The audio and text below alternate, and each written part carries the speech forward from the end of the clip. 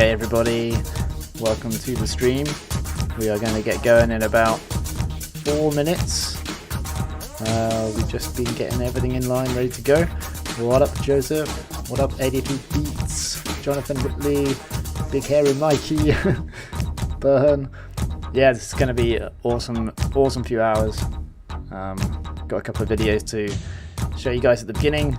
Aaron, my nephew, welcome. So yeah, a couple of minutes, show some videos, and then we'll get the games going in about 15. But yeah, stream starts in about 3 or 4 minutes.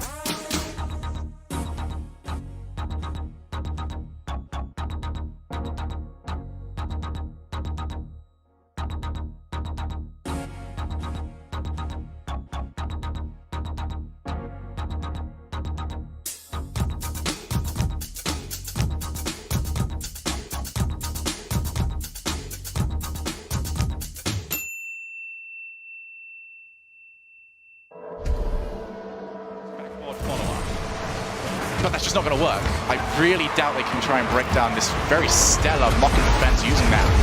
And there's going to be a great shot. Oh my goodness! Greasy! As Bluey's going to have himself time, and he's got himself boost, going to try and carry this the entire length of the pitch, and he does! They're easily able to react. Garrett, over the top of one. Pass two. He's got Justin in support. Takes it by himself. Hooks his attempted shot back into the middle. Sad Jr. Nice flick. Looks for Jacob. Jacob. No way! Oh my God! So they're going into the lower bracket. Oh, could that be it? Timmy, we'll stop it off. 2, 1. The shot. Oh,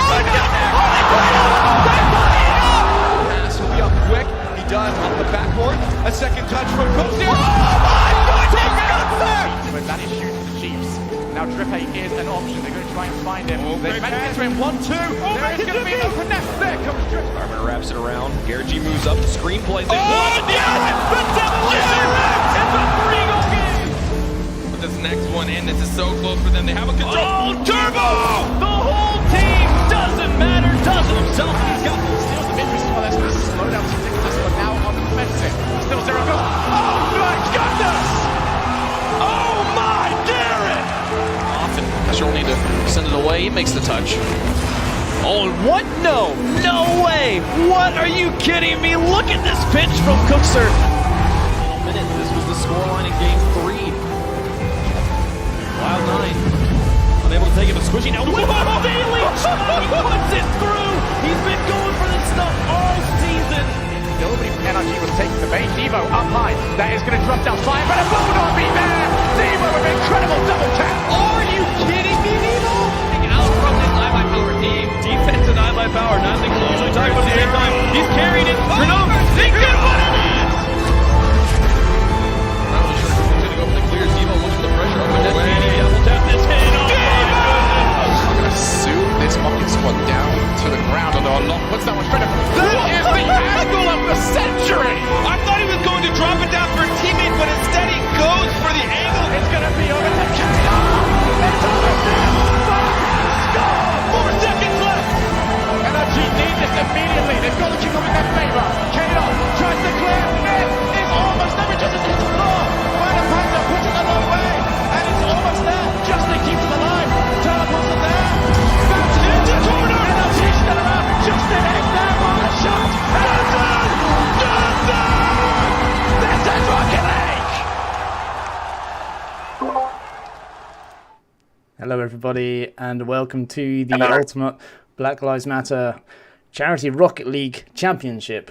We have a great plan for you today. We've got like hours of streaming of Rocket League.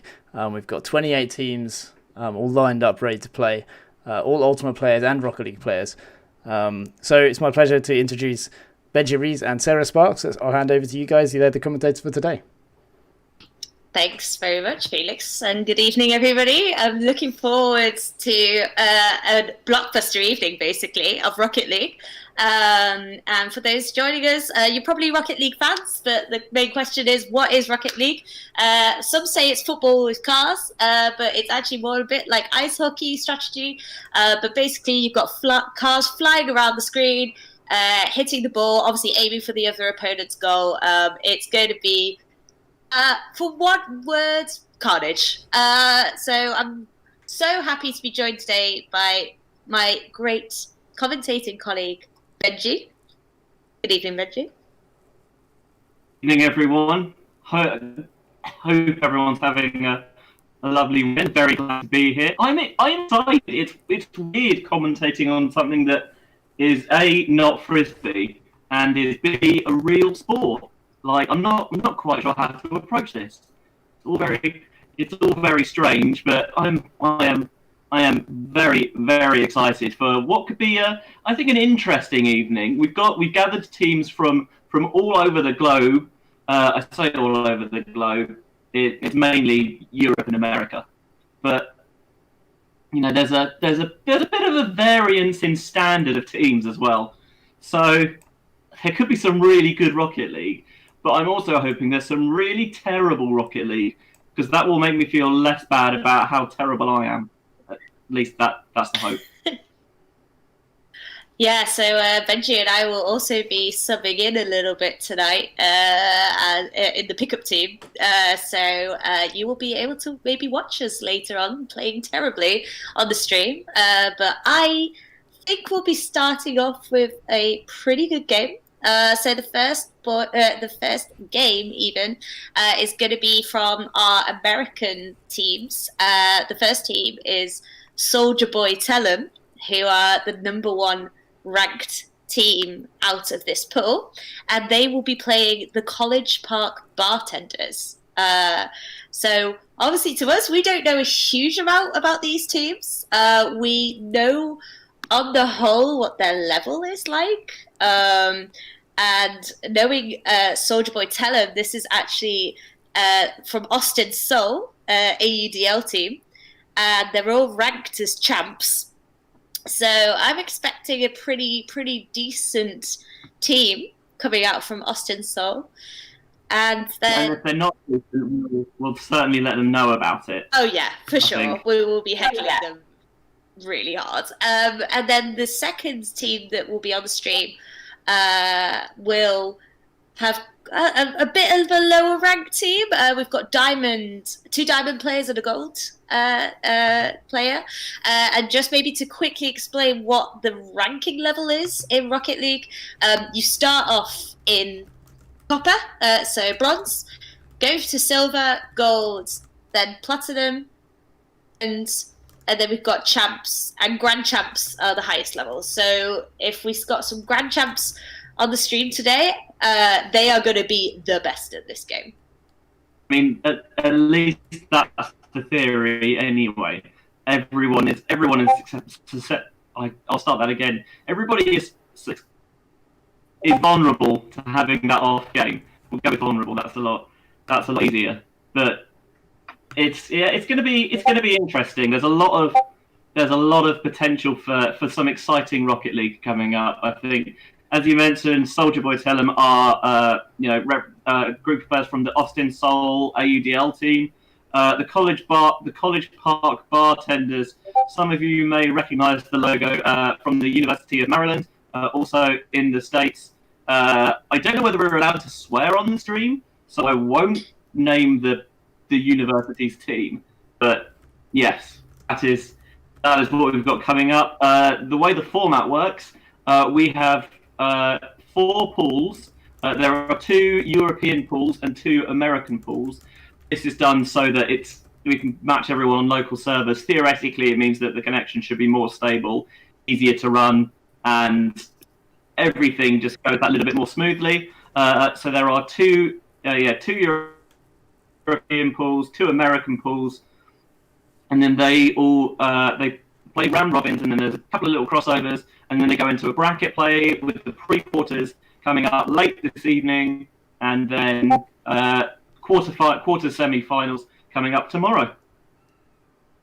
Yeah, so just already reading the chat, we've got the heckling going on in the chat, which we are loving already. I mean, Rocket League is also known as quite a, let's put it this way, a toxic community. So obviously try and be nice with your words, people in the chat. But I'm all down for the heckling. Already being heckled because there's questions why Lorcan's not here. Lorcan decided to commit to playing, so he's not commentating. Exactly, what a save. We should be seeing that over and over again in the quick chat. Hopefully that will be visible on the stream. Yeah, I mean, I'll be honest, I don't really care about Rocket. I just care about people putting stuff in quick chat. That's the only reason I'm here. Well, Right, I've been. I'm getting invited into the parties, so stuff is happening in Rocket League. I'm getting excited now. The games are going to start quite soon. Yeah, I'm also trying to keep an eye on my invite as well. So hopefully we're invited soon, so we can start on the commentary. Just keep an eye on the I'm excited. I'm ready. I'm raring to go. It's it's a massive operation. Our team of TDs who are basically all children. have been hard at work. You know, we put the child labour up to 11, and hopefully, I say hopefully, I'm sure they've done an excellent job.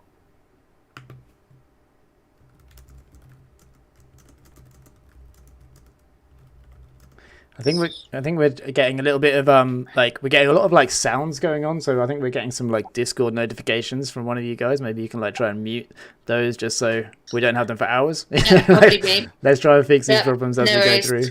probably me as well. This involves me doing some work in Discord. Yeah, there's like a little bell you can just that is. click the bell. And you're getting the noises of the people joining the party in Rocket League. I don't think there's much I can do about that at the moment, unless I like I can adjust the volume levels, can't I? Oh, that's so loud, that Discord notification. I've just muted myself, so it's not me anymore. Yeah, definitely Benji. All right, we're going to work out these technological issues. We did a test stream where the Rocket League was smooth. I know the intro video you played was a bit choppy, but that hopefully will also just be smooth. I'm hoping it's one of those things where you just grease the rails, and the more you do it, the smoother it gets. That's the plan. But like I say, the test worked, so going to be some exciting games. There's no League of Rockets happening just yet, Liam. There are 4 people in the party that I'm in at the moment. Oh, is that 5? I'm slightly surprised that Liam knows what Rocket League is, given he's a wild man. As far as I know, he doesn't even have a TV or a computer. He just if you want to send him a message, you let up a smoke signal, you put a flare in the wind, something like that. Okay.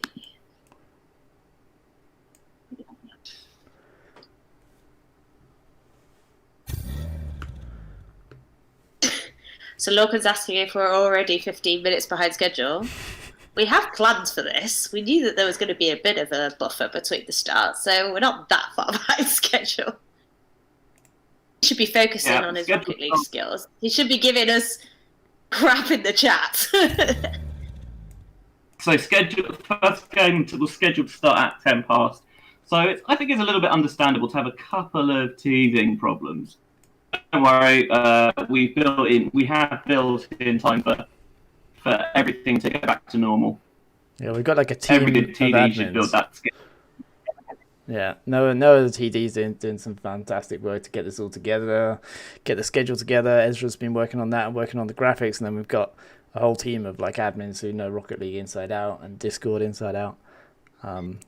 So once I think they'll be able to overcome any issues that come our way. Yeah, boring stuff is for admin. They're kind of responsible for adminning one pitch and making sure everything's going smoothly.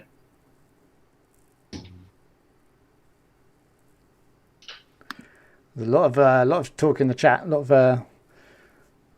lot of people putting in comments. Mostly just Rocket League quotes, and talk about Rue as well. Unfortunately, there's no Rue cam attached to this stream. Cam and Sarah, can we get Cookie and Trixie cam? Is that something that we can do? Oh, my cats are asleep, I'm afraid. Plus, yeah, I maybe they'll come past at some point in the stream, my cats, but I doubt it because they really like to sleep at the night. So hopefully, well, I'm also an hour behind. I'm an hour ahead. I'm in the Netherlands, so I'm going to be up all night watching Rocket League, screaming at the telly. It's I feel very sorry for my cats, but I also feel quite sorry for my husband. So yeah, a closet Rocket fan. Yeah, closet Rocket fan who's played many hours of Rocket League and is not that good at Rocket League. Big Hairy Mikey asks, who do you guys think will win?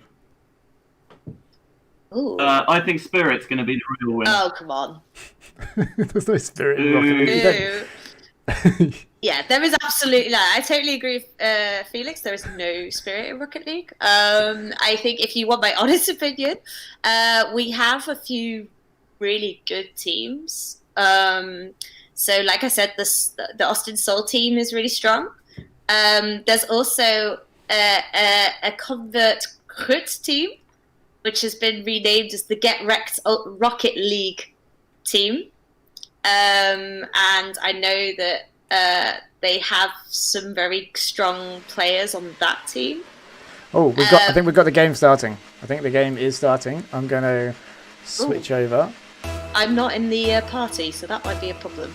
And now I'm going to adjust this so that it actually fits the screen. Okay. Okay.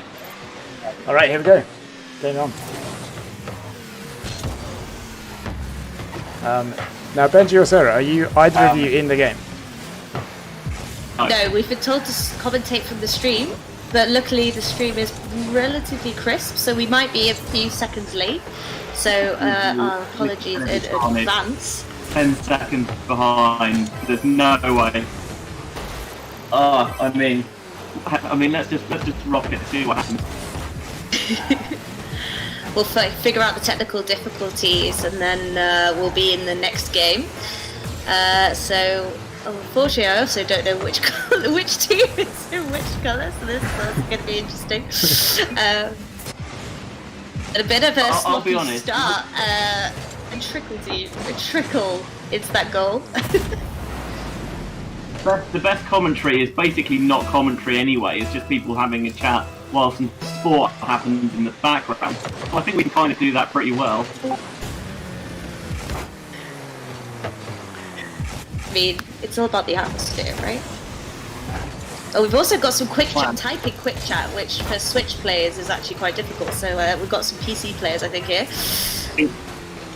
I was going to say,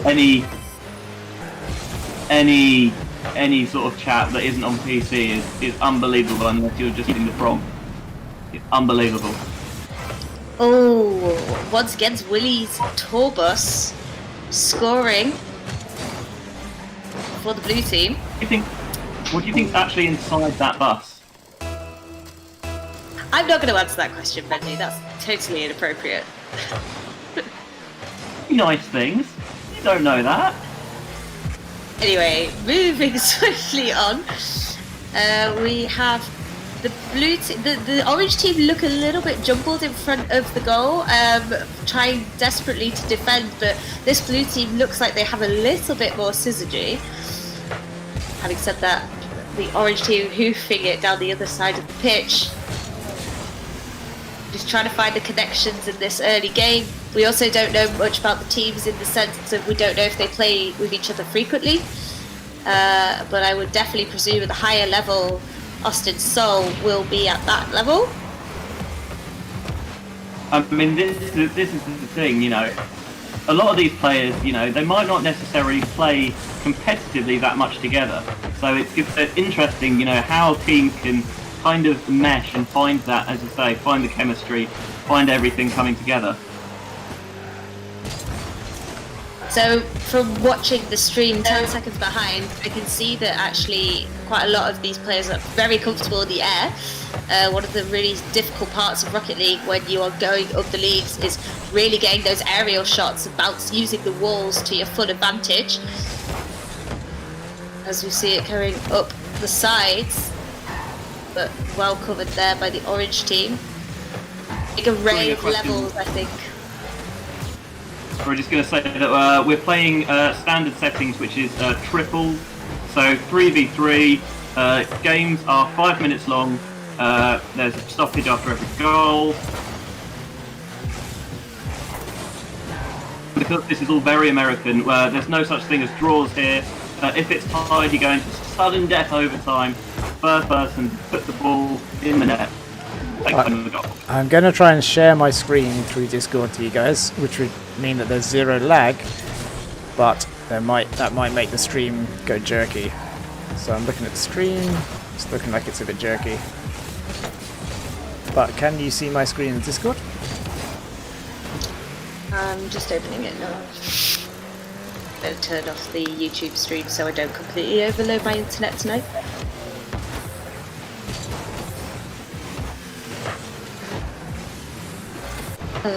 Mine's just not doing anything, if I'm honest.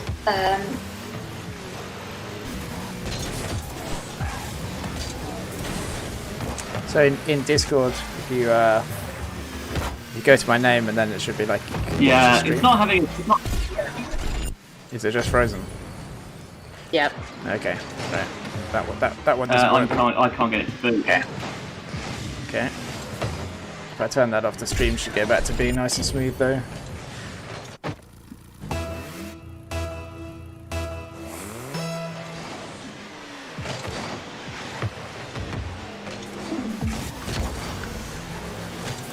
Everyone, but we did test this yesterday and it all went great. I think the actual issue is so what getting us into the team. Nice little effort. Yeah. Yeah, apparently there's a limit of 8 on the parties. So you got the admin, you got me streaming, and then you got the 2 teams. That is an issue. Maybe the way maybe set games up via password. But hey, it's not too bad. The stream is nice and smooth. That is very true. So yeah, apologies to these guys. I haven't really done that much commentary on the game. oh, the game's nearly over already. My goodness, I feel really bad. But It's pretty quick. the blue team are absolutely on fire, though. Put it that way. Yeah, 4-0 is a pretty comprehensive scoreline. You know, you do wonder, is that going to be, you know, did they just come, you know, fired, ready to play? Did they get the practice laps in, or you know, maybe someone was just a little bit, just caught snoozing a little bit. Right, there we go. Nice game. Yeah. GG. I think that's what they say. So to give some easy. context into the setup, it's just a round robin, so no opportunity for these 2 teams to play each other again, unless obviously they make it through to tomorrow, and it will be a knockout tournament, so if you don't get into the top today, you will not be playing tomorrow. So it's important to go straight out of the gates in the first few games, otherwise your evening will end by the end. Well, you'll have no more tournament. Let's just put it that way for tomorrow. It can be quite an unforgiving format. I guess the advantage is that, you know, if you drop a game, because it's all round robin, you can have those chances to make the games up against some better teams. But, you know, drop a game you're supposed to win, and it means you've got to pick up a win somewhere from a team that you were theoretically supposed to lose to. It's a delicate balance. Okay, so in the meantime, I'm going to work on finding the next match and getting it up on the screen whilst you guys fill the time. Yep, so the next game is going to be an Irish classic, and probably the only reason that Liam Grant's on this stream. We will be streaming Radler versus Pelt. So a real slam down on the Irish teams here in Rocket League. I mean, I'm kind of not expecting them to actually play Rocket League and just spend the entire 5 minutes driving into each other and going for the demo and just kind of ignoring the ball altogether. I was actually going to say that's what I hope going to happen. There's that. I also think that there's just going to be constant quick chats of what a save for every single goal, and I also think that there's just going to be loads of like the effing and blindeds in the chat. So I'm just expecting a huge amount of heckling in the quick chat. I wouldn't expect anything less, to be perfectly honest. YouTube, I expect that heckling to go through you as well. Like, obviously with the ones with the actual voices. But if I don't see YouTube chat giving a big old heckle, I'm going to be so disappointed.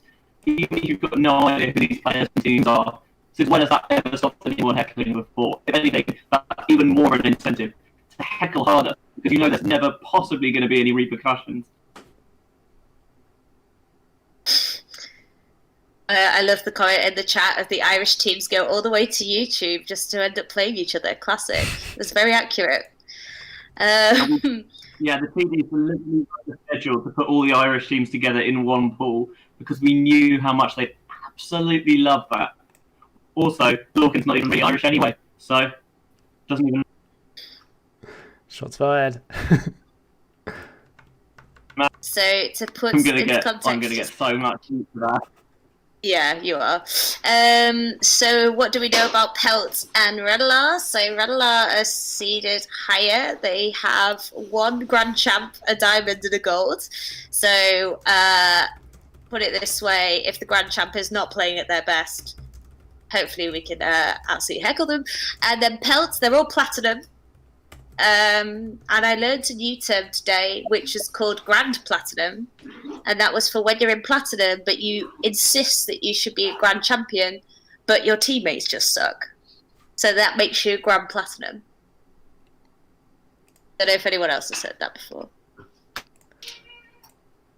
mean, we've all had that. We've all had those teammates who claim that, oh, if you put me on Great Britain, you know, I'd be really good at Frisbee as well.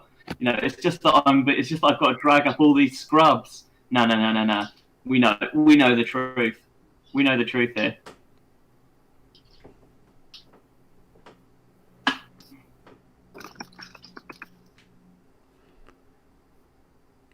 Ooh, new game starting. Right, I'm going to get us in there as quick as possible now. Oh, I'm very early.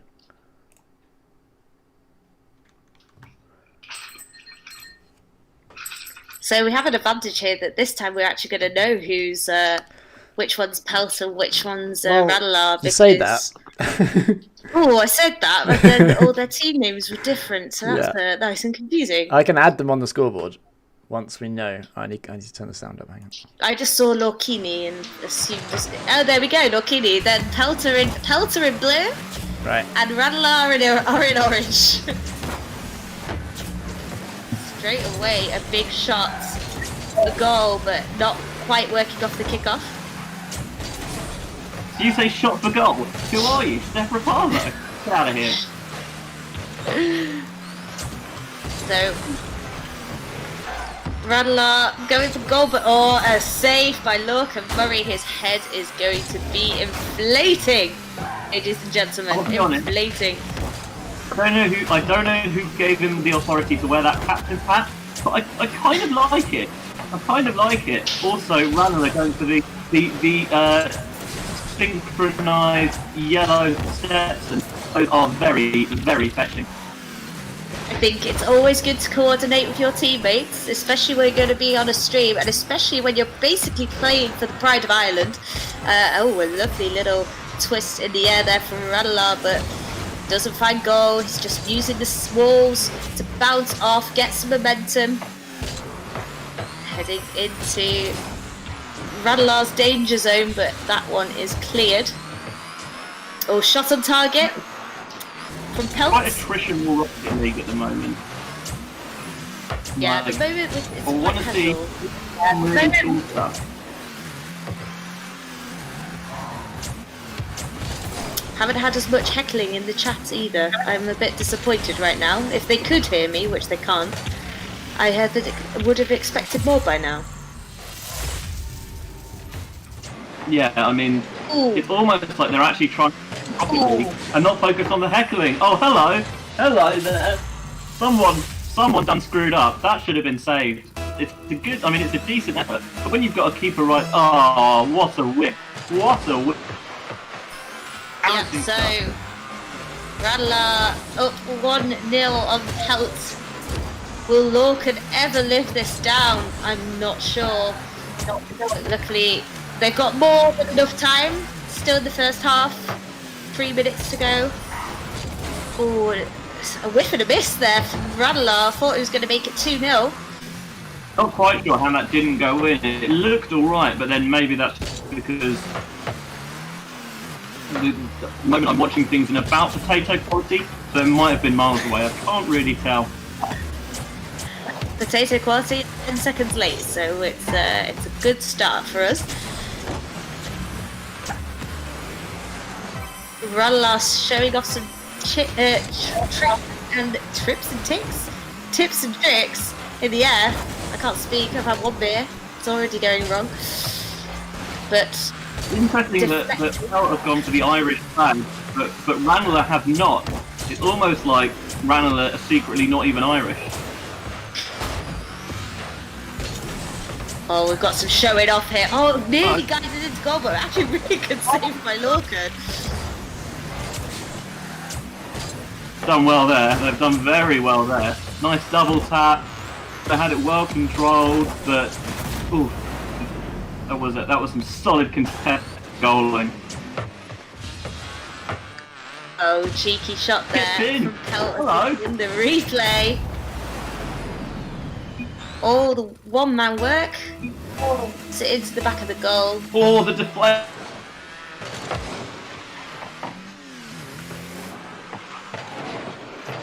We've also lost Benji up the commentary, so left with all the technical issues that we're trying to get solved. Please bear with us. So 1-1 in the Irish showdown here with Pelton Radler. Lorcan doing really well in goal. 3 saves already. Not gonna lie, I was really hoping to bash him, but he's actually doing a really good job. Disappointing when that happens, isn't it?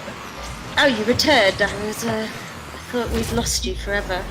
Oh, ball's really, really close to goal. Oh, cheeky little kiss from Tonhon City. No idea who that is, I'm afraid. You know, the comeback is on. Comeback is on. Happened. So it's 2-1 to Pelt with 1 minute and 20 seconds to go. If you are a true Rocket League fan, you know that you can really score in the last seconds and just turn the whole game on its head. So this game is by all means not over. Yeah, when that timer goes down to 0, the ball has to hit the floor for the game to finish. So if you're just 1 goal behind, theoretically you can keep it up here. But, I mean, forever. Oh, that's close off the post.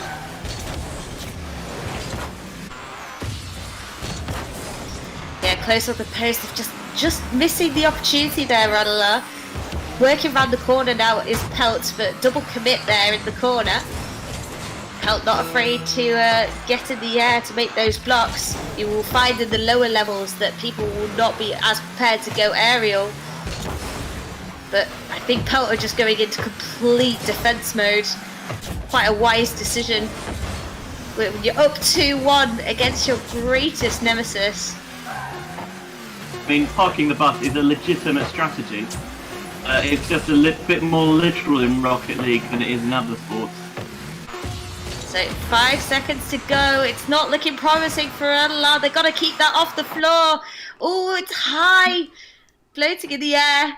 And it's game over with, of all people, being the MVP. Look at Murray. Man. Hate to see it. You hate to see it. Literally nobody wanted that to happen. Not even he did, I don't think. I mean, he was a great goalkeeper in that game, but we're never going to hear the end of it. Oh my goodness. Of course he's a goalkeeper. He just doesn't have that killer instinct that good Rocket League players really need to have. Okay, so I tried to get you right back on the screen and something weird happened. So I've gone to this fullback screen. Let me just see what's going on with that. Okay. Right, I fixed that now. Right, you fixed it. Okay. There we go. Welcome back. That's exciting. I thought Lorca played well. Even though he was giving us some lip in the chat. Love it. Love it. So disappointed. This is not what I came here for. You know, so I watched some good Rocket League, heckle some people.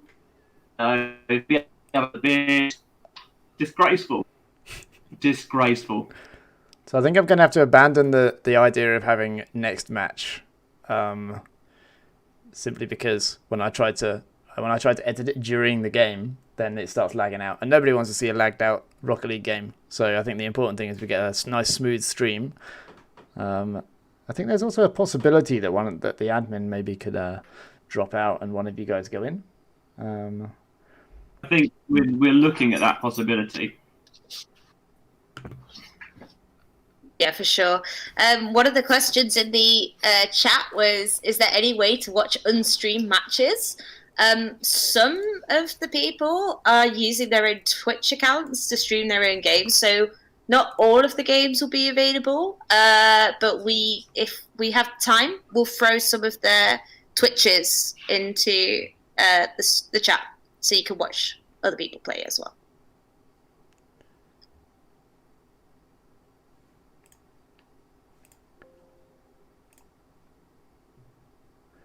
And some people are even doing it for us, so that really helps. Yeah. Maybe I'll just load up one of their streams. Yeah. So even though we can't play the graphic, we can still tell you what game we are supposedly going to have next on the stream. We're going back to North America for Spicy Boys versus Regiment. So just to give you more information about Spicy Boys versus Regiment, Spicy Boys, they are based out of Saskatoon. I'm not going to say what province that is because I will just mess that up. And Saskatchewan, I think. I probably butchered that, sorry. Yeah, thank you. So they are currently ranked at Platinum. They're all Platinum players. And, well, one of the teammates said, I've put the least amount of time into this game compared to my teammates, and it shows. So, yeah, I guess we'll see that for ourselves. When we go back to Regiments, they are based out of Newfoundland, and they're all unranked, so we don't know how good they are.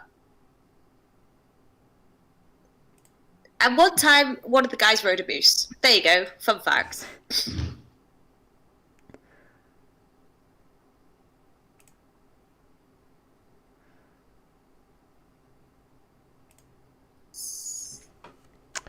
Trying to see if the next game has started. I don't believe it has.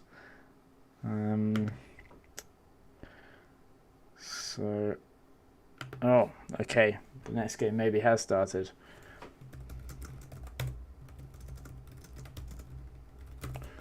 Oh, we got a lot of people in chat wanting to support these two teams, so hopefully we can get this in and get this streamed.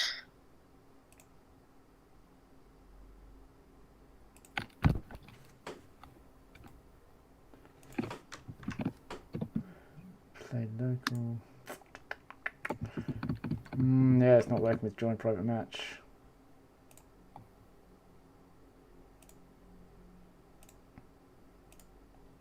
And we got kudos for our pronunciation of the county that I'm not going to try pronounce again. Just saying. I'm very honoured. Thank you.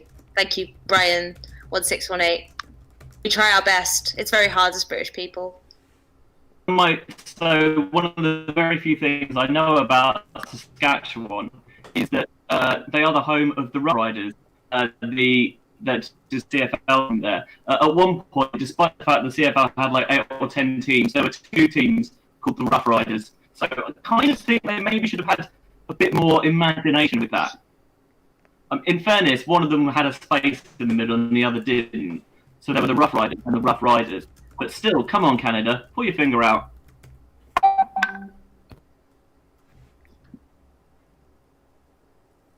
So just to point out, the game has not actually started yet. No, apparently, according to our to-do. So that hold your horses. We will get there, but we have some technical issues, so do bear with us. Felix has done a great job already. Has put a lot of effort into this over the last few days. It's my computer that's doing the hard work and struggling. Good job he's got a sometimes computer. Well. Yeah.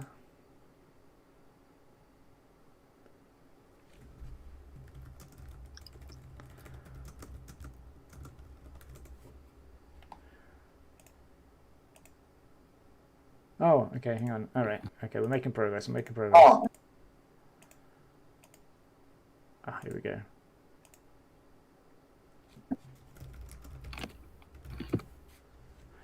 Right, okay. Apparently I was the leader of the party, which I didn't know how that happened. Oh, it must be because an admin was there and then left and it fell to me. So now I've made an admin the leader of the party. And now the game is starting, so let's switch over. Hooray!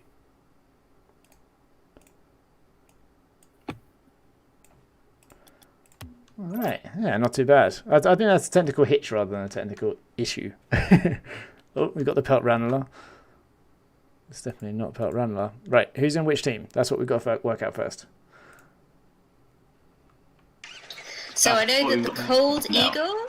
Yeah. The Cold Eagle was on Saskatoon team, which was the Spicy Boys. Okay. So.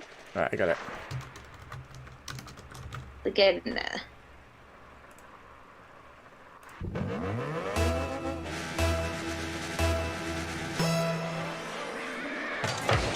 Feels like there's a lot of Spicy Boys. support for Spicy Boys.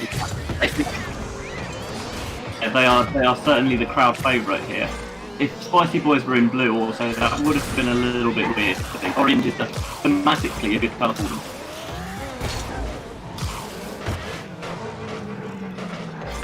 So, Spicy Boys using the corner, the classic corner approach, but that is well deflected by Regiment. As I said, the Regiments are all unranked, so we don't actually know their true potential. They could be better than they say they are, hence their low seed. Yeah, unranked doesn't necessarily. This doesn't mean that they're bad, it just means that they haven't played enough games recently to be ranked. So, you know, they could have been grand champs on hiatus, just dormant, hibernating opportunity to chump some noobs. Oh, and Spicy Boys sneaked that one in there. With Regiment in goal and well covered, but it just bounces off the nose of Weaker. So yeah, there's an accusation that Regiment could be Smurfs in the chat, and if you don't know what Smurf is, in Rocket League, that's somebody who basically comes in with an unranked profile but is really, really good. So they'll make like a second account and then just go through the whole unranked phase and pop out as a grand champion at the end. So that's it's playing the system, put it that way. Going on the little side hustle, you know, like full shot kicking someone. Yeah, I'm not that good, whatever. Then bam, out of nowhere. So Regiment, what I do know about two of their players, they said they were ranked high gold when they stopped playing Rocket League, so some of them haven't played in a year. So kudos to coming out for such a great cause. And they seem to be holding their own. I mean, Spicy Boys are having some settled plays, and as I just said, that they scored a really nice low shot there from the Cold Eagle. Yeah, classic commentator, Sarah. Thanks for putting up. I'm sure thank you for that for ages. That's not far off on the save actually. That is not far off, but just a little bit late there. That's one of the things. If you haven't been playing for a while, your reaction's just that little bit slower, and you're not quite as alert to things, and you know it can take time to get back into that group. So a big deflection that came off the back of the Spicy Boys player. Regiment now is trying to storm into the Spicy Boys half. There's cars flying all over the place, but no one's actually home. And Spicy Boys currently have an open goal if they can get there. A nice little pass into the middle, and it hits the post. How says Mega Short 99. How spicy do we think they are on terms of a Scoville unit scale? Like, are we talking like jalapeno, habanero, all the way up to ghost chili? Like, what are we thinking here? Well, at the moment, I would definitely put it on quite a mild chili. I think we could have seen more in their toolbox by now. So I don't know my chilies very well, Benji, but habanero at this point. I don't know. I just want to see some creativity in the air. Get it more spicy. Come on, boys. So we're going at like a medium Nando's at the moment, as opposed to like an extra. And for anybody who is not British and doesn't know what Nando's is, it's a restaurant where you can get spicy chicken. Anyway, moving on. Spicy Boys moving it down and well, I apologise. Spicy Boys working it nicely around the goal of Regiment, but there just seems to be a bit of a miscommunication trying to find their teammates. Running out of time here, with a minute and a half to go. Spicy Boys, a nice pass into the middle, finds his teammate, Big Matty. Nice little goal there from Spicy Boys. You need to do a better job of defending that near post. Like, they're not even coming to contest it, and if you're not going to, be some sort of a nuisance, you should be finishing that every time. So credit to Spicy Boys for creating the opportunity and then putting it away. Oh, and from the kickoff as well, Regiment left wide open at the back, and now this is a bit of a pants thing. Yeah, I do expect some, pantsings in your words, as the day goes on, especially with some of the highly ranked teams playing against some of the silvers and the golds. We could see some absolute debauchery in this tournament. So normally you have to pay extra for that sort of thing, Sarah. So Spicy Boys trying to work it around the corner, but they're having a bit of an issue. Regiment desperately trying to clear it and can't even get it out of their own half. 1 minute remaining. So not much time left for Regiment. They're going to have to really pull their finger out if they want to get any goals on the board. Oof, near a goal there from Spicy Boys. I'm not really quite sure what was going on there. I guess that's their way of making things even spicier. Who knows? I'm getting a lot. I am being heckled for having a terrible internet connection. Look, it's not my fault that I live in the middle of nowhere. Okay, we only got electricity a month ago, so I'm trying my best here. But life is strange out in the sticks. I'll tell you that much. Maybe turn the your stream reception quality down a little bit, 480p or something. That might give your internet a little bit of a break. It's currently 360. Oh, okay.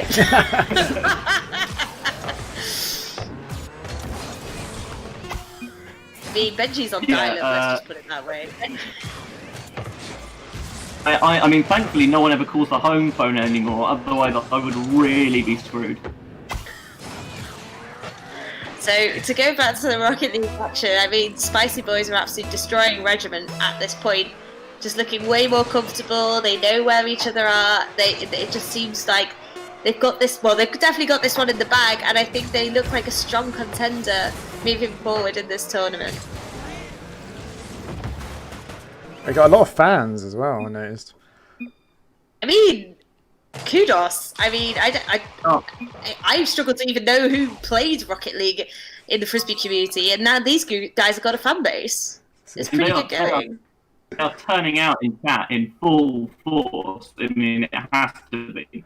It has to be set, so Yeah, I had a suspicion that there was going to be a big crossover of Rocket League Ultimate players, and sure enough, now that we're here, it's like so many people playing Rocket League who play Ultimate as well. Yeah, it's one of those where there are certain subsets within Frisbee that there's a lot of crossover. So board games, bouldering, craft beer, stuff like that. Like the Venn diagram is pretty much that circle, I think.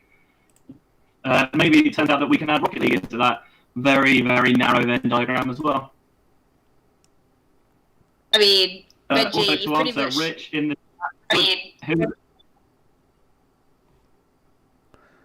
Oh no, you go continue. Sorry, there was a bit of lag. Sorry.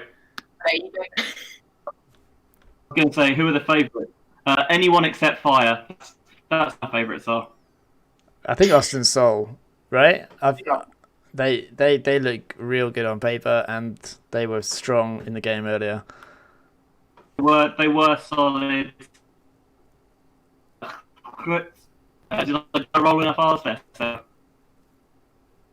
I can't roll my R, so you did a good job.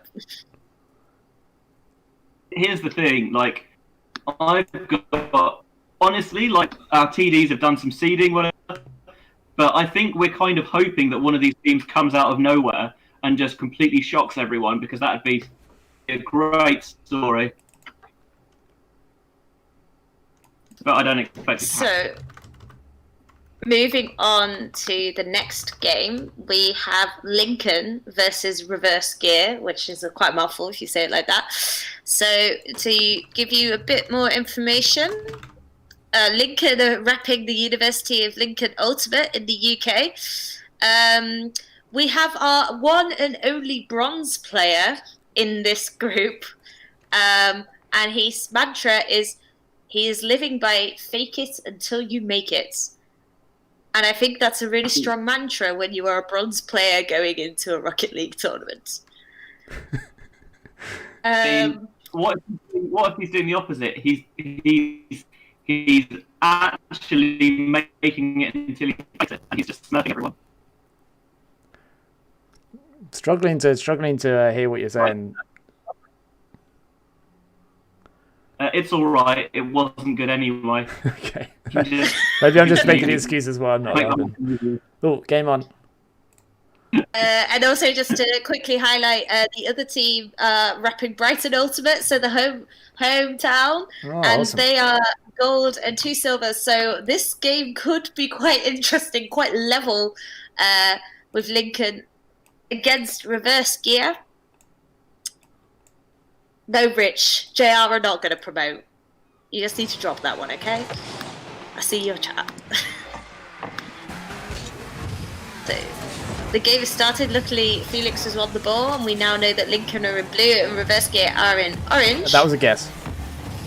Oh, that was a guess, a wild guess. I'll try to see if I can see any of the Given the club name, it seems like a pretty solid guess. Yeah. I guessed before I saw the club names, but yes. Yeah. So this could be some scrappy Rocket League. I'm not gonna lie. I'm gonna throw that one out there straight away. Could we see the tournament first 0-0? I'd like to think not, given as we'll have to go into overtime regardless. But you could be right. It could be such a mess, basically, that they can't even find the goal. So, some interesting aerials we have going on here. Barely even lifting off the floor. Grip. I'm talking like I know everything. I mean, I don't.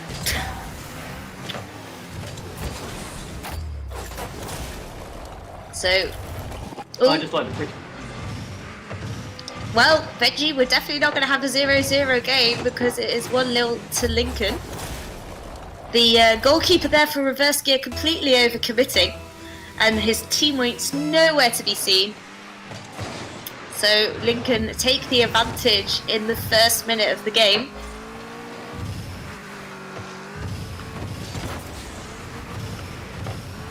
So a nice deep shot from Reverse Gear.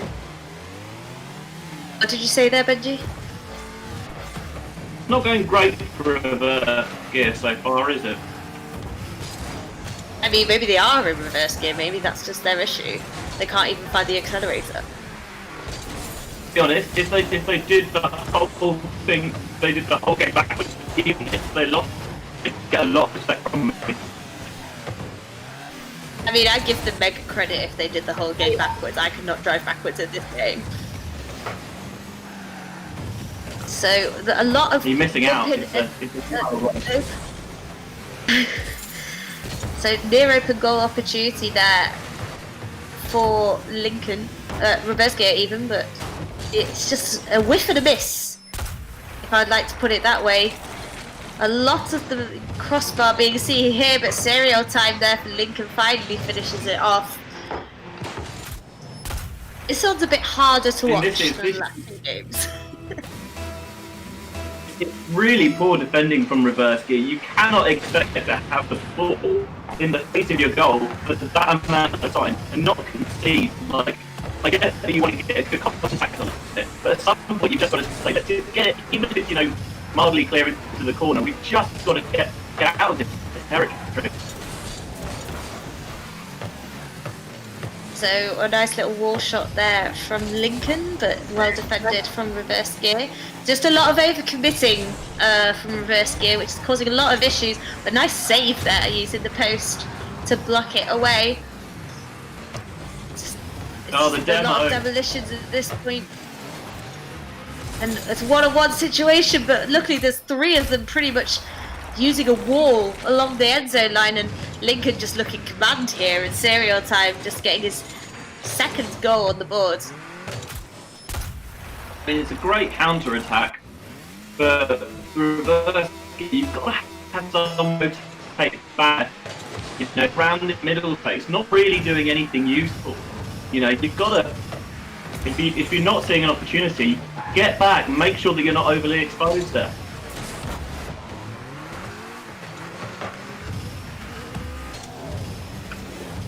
So we're going back into play.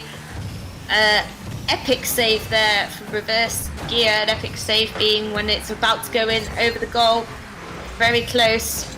Get you more points if you're interested in getting more points in Rocket League. But Lincoln just looking a lot more commanding. It's always interesting to me what it decides to class as epic saves and what it doesn't. Because I've seen some absolute blinders that are not even counted as saves. And some just, you know, absolute B-rollers, which apparently are epic. So I'd love to know what goes into the algorithm to work that one out.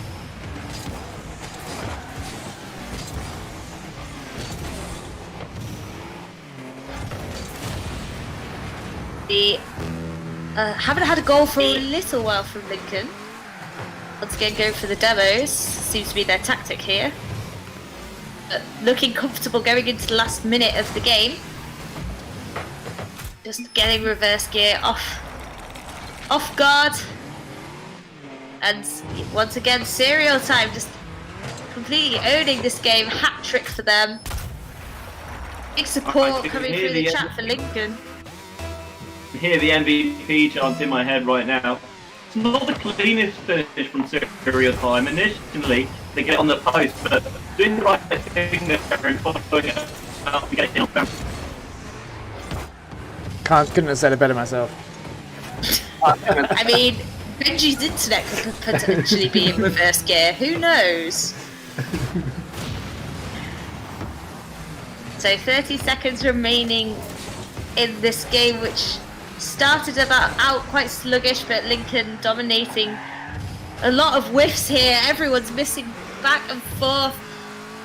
Not getting any momentum. Reverse gear just trying to find the goal and can't find it. A big deep shot from Lincoln and picked to the post. I mean, I think it's fair to say that serial time definitely had their Weetabix this morning. Oh no! Oh no! I was getting it in on the buzzer. Just that little bit. I am loving a comprehensive victory there. I am loving the coordinated cars from Lincoln. I mean, you've got to, if you're going to be on a stream, you need to look good. But they looked smart. They looked very smart for Rocket League players. Not messing around with the hats, not messing around with the antennas. Looking good, Lincoln. I'll give you kudos there. Nice work. I love, you know, it was great sportsmanship after the game finished as well. You know, lots of GGs, well played. Jack from Lincoln, I think you're at 64 points. That's atrocious. That is like, you're laying your side down. You know, get in there. I want to see more from you coming forward. Getting a few words from you, Benji. Getting a few words in there. Is that we're getting a few words, but I think something needs to change with your internet for it to be you know, comprehensive and comprehensible. Really. Try maybe turning the video off from Discord to you, like so you don't get like Sarah's stream and that kind of stuff. Try sitting next to the router or something. I don't know. This is the main thing to fix at the moment. Move house. Oh, I would love to live somewhere where anything happens. I would love to. Unfortunately, that's not how it works down here. Maybe let your brother know not to download anything. My family are quizzing downstairs. Unfortunately, nothing untoward is happening right now. They're not the type to be cheating by searching Google constantly in the quiz either. I know that your family is excellent at quizzes. Maybe that's why. I mean, we just really don't like cheating. Also, we don't need to. So what's the point? Fair enough. But you do need some kind of internet upgrade. That is for sure. So moving swiftly on away from internet issues, Indeed. and going into the next game. Well, Rich Fen, I'm gonna want to hear you in the chat because it's JR against All Talk. Now, All Talk are the pickup team, and one of the pickups is a champ. The other pickup is one of the admins, and then the other pickup is one of the commentators. So it's not me, it's not Benji, it's Luke Burgess, repping All Talk for the commentators in this round. I will be playing the next 3 games, and then Benji will playing at the end. Varied skill level.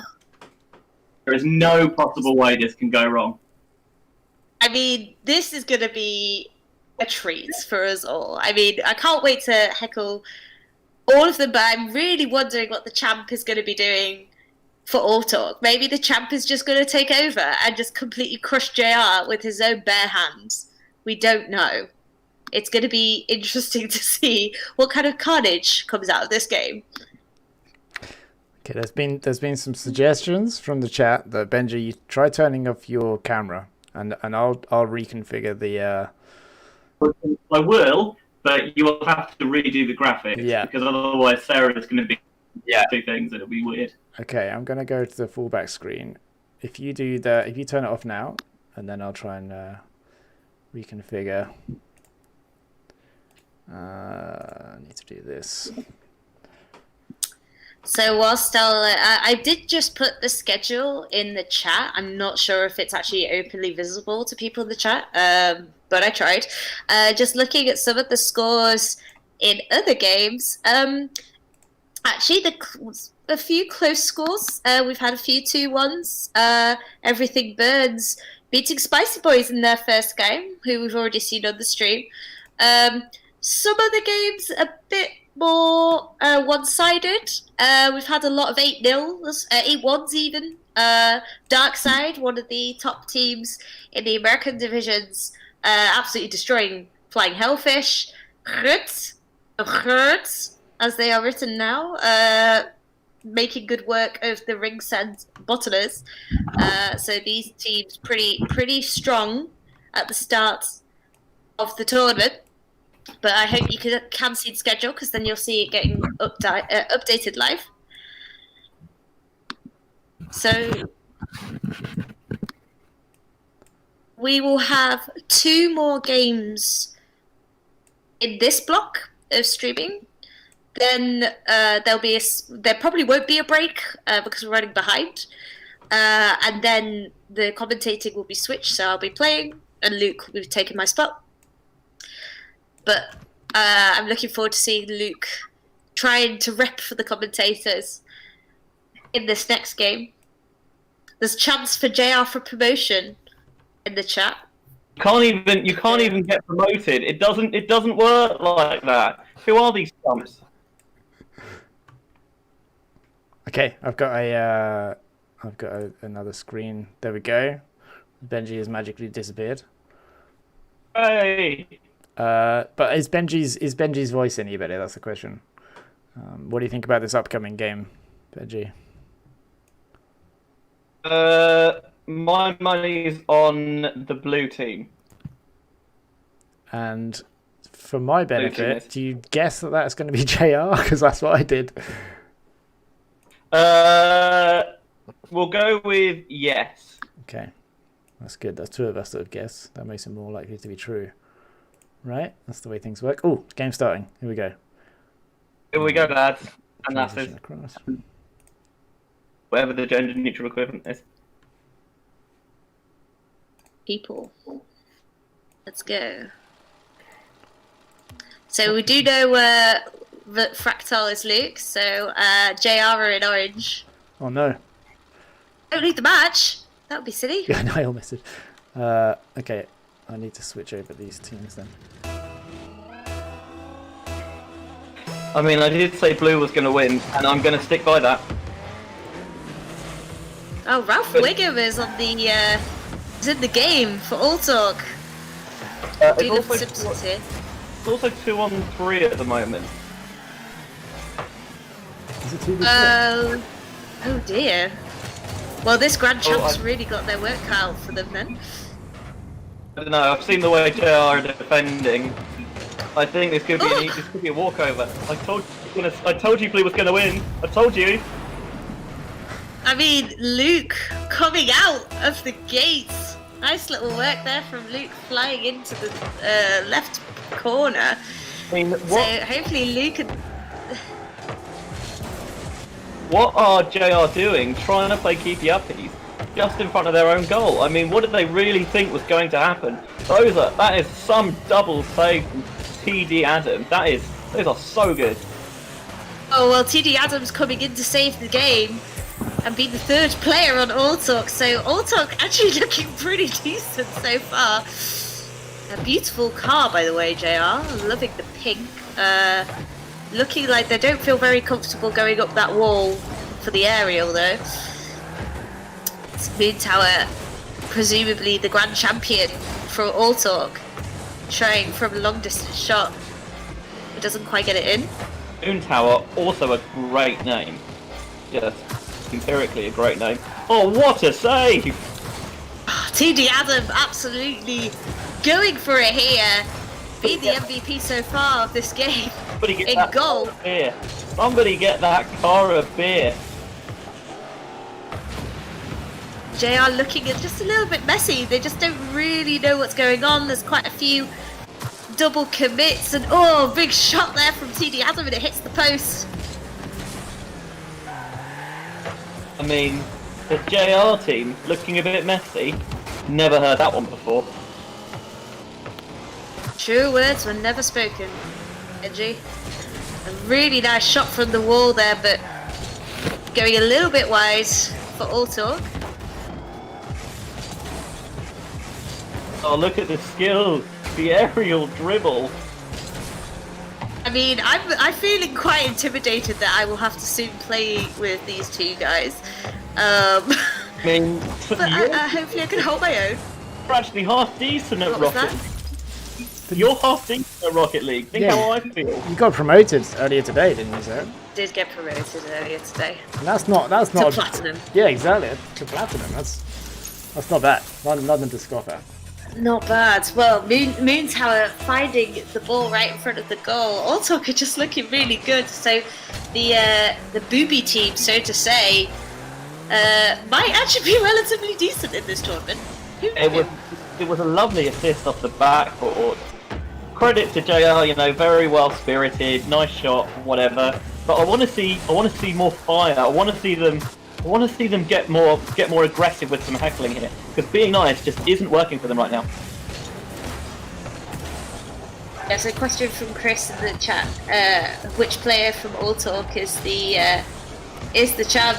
And it's Moon Tower, but TD Adams pretty damn good too. I don't actually know what level he is, but he has been all over the place for All Talk, in a good way, of course. Luke still getting himself stuck in. Very important as maybe a slightly less experienced player. JR have left goal completely unattended. It's not looking good. Oh, and a lovely 1-2 from Moontown Adam. Wow. This is pretty formidable. They're just waiting for that ball to come in and then trying to get rid of it by the time it's already in front of the goal. They need to be more aggressive and attack some of these on the walls and try and snuff out the threat at the source rather than try to deal with it after it's already come in. So there's calls from the chat saying that JR are coming for the comeback. They've got not a lot of time to get going, and they've only got a minute and a half to pull this back. To be honest, Wall shot. I'm not seeing it. Yeah, not with the empty goal that we just saw go past. Not gonna lie. And these clearances are quite hairy over the entire goal. Having said that, ooh, their best shot so far, JR, and it just hits the corner of the post and bounces out in the advantage for All Talk. I just think JR can't really catch a break in this game.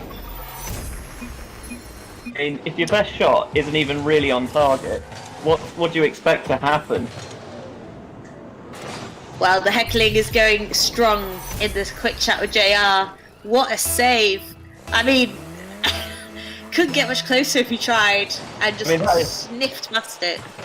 It's a valiant attempt, but unfortunately valiant attempts do not get the job done.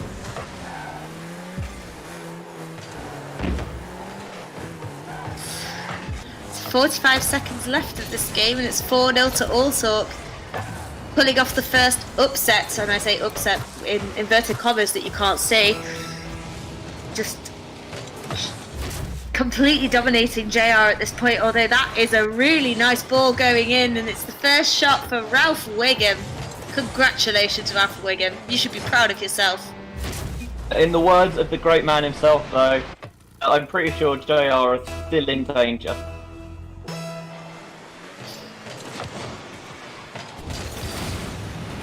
Chat feeling very confident about JR's chances at a comeback here. I like the optimism. Why? Have they seen the rest of the game? Oh, Luke, how do you not finish that? Luke getting heckled here on the stream, but he's done okay. He's done okay. Not going to be totally mean about Luke. Pulled his weight. He has pulled his weight with two big titans, I was going to say, in this game. And JR, nearly getting final goal there for All Talk. And, well, if I could read that correctly, there was 3 epic saves there from TD Adam.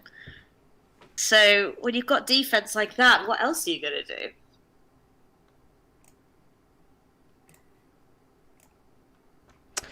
Okay, what I might try and do is share the window with you in Discord to try and get rid of that lag issue. That's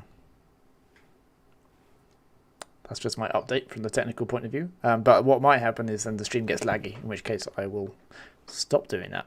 But we have to play it by ear. Stream over us, definitely. Make sure the stream is decent. Of course, yeah. Oh, I can change the resolution. Maybe that'd help. Okay, right. I should be streaming to Discord now. So if you can load that up for the next stream, then we'll play it by ear. If it's a bit too laggy, then obviously my computer can't handle it. Oh, I can actually see it. I can see it, so that's promising. Yeah, I could kind of see something as well. Oh, that's interesting. Now we've got an extra little window there. I go to this. Are those tables updated? I can't see. Which tables? On the stream at the moment.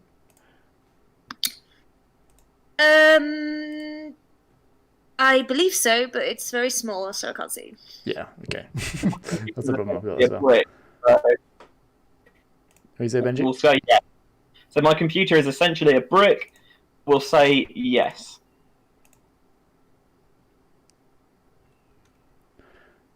Okay. Just figuring out how I can do this. Right. There we go. Okay. Now me and Sarah are on the screen. Ironically, I'm getting quite a few texts from the Dutch Frisbee community saying that they're very surprised that I know Rocket League and I play. So you learn something new every day, guys. Platinum. A closet Rocket League fan. Okay, looks like the next game is going to begin. And I haven't updated the team names yet, so I'll get on that. Yes. So this is going to be a good one. This is going to be Rutz versus Radala, and these are the top 2 seeded teams of their pool. Are you watching on my Discord stream? Yes. Okay, let's have a look at the lag. Oh, already a bit of heckling going on in the quick chat there from Selly. Good luck, have fun. Not. Claws are out. So, looking for comfortable, trying to clear the ball away from their zone, but shooting over the goal. Radlar take charge to go downfield. It's a nice shot, but it's a little bit wide. I'm expecting multiple demolitions from Krutz here.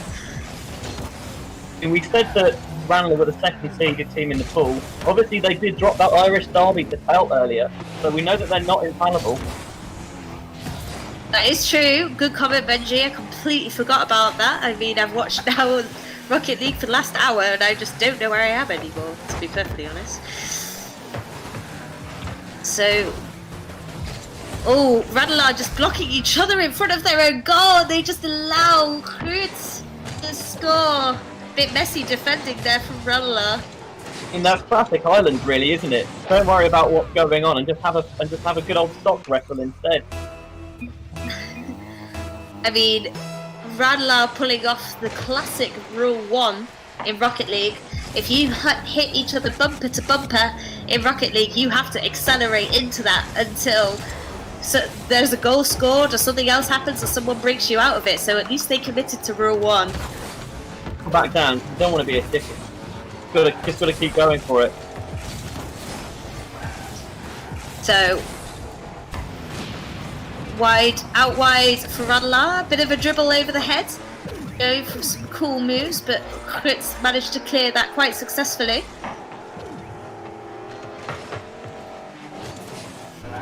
Krutz just looking a little bit more in control of the ball and their cars at the moment. Although having said that, that was a bit of a mess in front of goal. Ranelagh not doing a particularly good job of getting it clear here. Totally agree with you, Benji. It's all getting stuck down into the half, and a big shot coming there from Krutz. Austin de Jong is the grand champ of their team, so expect big things from him.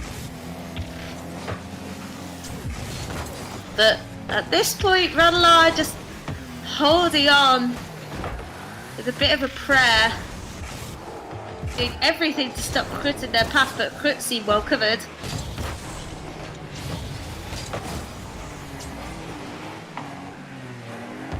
Big shot there from Radlar, but once again, Krutz in goal already. Several double commits, and they've left goal open. Oh, that's a beautiful shot there from Bash. Looking at it again on the replay. Up in the air. Oh, the commit just doesn't quite get there in time. Which is that split second earlier. Nice finish down into the middle of the goal. No one covering. Still.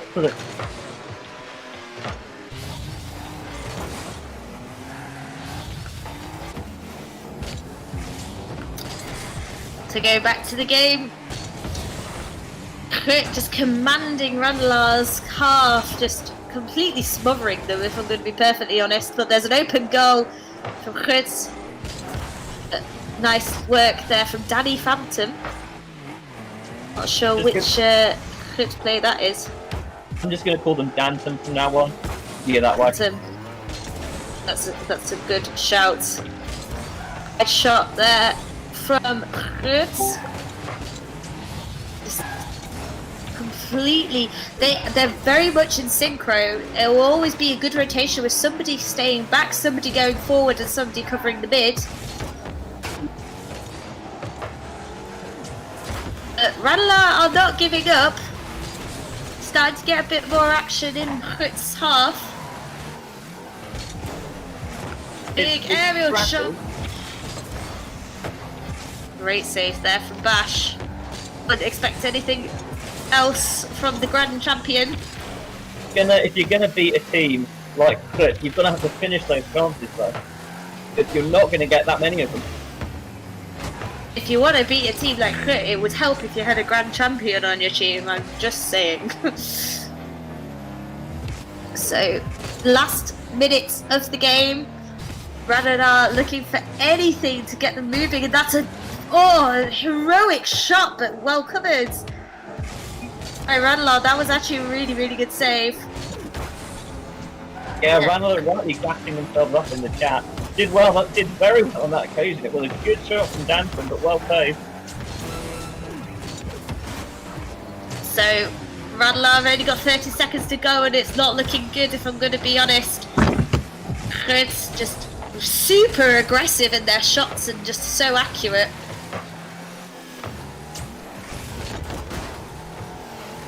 Radler in the cowboy hat just panicking and over-rotating, just trying to find the goal, but last 10 seconds to go. Showing why they are one of the top-ranked players of this team. And it's game over. A little bit of heckling in the chat, we love to see it. We also love to see it. Yeah, nice work there from Groot. 2-0, not a big score by all means. Not. I was maybe expecting a few more goals on the board, but respectable. So, how much money has everybody raised for Black Lives Matter charities just from this event so far? Do we know? We do. Let's have a look. Put you on the spot a little bit. I know it's like... No, we do. I think it's over 500, right? It's this earlier in one of the chats, and now I've got to find the answer. Last time, earlier today, we were at £530, Wow. which is a huge amount. You know, credit to everyone who's donated their entry fees. People have gone over the top of that as well. They're not just doing the bare minimum; they're doing a bit more as well, which is exactly what we wanted to see. The nominated charity is Sporting Equals, which does a lot of work promoting diversity and minority inclusion in sport and athletics, and a huge amount of money's been raised for them and various other causes during the entirety of the UK and Ireland Black Lives Matter fundraising challenge. So I believe I might have to hop off now because I promised that I was going to play and that Luke was going to commentate. Yeah, I guess I will. Well, I'm not sure if we're having a break because obviously we're running a little bit behind. Just ask the question, but otherwise I will be dropping out. 5-minute break. Okay, cool. Sweet. Well, good work, Felix, getting the stream all balanced so we could see the game a bit more up to date. It was really good. Your commentary was excellent, and I just good that people could appreciate both your and Benji's commentary when it was actually in sync with the game. So I'm glad that we managed to get over that little hurdle. Yeah, we did a good job. Okay, if that's the case, then we'll be taking a little break, and soon you will be joined by Luke on the stream and Benji, and I will be going and making a fool of myself playing Rocket League. Cool. See you in a bit. See you in a bit. We'll just sit on this pool screen for a couple of minutes.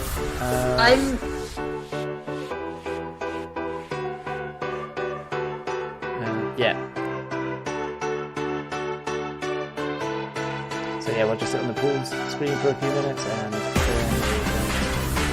we'll run a timer. Got like probably 5 minutes through the stream.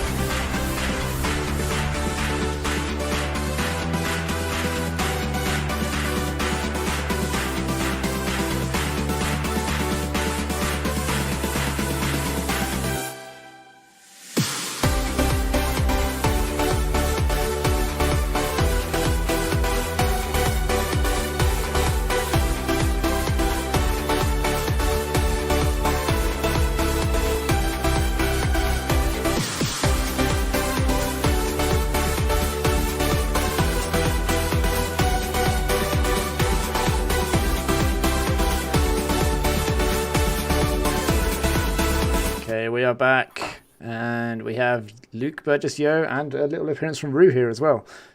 Luke, who have we got coming up in these games? So we've got Aubergine Fire versus Fire of London. So this is a same squad derby. So should be exciting. There's an awful lot of bragging rights on the line in this game. I'm looking forward to it. Have we got Benji Ray as well in the commentary booth, just with no video, right? Hello, I'm still here. Hey, Benji. I think we've also solved a little bit more of the technical problems in that we are now able to get the commentators live into the Rocket League game, which means that the stream should be nice and smooth and the commentators should be real time. It just gets better and better. Excellent. Those of you in the YouTube chat will see that Felix has put the link for the donation page in the chat. So if you've got a few spare pounds, bucks, dollary dues, whatever it is that you're happy to throw into the pot, everything is greatly appreciated.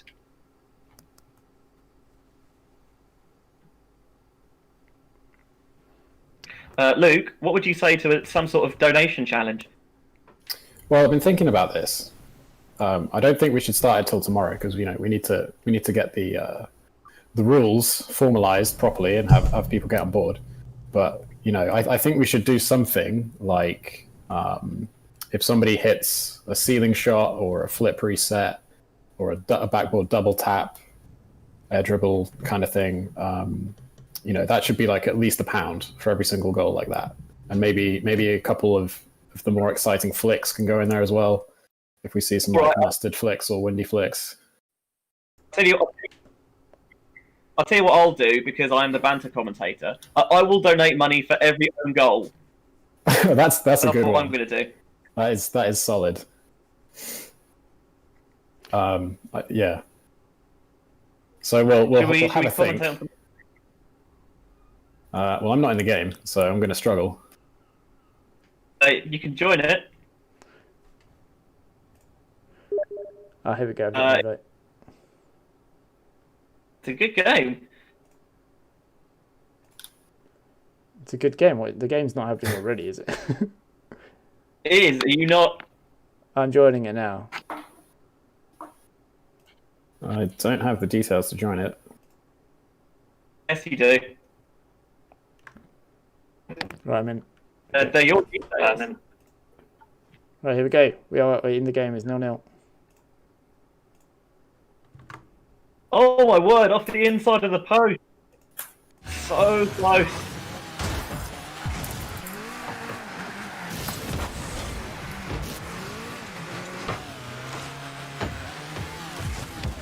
It's cagey stuff at the moment. That looks like a good opportunity. Well defended by Aubergine. Oh, there's now a shot on goal. Oh, saved off the line. Big stuff. It's an end-to-end game. Not really able to call a winner here at the moment. Denari going for the clear. Now it's swinging around midfield. Gaten with the follow-up. That's not a bad shot. Oh, just wide. Very well to get there, but we're disappointed not to put it in.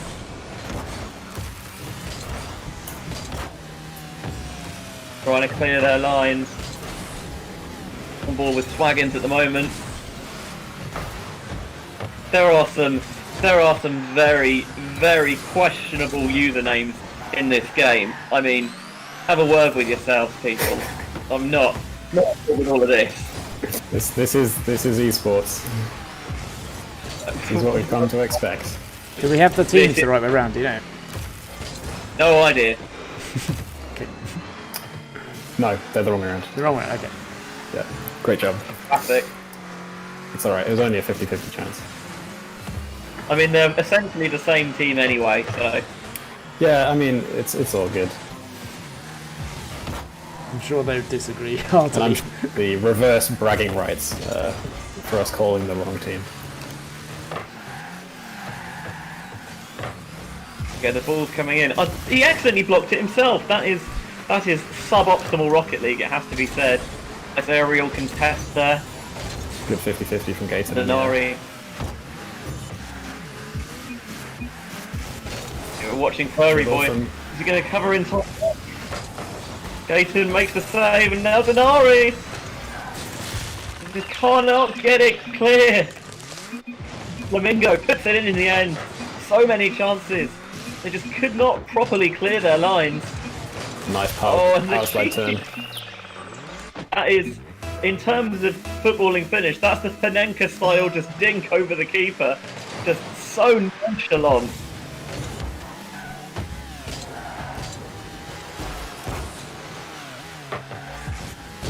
Pressure from Fire to start off this next possession, but Aubergine managed to clear. Now the And ball's in Denari the now. orange half. Tom Denari gets the saviour stat. That's 3 saves already. The game's nearly over, but there's no one to save this one. Fake mine a double for Domingo Uno Flamingo. Yeah, the double commit in the corner from Fire of London really put the nail in the coffin for that goal. And the quick chat pops off as well it should.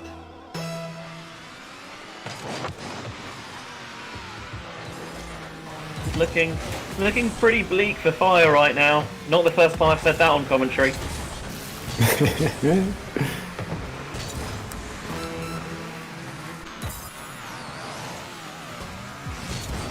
Two misses in the To get corner the from ball Fire. clear. I would say, like, they're not necessarily even really being contested. They're just completely fluffing their lines. Yeah, many missed hits from Fire.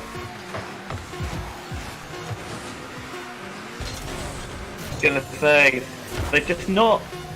It's a disappointing performance all around. It has to be said, I think, and a comfortable 2-0 win for the Aubergine. Yeah, there's really not much to that game. Aubergine were just the better team. Fire had just many complete whiffs on the ball. Their defensive rotation was lacking, and Domingo just punished them 2 times with the goal.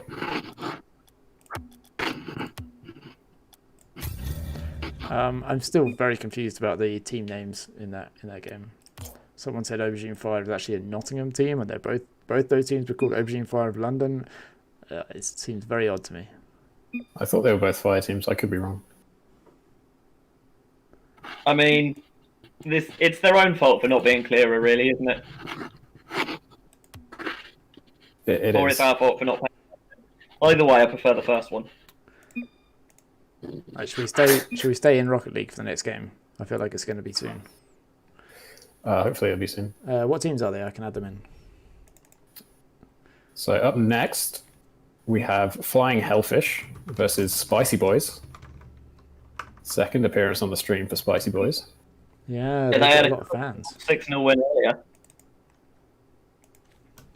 And a lot of fans in chat. We'll see if they return to hype them up for this next game. Oh, yep. Already we're seeing them. Guessing the teams immediately. So Spicy Boys is a team full of plat players, and Flying Hellfish is a team full of gold players. So this should be fairly one-sided. We will see. Wait, say that again? So Flying Hellfish are 3 gold players, whereas Spicy Boys are 3 plat players. Oh, right, okay. So yeah, it should be one-sided. But, that's only one division, right? Diamond's above those two. Is that right? Yeah, they're next to each other, but Division's a division. Yeah, and then above Platinum you've got Diamond, Champ, and then Grand Champ. That's 1-0 to the underdogs, right? Yeah, Game on. Flying. Immediately it's good in terms of the game because, you have the underdog go up early, makes things a little bit spicier. and this is a best of 1, so there's no time to prove that you are the superior team. You just have to take your shots when you get given them. That's exactly what Flying Hellfish have done to start this game.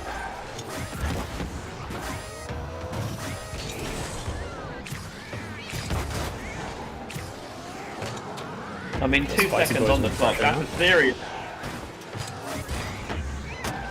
You know, this is perhaps probably a bit more what we expected to see. You see that 3 players in goal for the Flying that's a nice play. Hellfish. This could be, you know, are we going to see some smash and grab Rocket League here? Get up early and then just defend for your life? It's not a bad strategy, especially in a best of 1. If the other team can't get organised and pick apart your defense, then you will likely take the game. Some nice rotation there. Shaolin coming forward, Hellfish, and then players dropping back. Good shot on goal. Cheeks nicely behind that. Solid forward defensive, but Mega Sean, what a follow-up. Yeah, just could not recover fast enough in the goal. Cheeks got a nice save, but as you can see, the bump comes in from the Cold Eagle, puts him out of the play, and we have a tied game. That's a cheeky bit of offense there, knowing that actually I can't get in a useful position, but if I can just bump the keeper there, stop him making that second effort save, I'm doing a useful job. Well, the Cheeks' teammates had not rotated back in time, so Spicy Boys with the punish. Cold Eagle is up again. That shot's not on target though. Unconventional block there. I'm not sure what Norman Morton was doing there, but it seemed to work, so what do I know?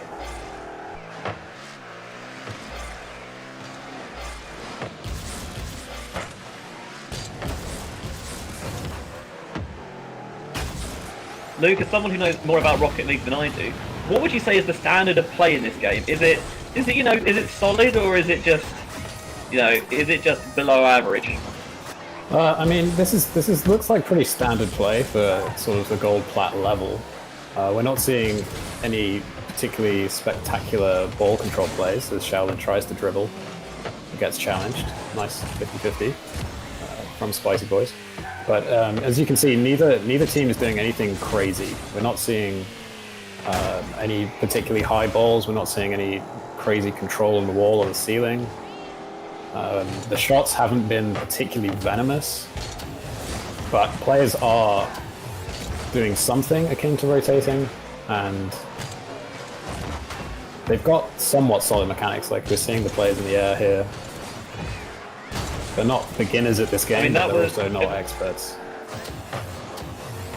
I mean, for me, it looked like the Hellfish were slow to get back and defend, but, Spicy Boys couldn't take advantage. That shot just a little bit too high.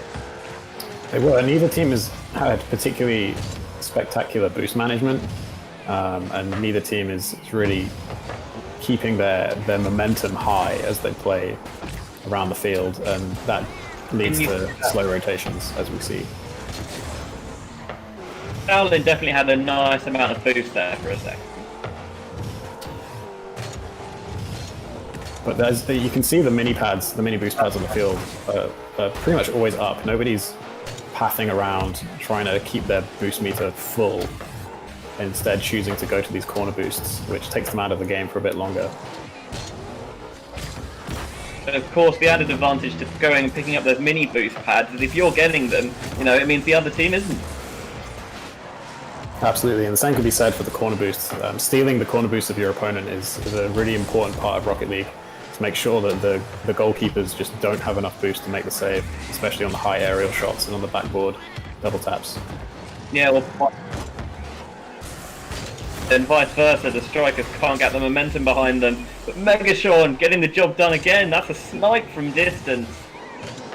Beautiful finish from Mega Sean. You'll see Shaolin coming across the goal here, but just not quite quick enough. Good rotation from Shaolin, just needed to be ever so slightly faster. So 30 seconds left. So this is kind of more, given the rankings, this is probably slightly more what we expected to see, but it's still a very tight game. And until that game over is there, there's always that chance to come back if you can just keep it alive. And Hellfish are on the offensive. They have the pressure right now. 2 players in net, but the double commit will Hellfish punish. They have the boost advantage. Feel like that was the chance. Cheeks got a decent look at it, but wasn't able to apply the finish, and the Spicy Boys will take the come from behind win. Chili's splendid on the top of the cars. Solid play from Spicy Boys. They didn't let the early goal tilt them in any way. Just played their game and brought it back. That's, as you say, what we would expect from a plat versus gold matchup. And I think it's fair to say the chat likes that one. Lots of Spicy Boys fans in the chat. So we're getting into a good kind of routine now, and the stream is going quite smoothly. So I would ask the viewers, if you're enjoying the stream, give it a like and share it as well. If you have teammates who you want to start playing Rocket League with, because Rocket League is going to be free very soon, right? Do you know when it's going to be free? Yeah. End of the summer. So good opportunity to get your Frisbee playing buddies into some Rocket League. If you're enjoying the stream, then yeah, share it around on the social medias, because it is happening. We are in flow now. Yeah, I will say that, you know, I've had great fun the past, you know, when setting things up, testing things out, you know, had great fun the past couple of weeks, just having a couple more games than I had done previously. Fell out of it for a while, you know, and like 5 years ago we had there were 5 years ago something happened, and then Benji disappeared. disconnected. Oh no, you're back. So, yeah, Rocket League has been out for 5 years. It's currently the 5-year anniversary. I guess Psyonix have decided that now is the time to go free to play. Something that members of the Rocket League community have been calling for a little while, actually. Okay, next game is about to begin. Who's playing? Up next, we've got Emory Juice versus Comedians in Cars playing Socky. Not a bad pun, has to be said. So 2 NA teams again. And this time it's Jmont. Is that his in-game name? No. Monty UWU is the grand champ for Emory Juice. Emory Juice in blue? Yes.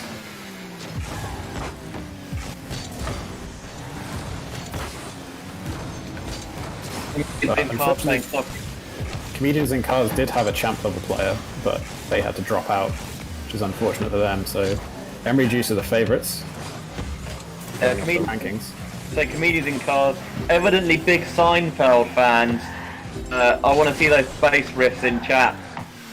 Can we do that? Is that a thing? I don't know. Make it happen, chat. I want to see everyone type out their best attempt at a Seinfeld style bass riff. riff. So good defense from Comedians to start off this game. It looked for a second like Monty had a chance for a pretty disgusting goal, but did not work out for them. And Comedians in Cars go up 1-0. Oh my word. I would just want to say a full 10 out of 10 for the pun. George Carstanza. I think it's safe to say that I stan Carstanza. That is a lovely finish.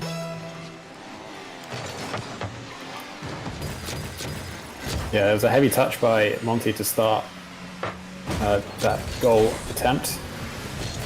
Won't be happy with that.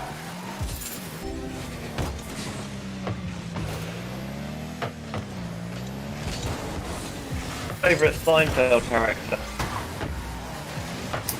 I don't think I know any. That's Seinfeld. I'll take Seinfeld. Right, he's called Seinfeld. You've got to pick a different. How's it spelled?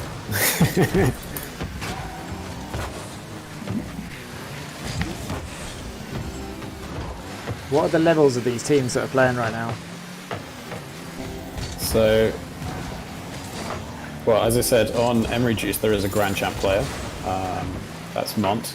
And then Basketball Nerd is champ. Ice Daddy is gold. So reasonably high level for two of those players. So you'd like to see some passing plays between those two in particular. Try and go up and over the Comedians' defense. Comedians, on the other hand, they've got a plat, a gold, and a diamond player. So they're What a save, like Kramer! What a save! I mean, for once, are we going to see, you know, New York Mets fans have some sporting glory? You know, they haven't forgotten Keith Hernandez. They have not forgotten Keith Hernandez.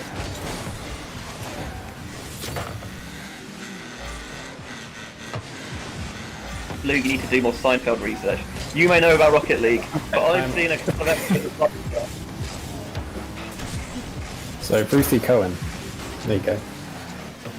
If you haven't seen, if you want to watch one episode of Seinfeld, I think it's called The Wager. They all the main characters have a like a pool going on. Who can go the longest without masturbating? It is hilarious. As was that open net miss by Ice the Daddy. Classic Gold League play. Oh, and Kramer Close hits miss from Kramer. That was a tough shot though. It's a 50-50. You're not going to get those every time.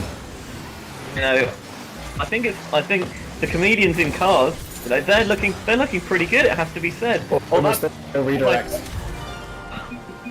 That is Gets it in the end. that is classic commentator's curse, really, isn't it?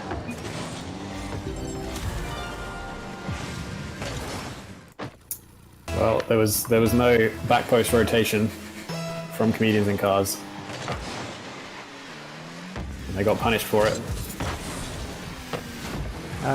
We had some questions in the chat about what these players are in Ultimate. What club teams do they play for, and are they good at Ultimate? So Emory Juice are from Emory University, which is in the southeast, I believe. Juice is the name of the men's program there, and comedians in cars playing soccer are from Hudson College in New York City, as they go 2-1 down, which is much more in line with New York sports. Carstanza is actually listening to the commentary as well. Good work. A lot going on. So Emory Juice are getting into the swing of things now. 2 goals on the board, 1 minute left to go. Nice defense on the backboard from Basketball Nerd. I will Comedians say, in cars failed to keep the pressure on. I think George Carstanza actually has a really slick-looking car, and even if they don't win, you know, style points. Actually, you know, I think for the whole comedians team, they've just got a nice-looking set of cars. I think They do. I mean, Monty's using a very boring standard octane with the green colour. Typical Grand Champs. Try-harding way too much in a fun tournament. not a fan of the minimalist look. Rocket League, you know, you got O'Khalid from Saudi Arabia with the stock Fennec absolutely crushing it. But we're here to raise money for charity, Benji, not to sweat it out in a try-hard There you tournament. are, Basketball Nerd with the buzzer beater, taking it to 3-1 at the end. Shout out to Basketball Nerd as well. Not only sweeping the MVP with that buzzer-beating finish, but finishing on 420 points. Truly the meme player. thing. What a man. Alright, so well, I think it's a good time to promote the charity, in fact, Sporting Equals. If Luke or Benji, if you have more information about what the actual charity do, I posted a link in the chat so people can go and donate now whilst you talk. I love putting people on the spot, by the way. I think we were both. I'll take this one. Sporting Equals is a charity that aims to promote diversity in sport and physical activity. It's one of the things that, you know, people kind of like to bury their heads in the sand about, and something that's improved, but certainly some sports more than others, opportunities are definitely limited for people from minority backgrounds, and some of it is votes. Unfortunately, there is still vocal racism in sections of sporting society, and there's a lot of unconscious stuff that goes on as well. And Sporting Equals goes to try and remedy that. It's a great cause. I'm very happy we're supporting it, and shout out to all of the other fundraising efforts that have been done by the Ultimate community in UK and Ireland, in particular, as part of the Black Lives Matter challenge. Absolutely. Thinking about it from where we approach it, as commentators, there was a report that came out a couple of weeks ago, that looked at the sorts of language that commentators were using in football, and finding, that unfortunately, commentators do tend to fall into certain stereotypes when describing players of certain races. And it's one of those things that, as, the sporting community as a whole, we need to do better things to realise and address.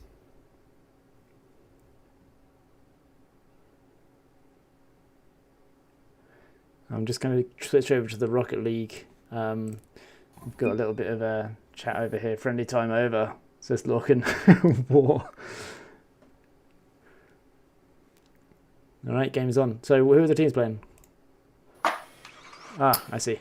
We've got Grit versus Pelt, I believe. Wow, what a match. This would be a great match in ultimate terms, but I'm also very excited to see it on the Rocket League field. Arena field? Whatever you want to call it. Arena, yeah, I guess. It has walls on the ceiling, but it looks like a field on the ground, so, It's got lots of hexagons on it as well, much to Felix's joy. Indeed. Why do you think I played this game? I'm surprised I'm not a drop shot main, because it has so many hexagons. It makes me have like a seizure. What a double commit save from Pelt. Oh, Lorcan again. They are getting absolutely peppered at the moment, aren't they? Just cannot get the ball clear. Great pressure from Groot early in this game. But now a chance. Lorcan over the top. Nice save from Bash. Clears it into the corner, nice and safe. So as I think Sarah mentioned earlier on the stream, the strategy in Rocket League resembles ice hockey a lot more than it resembles football. Partly because the shape of the arena with the walls, you can bounce the ball into the corners, much like you can in ice hockey, but also cars are much better at going forwards than they are going backwards, which is quite similar to being on ice skates. See, so what you're saying is this is actually more like ice hockey than football, that everyone should be snow day mains? Well, you could look at it like that. I don't think we have any snow day mains in this tournament. They exist? They do exist. There is a Discord for competitive snow day, if that's your thing. I had some snow day earlier.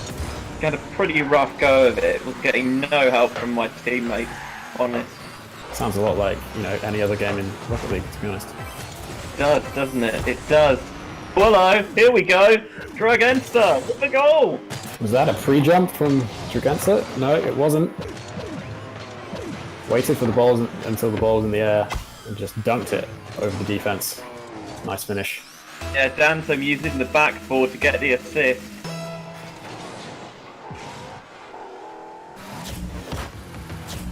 An uncontested shot off the kickoff. Can be useful to get possession if you expect your teammate, your opponent on the other side of the field to just bang it as hard as they can. Faking the kickoff will give your team possession. Running with Dansom at the moment. He got that ball in a lot further than I would have liked. I want to see how it contest that a bit earlier. Well, are giving Groot a lot of space in the midfield. Groot are, in theory, the higher ranked team, so we would expect them to be playing a little faster. We have already these balls earlier. We have already seen Pelt upset their Irish rivals in Ranelagh today, so could another one be on the cards? Well, Pelt are going to have to start contesting these balls a lot sooner if they want to upset Groot. Dragensa misses that one. That was a great opportunity to make it 2-0. But every single time Pelt tries to clear, Groot are just there in the midfield, ready to put it back into the orange half. I get that they really want to protect the goal, but it's just too passive for me from Pelt. You know, they need to take some of the initiative back. It's the first time the ball had entered the blue half for a while, but it's banged straight back into the Pelt corner. And ceiling shot from Danny Phantom. Doesn't quite get it on target. Lovely read, though. So it was a good effort. That's the sort of play we like to see. It's really nice rotation from Groot. Always having somebody contesting the ball as Danny flies off the wall, but can't quite squeak that past the Pelt defense. Yeah, their goalkeeping has been very good, but you have to question their strategy of letting Klutz have so many shots on goal. Gorkin finally gets a clear, goes up for it, but it's a bit too late. Danny was already there. I mean, you say a bit too late. He's in a different time zone. Danny just follows it through.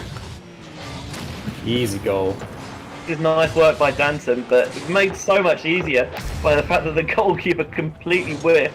I guess this is what Pelt were afraid of, you know, pushing people forward to try and get that goal, left them exposed at the back, and Danton is there to sweep it in. Yeah, very passive play from Pelt. That's not going to win them this game.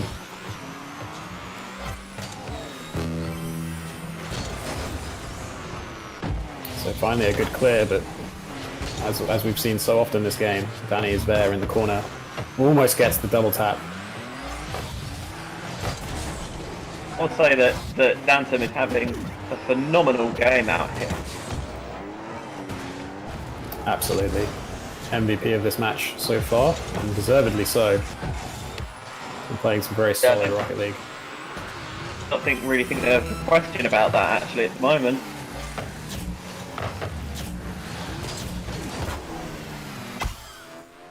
Bar down and in from Dragensa. What a shot. Nice little pinch off the backboard to set that up as well. Yeah, and just you cannot really position that any better as a shot. Right off the crossbar, pretty close to the corner, top bins as they would say. Lovely finish, and I think part of the reason this foot team are so good is, you know, we've pointed out certain players, but generally everyone's put a shift in. There's, you know, you don't feel that there's anyone who's not pulling their weight. No, as I said earlier, their rotations have been really clean. They've always had somebody pressuring the ball, keeping it in that orange half, getting it into the centre towards the goal, and just not giving Pelt any room to breathe. Of course, we could say that Pelt were giving Groot a bit too much room to breathe. But at the end of the day, Groot come out comfortably on top. So strong performance from them. I mean, I'm not a gambling man, but going deep in the tournament seems to be a pretty solid bet, if you ask me. I'd say so. They're looking good so far. Be interesting to see how they match up against some of the other top teams. We do have some quality teams in this tournament, I must say. At the top end, at least. Yeah, it is surprising how many, you know, champions, grand champions just lurking in the Ultimate Frisbee community. And I know there's many more Rocket League players actually in the Ultimate community who aren't playing in this tournament. So maybe they'll regret it and we'll see them in the future. I hope they make their donation anyway. Anyone who hasn't donated yet, just chuck £5, €5 in the direction of Sporting Equals, and you'll be doing a good thing. Who have we got in the next game? So, taking a look at the schedule, it's Fire of London versus Juice. Juice of Brighton, right? Juice are Brighton. Yeah, Charlie Butt's team. Charlie Butt, champion level player.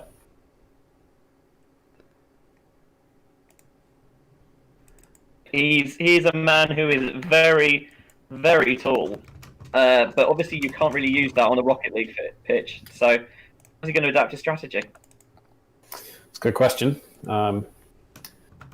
Yeah, the wonderful thing about esports in general is that physical attributes are less of an impact. Of course, you still need to have generally 2 working arms and hands, although there is an extremely high-level Fortnite player who is quadriplegic and uses his mouth and chin with a single joystick to play, which is sensational to watch. I want to know more about this. I want to know...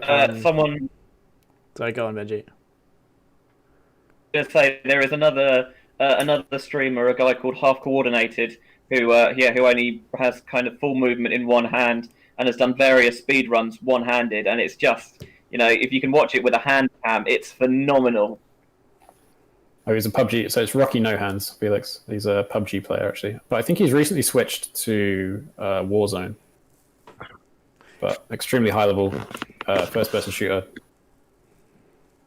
player with no hands. Absolutely styles on people, despite not having any working limbs. Yeah. Okay, so this Brighton team that's coming up next, I'm just looking at the chat. There's Jake Besson. Oh, there we go, invited to the next game. Who's in this Brighton team? Is it Charlie and Jake and Aaron, maybe? Will Seth is also in the I chat. don't actually know the names. I only know Charlie. Yeah, they were not forthcoming on player form information. Aaron says yes, it is him. Okay, it's exciting. I think this is because we saw another Brighton team earlier, and I have a feeling this might be the stronger Brighton team. I don't think that's a particularly controversial statement. Here we go. So, Rich Fenn, the tournament format is there are 4 groups, 2 EU, 2 NA. There's a round robin within those groups, best of 1, and then the top teams get put into a 16-team bracket for tomorrow. And that will be single elimination, best of 3.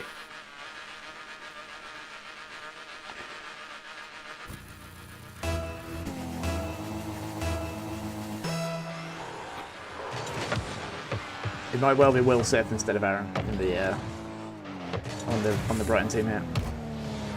We'll see what happens. So Fire London in blue, Juice in orange. This is a classic matchup, by the way. The Fire versus Brighton rivalry goes back as far as I can remember. Is it really a rivalry if one team wins all the time, though? Yeah. We've beaten Fire in semi-finals before.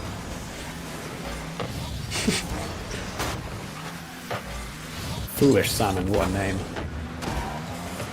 Incredible work.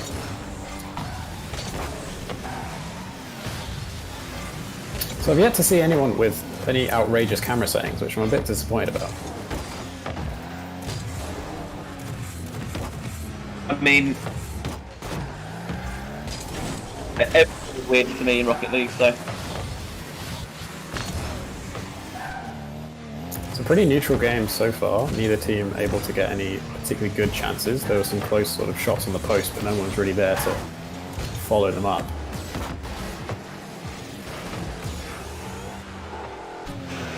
Aubergine clearing the ball, getting it down the other end of the pitch. It's kind of, it feels a bit like table tennis at the moment. It's just going back and forth, but not really seeing any sustained spells of pressure. There's a chance here. Off the post. Pattern friends.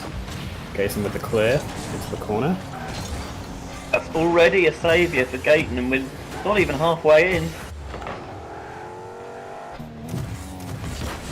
Clear to the corner, but Padland's there. And we're back into this midfield skirmish. Feels to me like Juice is certainly having the better chances, and they're putting them away now as well. Chazzy Bojangles with the bar down and in shot. Very nice finish. Do you think that Tom Denari should be doing a little bit better there on the finish, on the goalkeeping end? Potentially, they could have been a little further into the goal and boosted out, but wow, what a finish that is. Oh, off the kickoff as well. Aubergine's caught nothing. This is lovely. What a goal. Riding it round the wall, tracks it perfectly. Bang, into the back of the net. Juice go 2-0 up. I don't think I've ever seen that before. Normally, players are up on defense or up on the backboard, stopping those sorts of shots coming in, but the ball just rolled straight round. I think off the kickoff, no one was quite ready for a shot like that. But what a finish, what kind of control to get to the ball. Now, you think that, it would be rehearsed, ready for things off the kickoff because, you're going to get 2 or 3 at least of them a game. But it's funny how even at the top level, even in the World Rocket League Championships, sometimes you see it that teams just aren't that capable at dealing with kickoffs. No, kickoff goals are a thing, even at the highest level in 3v3. Normally, in professional level Rocket League, kickoffs are highly drilled, highly structured, and there's very little room for error. So if one player makes an even slight mistake on the kickoff, the other team will punish it. I'm thinking back to the season 6. I think it's season 6 finale. There were so many kickoff goals scored. Montanari with the ball up on the backboard. No one was there to finish the job. It feels like they're just not all quite on the same page here. As you say, that's a great ball in, but there needs to be someone following that up and applying the finish. Yeah, both teams just sort of scrambling to try and hit the ball rather than doing any sort of coordinated. Tom Denari with a fantastic effort, but great save from Chazibej Angles. I mean, that is point blank range there. That's a question of if you're not directly in front of it, that's going in. So everyone misses the ball going across the blue box. Cheeky little bicycle in there from Foolish Salmon. Very nice. But Juice still keeping the pressure on. Foolish Salmon. Nice 50-50 in the midfield. But no one can hit the aerial ball, but Chazibej angles towards the net. Will it be in? Yes, it will. Nice finish. Chazibej, that's the defense. He's going to race to that MVP, isn't he? But a slight mistake on defense from Tom Denari there. Should have rotated back to the post instead. Was a little bit too quick. Got across the middle of the goal and the shot the car. How's your vexillology, Luke? My what?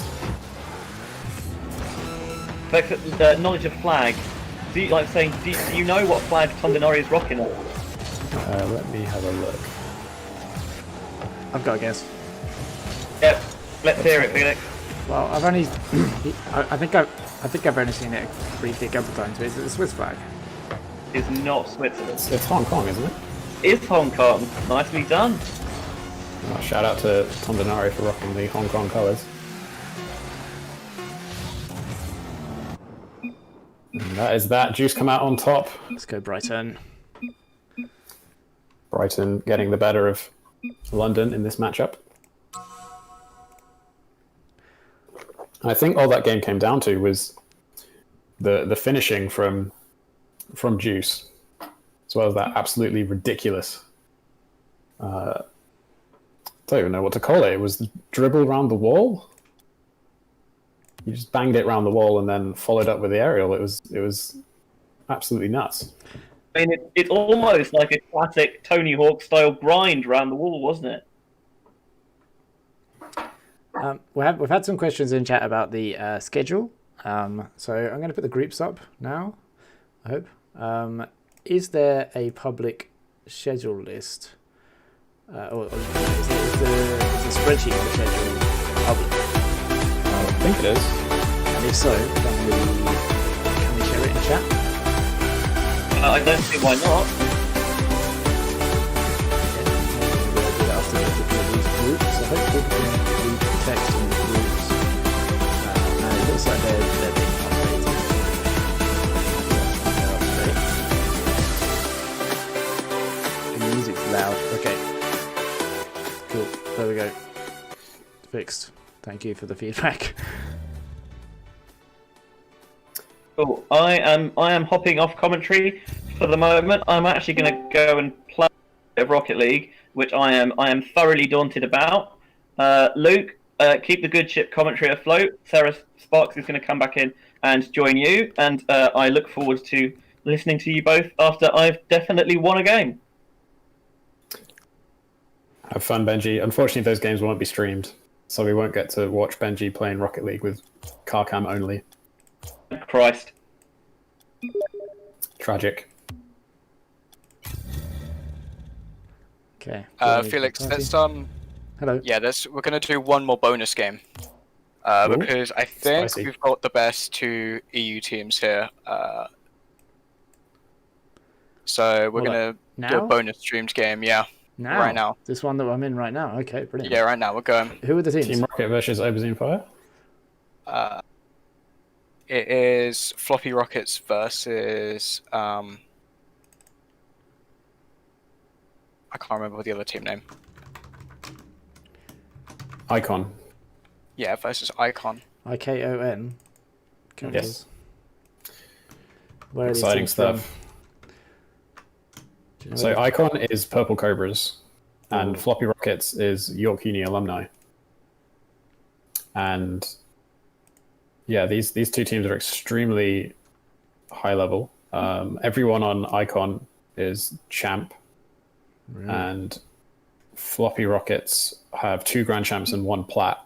And as Sarah mentioned earlier in the commentary, anyone who has been on the Rocket League subreddit will know that all Platinum players are in fact Grand Champs with bad teammates. So now that we have a Plat player with actual Grand Champ teammates, they can really show us what they're made of. I've definitely got the teams the wrong way around, so I'll be a second. Icon are in blue. Yeah. Right, here we go.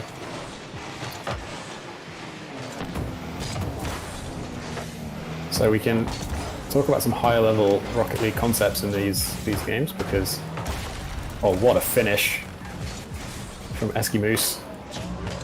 Really tight angled shot, but gets up, uses a little bit of air roll just to nudge it into the goal. He was not there on defense, not expecting such a crazy shot from that angle.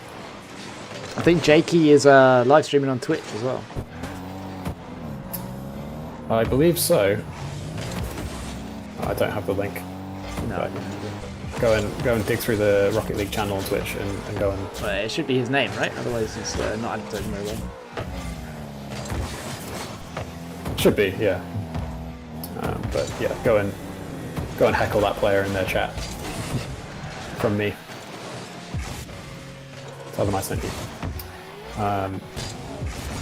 So yeah, nice 1-0 start for Floppy Rockets, and that's the sort of Grand Champ level shooting that we would expect from players of that caliber.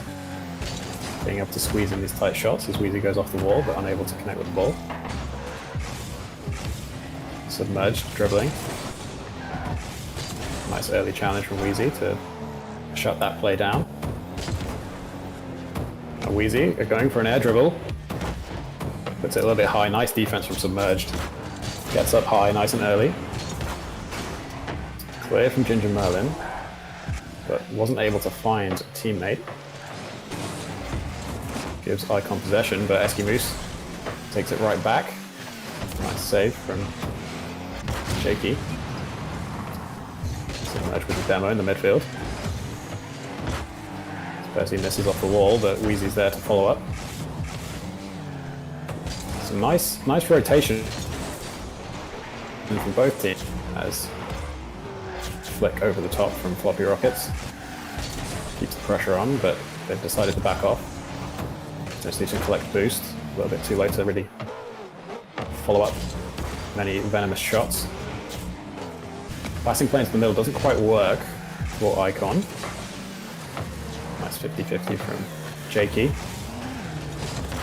Keeps the ball away from the goal for a little bit longer. It's Wheezy off the wall, can't find his teammate. Ginger's there, able to put towards the back board, but Icon managed to defend it. Submerge with the center ball. Jakey's there.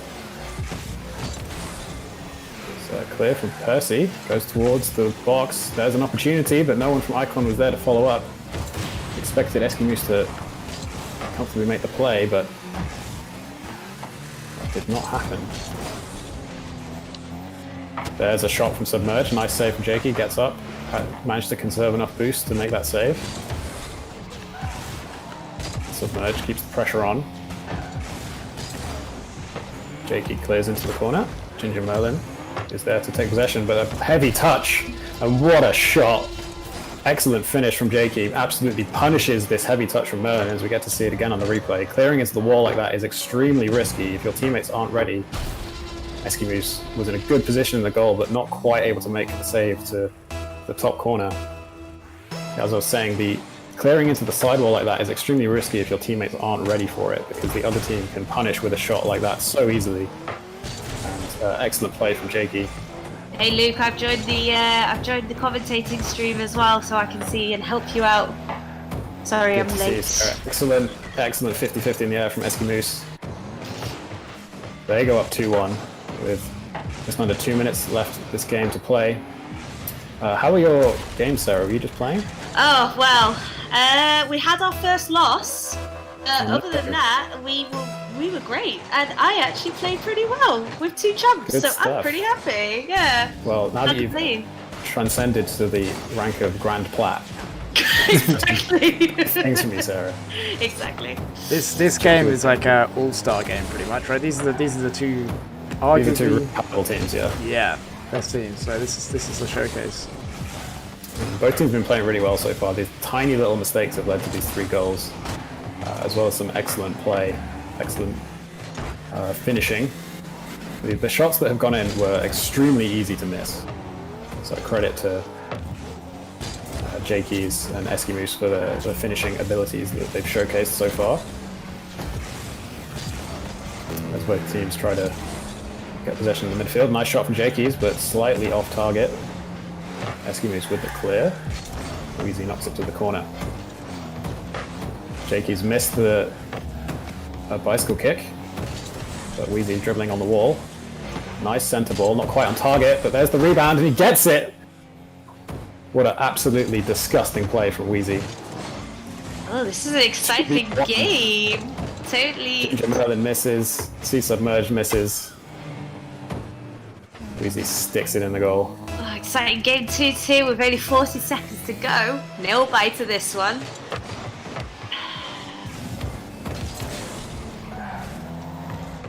Yeah, we could be seeing an overtime in the potentially tightest matchup of the tournament, which is exactly what we want to see. Nice clear from Percy. But Submerged is up. Not much on that shot though, and Eskimoose misses opportunity, but Submerged is in the box. Nice defense from Floppy Rockets. That was a number of opportunities for Icon. Managed to keep them at bay. Will we see them keep it up? No. Yeah, first overtime. I think. Loving What the a game. unicorn horn. What Gonna game. Give you some good luck in this overtime. Always a nail biter when it goes to some definite. Oh, thought it was an open goal there. Shot from Eskimoose, but well defended by Icon.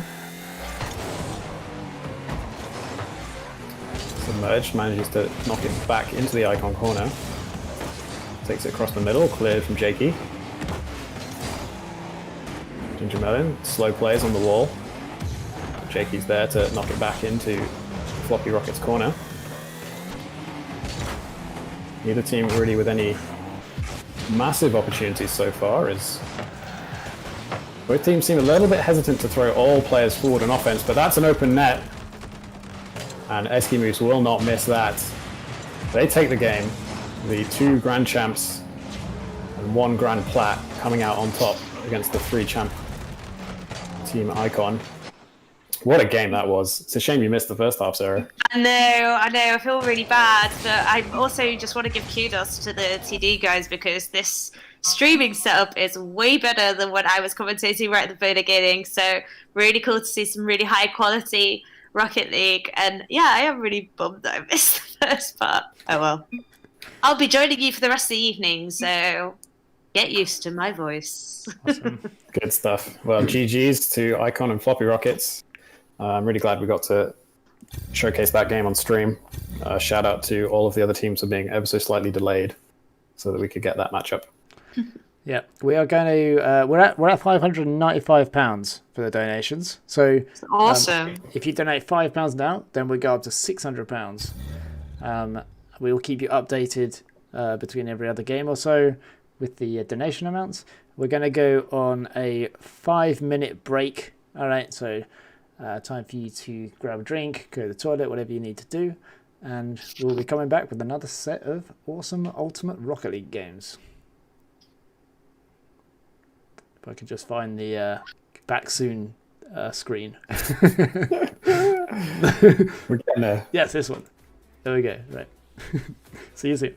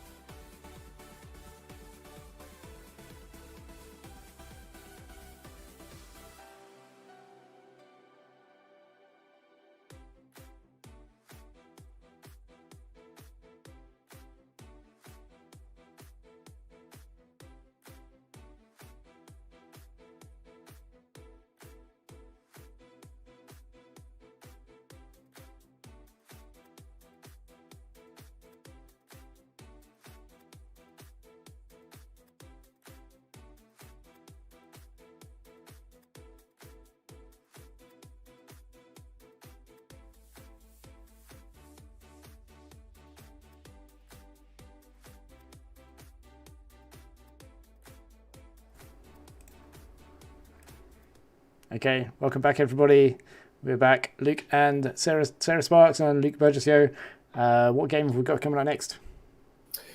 Yeah, next we've got Team Rocket versus Aubergine Fire. Another EU matchup. Yeah, I'm just taking a quick look. Trying to see what these teams have done so far. Yeah, that's what I was going to say. So with the Fire game, it was 2-0 to Aubergine Fire. Team Rockets. Oh yeah, Team Rocket were the team that just beat me. They were pretty good, I'm not going to lie.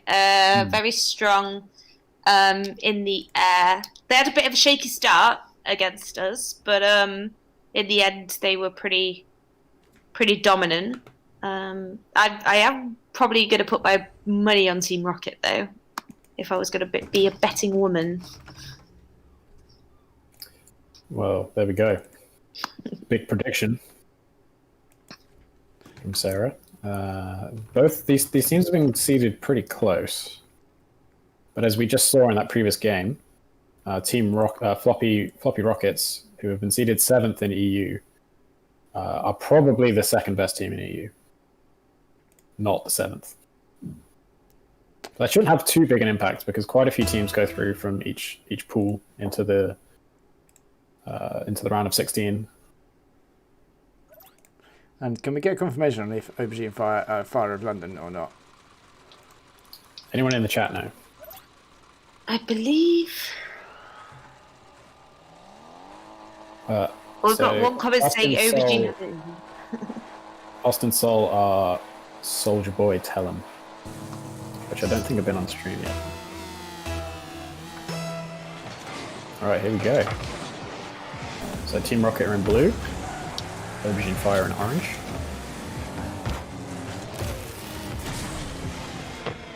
An early chance for Team Rocket. Just bangs off the top corner. Like a nice centre ball from Red Prime, but teammates were not there to follow up. There's Aubergine Fire playing extremely defensively so far.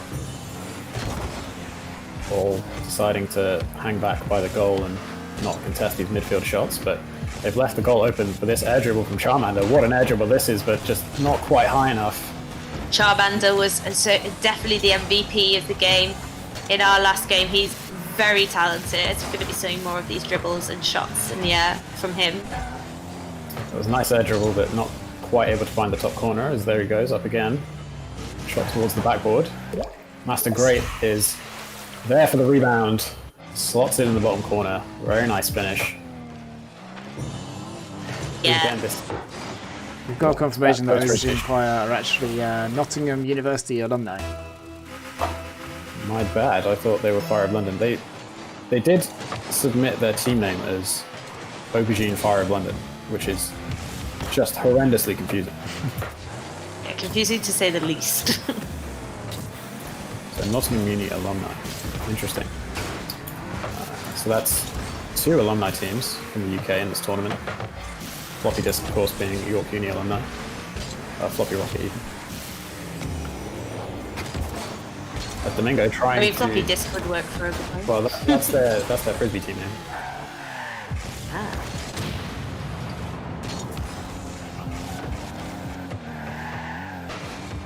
So Charmander up on the wall. Not quite able to pull off an air dribble this time, but puts the ball deep into the Aubergine Fire half. They keep the pressure on. A nice shot from Red Prime, got up nice and early. Sticks that down towards the goal. You mentioned, Luke, earlier that Aubergine Fire were looking very defensive. I think if you know already that the opponent's pretty good, you probably go a bit on the defensive, but it's just not working when Team Rocket are so strong in the air. Well, they've been a little bit uncoordinated. Either all of them back playing defense or none of them, as we see another. They've just left the net open once again, but Charmander not able to find the back of the net that time, and another wide shot from Master Great. And this is the problem. As Charmander goes up again for an air dribble, but gets knocked into the top of the backboard.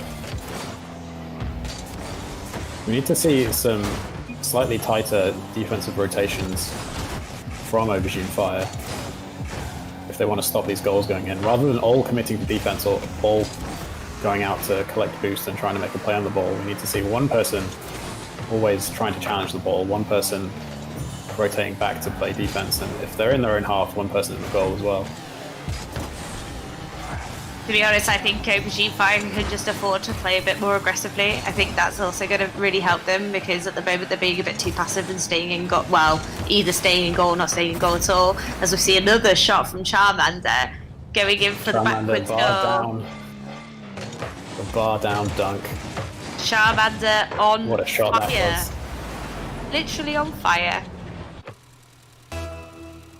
There's a lot of support in the chat for Aubergine Fire, so you've got to keep shouting for all them because they really need your help. Yeah, they are being outplayed in almost every aspect of this game by Team Rocket. The Team Rocket seems to be able to just do whatever they want. The flick over the top, not quite able to roll into the net. Aubergine Fire just managing to keep it out. We saw some excellent play from Domingo earlier in the stream, but not able to make any of those plays happen this game so far.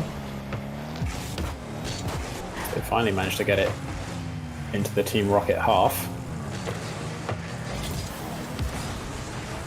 But again, the offensive rotation just isn't there. They're not having a player back behind the wall. And what a double tap from Charmander. Just styling on Aubergine Fire right now. I mean, if you've got the skills, why not show them off? And like you said, Luke, the rotation is just not sharp enough from Aubergine Fire, and Team Rocket just seem to be able to find each other. They've got people coming down the middle and the side, and they're swapping back and forth all the time, just making it so continuous and fluid. Charmander off the wall, not quite able to find the net. As Aubergine Fire triple commit on that aerial, and Red Prime's there to clean up the mess. I mean, I've not watched... Sorry, continue. One of the easiest goals I think we'll see in this game. I was just about to say, I'm not sure. I haven't watched all the stream, of course, because I've been playing myself, but I've not... What's been the biggest goal difference on the stream so far? Because this is looking like it's going to be a big difference. This might be the biggest, I could be wrong. Certainly in the more recent games, they've been a little closer, with the overtime in our previous game, for example. But Aubergine Fire are just not on the same level. Charmander goes for the flip reset.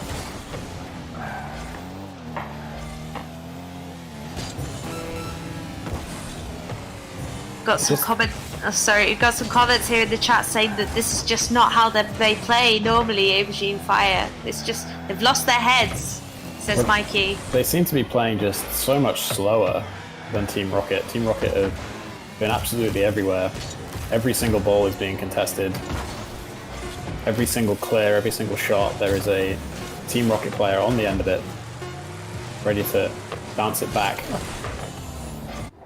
Not sure how that shot hit the post, given how good the finishing has been, but I guess they had enough space to relax and not really worry about open net finishes towards the end of that game. But well played, Team Rocket. They were comfortably the best team this game, and the scoreline shows it.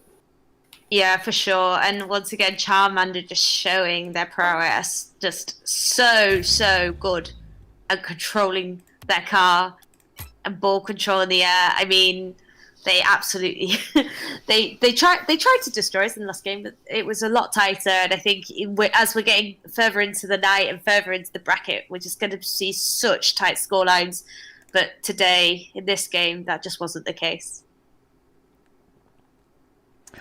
That showcase game was incredible. I just had nothing to say, because I mean I play Rocket League kind of high gold-ish kind of level, but watching what they were doing, I was like, wow, well that's amazing, and that's amazing, that's amazing. So I think Luke, you did an amazing job to actually put some context into it, and like actually kind of explain a little bit about what was going on, because I was just like staring at it like I have nothing to say about this.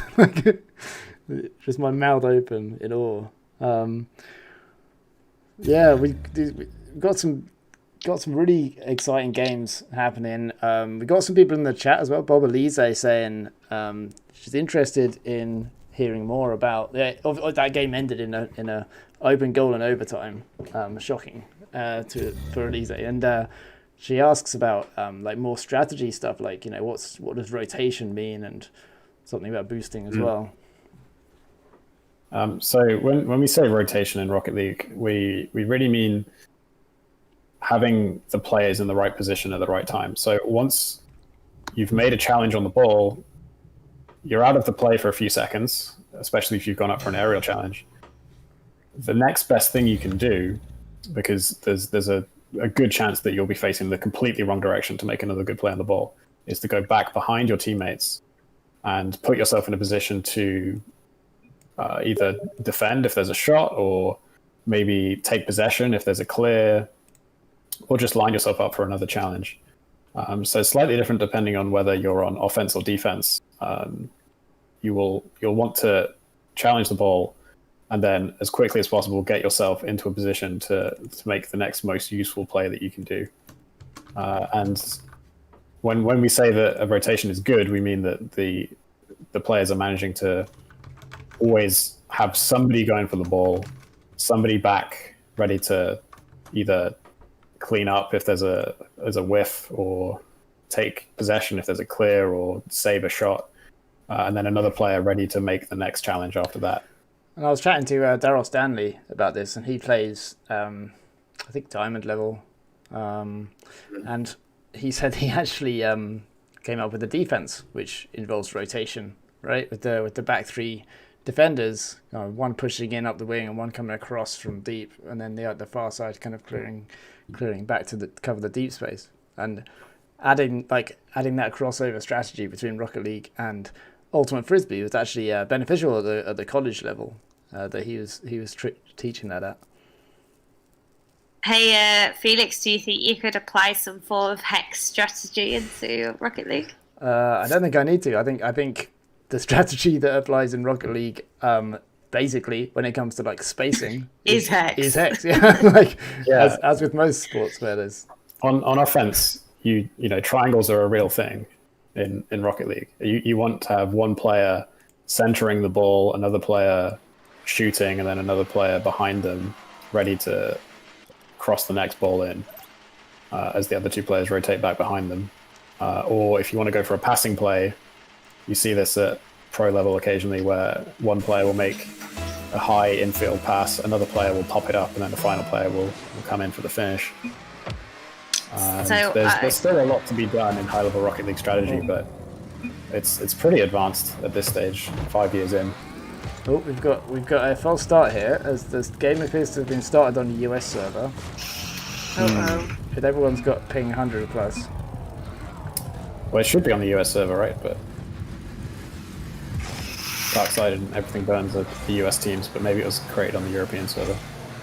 We do have Thor in the chat, in the game, so maybe he'll look into it. Like a remake. Start. They're all jumping around like kangaroos, so I don't think this is an accurate representation of an actual game. I know, it's interesting to see what will happen here. They should just remake. Everyone should leave and they should remake. Our ping's better than yours. Pause, it says. Hey Felix. Yeah. Hello. Game because I launched the game on the wrong server. Yeah. So what Classic. Should I leave it? Everyone leave. Yeah, leave the match. Everyone leave. Apologies, guys. That's cool. We've not had any servers go down for maintenance yet, though, so that's good. No, I just hope my internet doesn't cut out on midnight like it sometimes does. We are running, of course, a worldwide competition here. It's fully international, so bridging a lot of boundaries with that. Yeah, it can be tough to play Rocket League matches across server. I think the arrangement tomorrow will be we'll play one game on Europe. In the cross-server matchups, we'll have one European game and at least one European game and at least one game on NA servers to try and make it as fair as possible, but there's not an awful lot you can do without servers in the middle of the Atlantic.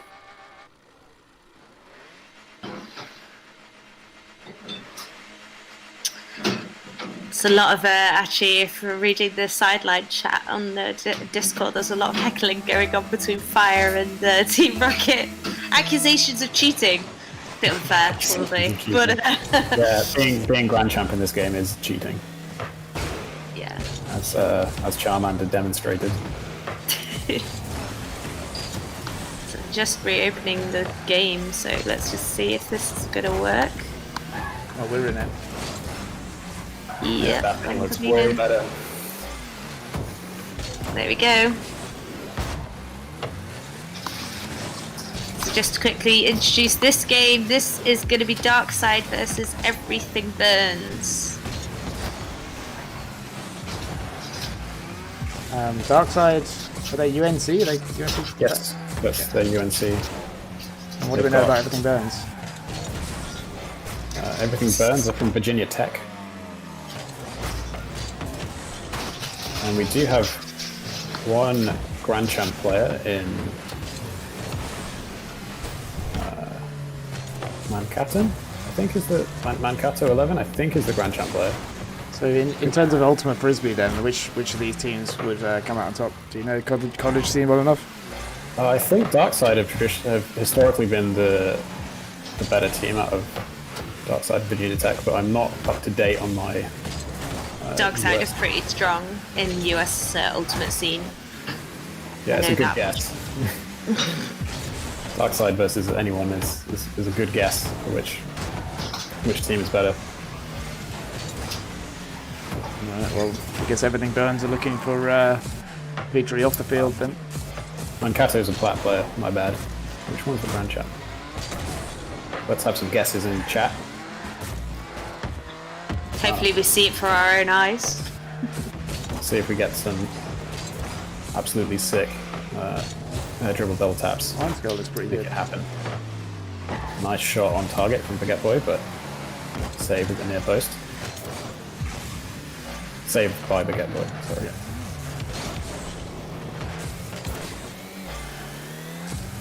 That's the best chance we've seen so far this game. It looks pretty even. As both teams just feeling each other out. Trying to see if there's any chinks in the armor.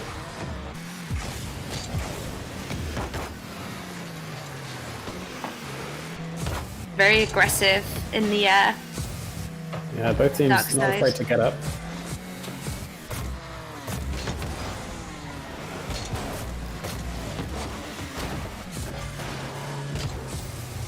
Lord Iron Skull with the air dribble. Oh, that might be the Grand Champ.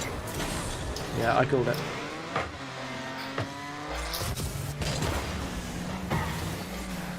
Let's see if we can get any more Grand Champ level plays from that player. As Big Farm Stam tries to dribble upfield, but challenged. Get point to the wall. Neither team quite able to get any sort of consistent offensive pressure going. Yeah, I was just Fighting about to over the ball say. in midfield. Yeah, This it's a one bit. rolls towards the net. It's not like one of the teams is dominating in particular half. I think it's been quite even around the middle ground. Seeing quite a lot of whiffs as well, just sniffing past the ball. Would have expected maybe a little bit better from some of the players on this team. Well, I think the teams both teams are made up of a mixture of different players, so instead of individual performances, it probably comes down to how well they can gel as a team and play their roles. There is a mixture of skill. Darkside have a Grand Champ, a Champ, and a Plat player, and Everything Burns have 2 Diamond and 1 Champ. Get Boy off the wall. Nice centre ball, but there to follow up. Gets the demo though on the goalkeeper. It's always helpful if after making a play, if you're going across where some of your opponents are are sitting, especially if they're not moving, to just either bump them out of the way or get the demo if you're supersonic. Looks like we're going to a 0-0 overtime at this rate, and that's actually quite unusual for Rocket League to see 0-0 after 5 minutes. You say that, but I had 2 games in a row playing random last night, which went to 0-0 overtime. I take that back. It was rare. Another Felix opportunity. really getting into the action here. Yeah, you just hear me make little noises again. There we are, overtime 0-0. It's a rare occurrence in Rocket League. Apparently not today, though. Not in my games, it's not. Lord Iron Skull off the wall. Not really able to get the angle to centre that. As the ball falls into the dark side half. Jamson's up, plays it to the backboard. Mockton was there. Mac 1 was there. Lord Iron Skull with the centre ball. Big Van Stam puts it back into the midfield. Baguette Boy with the high clear. Not really able to take possession from it though, but he had space. Lord Iron Skull takes the space, uses it to clear. Mac 1 with the panic flip. Love to see it. Clear off the backboard. Nice defense from Everything Burns. Gamson with the high clear. This could be dangerous, but Lord Iron Skull manages to control the ball. Nice catch off the ceiling bounce. But what was the defense there? It was a bit of a miss from Everything Burns. I believe Yamson was up for this, but just not quite able to make the play. And that is the 1-0 win for Darkside. Oh, that's so They were- crushing. I think Everything Burns did quite a good job to keep them quite contained, and just then to lose out on a bit of a slip up at the end. Oh, so crushing to lose 1-0. It's unfortunate. It could have gone either way. Both teams definitely had opportunities, but Darkside able to squeeze the goal in and take that 1-0 overtime victory. I guess both teams were probably sweating pretty hard as the seconds ticked up on that overtime. Okay, I'm having to free up some hard drive space. So, as the next game gets underway, there may be a little lag. I'd be surprised if there wasn't, but hopefully it won't be too bad. So next up, we've got the Austin Soul team, Soldier Boy Tellem, versus Emory Juice. These are the top 2 teams in the NAB pool, with Soldier Boy Tellem being made up of 3 champ players, Emory Juice with 1 Grand Champ, 1 Champ, and 1 Gold player. It's nice not Ice to the feel Daddy out your too. net. Repping the gold rank.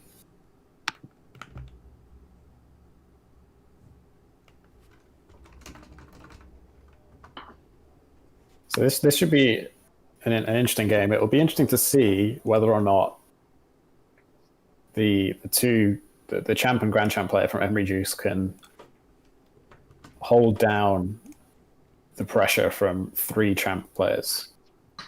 And not just 3 champ players, but 3 champ players who also represent Austin Soul. So presumably they do know each other really quite well, having played a lot of Ultimate together. So you'd expect tight rotations from them and good team plays. Did you see that clip on Reddit where it was like, the title made it sound like it was a player highlight reel in Ultimate, but in fact it was a Rocket League highlight reel from an Ultimate player? And do you remember who that player was? Whether I've got a feeling they were from this Soul team. I don't remember that. Which subreddit was that posted to? It was in the Ultimate subreddit. Ah, must have missed that. Maybe someone on chat knows, because there's no way that I can find out clarification on that. As the next game is underway, so let's transfer over.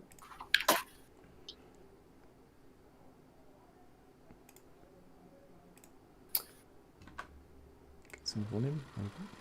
We've Got the correct server this time. US East.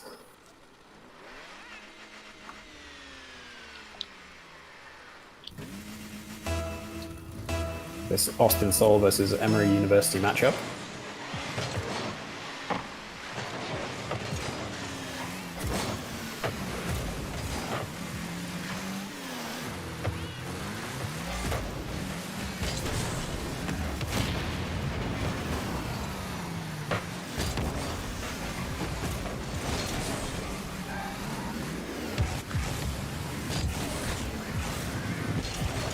I guess the question is this Atlanta team going to prove to be stronger than those EU teams that we saw before? I think that's always the chicken and egg question, right? Which team's better? Is it going to be the US teams, or are the EU teams really strong? So I can't answer that question. But at the moment, in this game, it's looking pretty back and forth. I couldn't say there's a really big difference until commentators curse, of course, and Willie's tourbus just sneaks it into the corner in an open goal, utilising a poor defensive setup there by Emory Juice.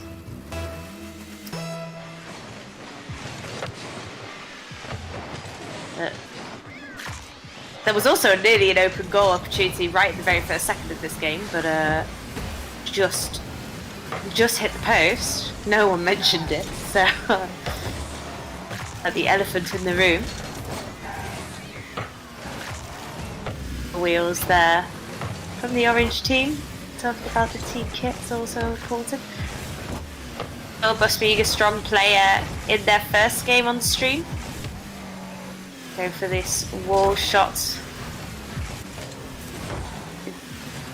Finding Willie's tourbus, but not quite finding the right direction. They're going to the attacking part of Emory Juice.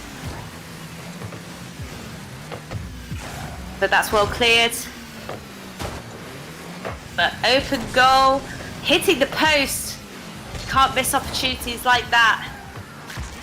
Games like this, but it's also well defended there by Soldier Boy Tellem.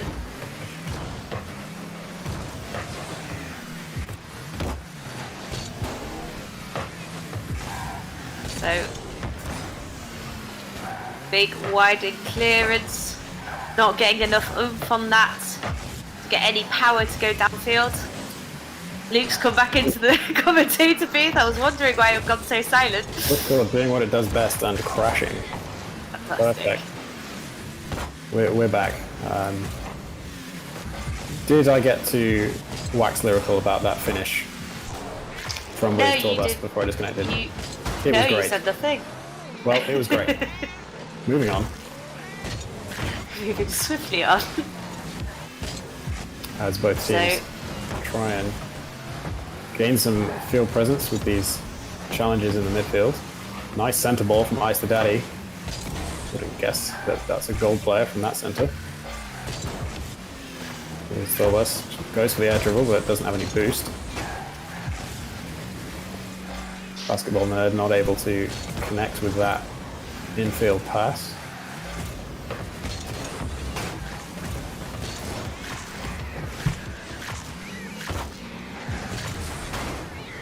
Nice centre ball from Basketball Nerd. It was actually on target, but good defense from Soldier Boy. Keeps the ball out of the net. Willie's tourbus with the wave dash. Not able to beat the Emory Juice defender, however. As the ball bounces off the corner, high into the box. That's dangerous. Willie's tourbus almost with a tight angled shot. It was a good effort. Sanek Khan with the clear to the Emory Juice corner. Lanky goes, keeps the pressure on. Nice Daddy almost with the big clear, but close whiff. Lanky Ghost not able to make the save. Wonderful shot from Monty, the Grand Champ player. Squeaks it in on the near post with the air roll shot. I think Lanky Ghost just got caught napping there on the goal line for the blue team just not quite ready for the shot. Very sharply hit. If you hit it right on the corner of your car, that gets you the most power. But at this level, all of the shots are at that speed. Nice goal there.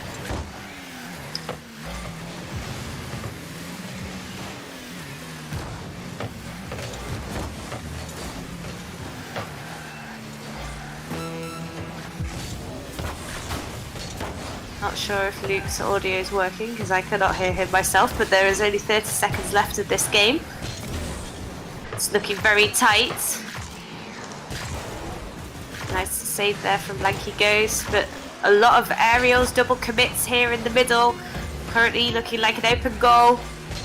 There's the opportunity to be seized, but Lanky Ghost gets in front of it. And a big clearance there, but it looks like we're going into overtime unless this is on target. Oh, and it hits the post. So, we are going into overtime, 1-1. This is not the first time we're going into overtime on this stream.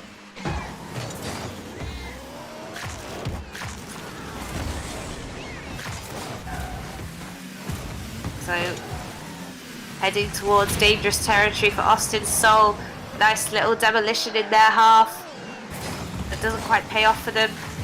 Back down to Emory Juice. No worries.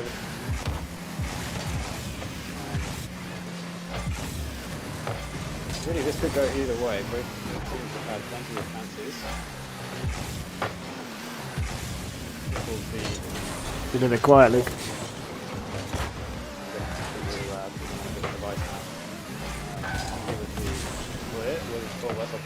Made a shot. We'll save. Nicely done. Pressure up. Luke, you've got to be louder. Is this better? Yes. Yep, Okay. way better. Awesome. So, shot from Monty, saved by Sanic. Emory Juice keeping the pressure up on Soldier Boy. Like he goes managed to get the clear, but the dunk from Monty. He got bumped by a teammate there, right? Let's have a look. Yep, Sanic with the bump leaves the space open for Monty, and Monty does not miss those. Emory Juice take it in overtime. Oh, it's probably a potential little upset here. Emory Juice taking down Soldier Boy Teller. And like that little bit of a teamwork mistake and just opens up a completely open goal. They said Heartbreaking they got times. tabbed out. They said they got tabbed out, you know, which means they didn't have control of the cards, I guess. Or one of them. It's unfortunate. Well, I mean, there's kind of crazy stuff unfolding. Have you seen in the chat as well about JR? No, I have not. No, I haven't. What's been going on? So Noah posted a quote. 2 of our players have got drunk and begun fighting each other, and all bystanders. JR disgracefully exit the tournament. XOXO. Classic JR. I mean, come on. Drama. Okay, I'll switch back to our cameras. Oh, hello. Something weird's gone on there. There we go. We've got Sarah. We don't have Luke's video. Yeah, it's probably because Luke chopped out halfway through the... All right, I'm back. Can you, if you get your video on, I can change the thing. Who's in the next game?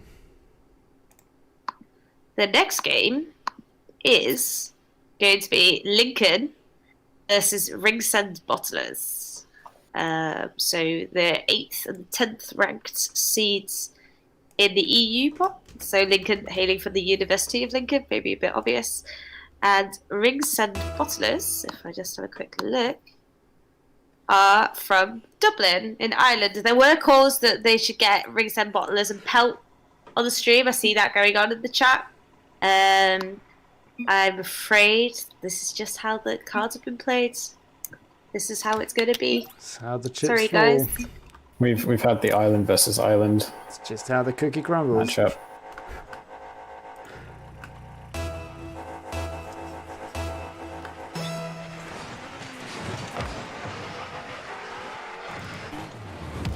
I really hope for the JR drama that someone's kind of like taken video or film evidence, because I just, at the moment, I don't believe it.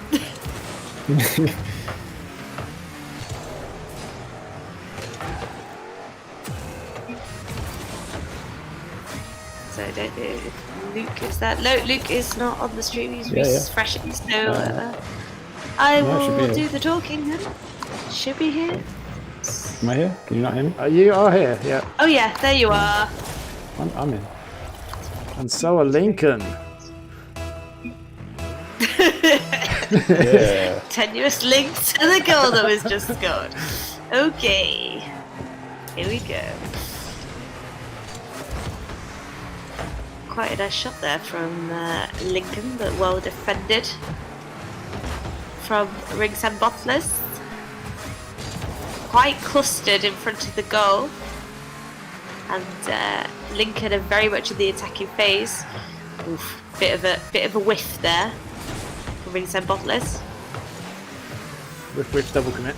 And a goal. Whiff double commit, and the goalie just went kangaroo hopping down the field, left it completely open for serial time, and that's just shoddy defending. Let's just Nice say little that. dribble from serial time though to change the direction the ball was travelling in and then knock it back into the goal. Serial time was quite a key player in the last stream for Lincoln, so doesn't surprise me that he's there to follow up those whiffs. Oh, There, top corner follow shot up from those- Peachy Gang. Smooth His first time off the wall, very nice. Of course, if you hit the ball just after the bounce, you get a little bit more power on it than you otherwise would. Peachy Time making the most of that to slot that past the goalkeeper.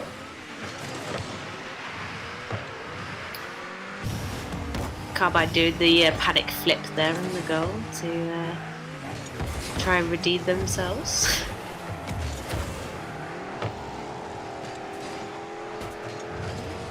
So if you see players At the moment, what a trying to take off and then backflipping, that's probably because they tried to do a fast aerial and failed. Well, they might have decided to pull out of the fast aerial. You never know. Panic flip, I think, is still I accurate. highly doubt it. Panic flip's a good term.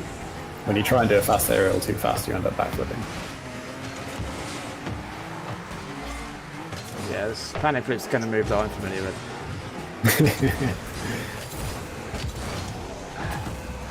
Rocket League's a very precise game.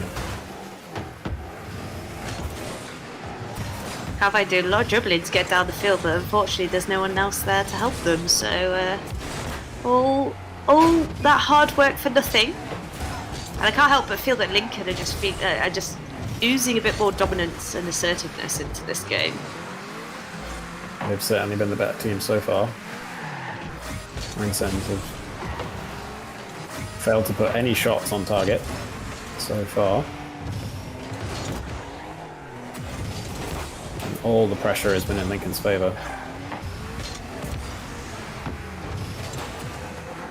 Serial Time takes it past one player, but decides not to try for the centre ball. Peachy Gang gets into the centre, but gets demoed.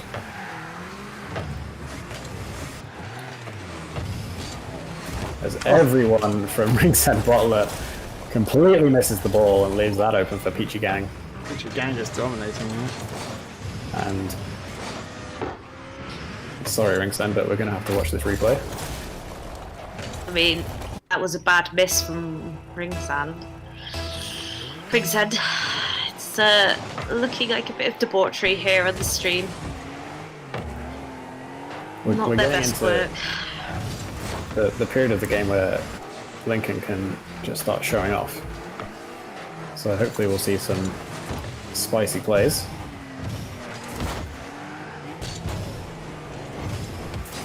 Peachy Gang with the attempted redirect. Can't quite sneak it in, but that was a good effort.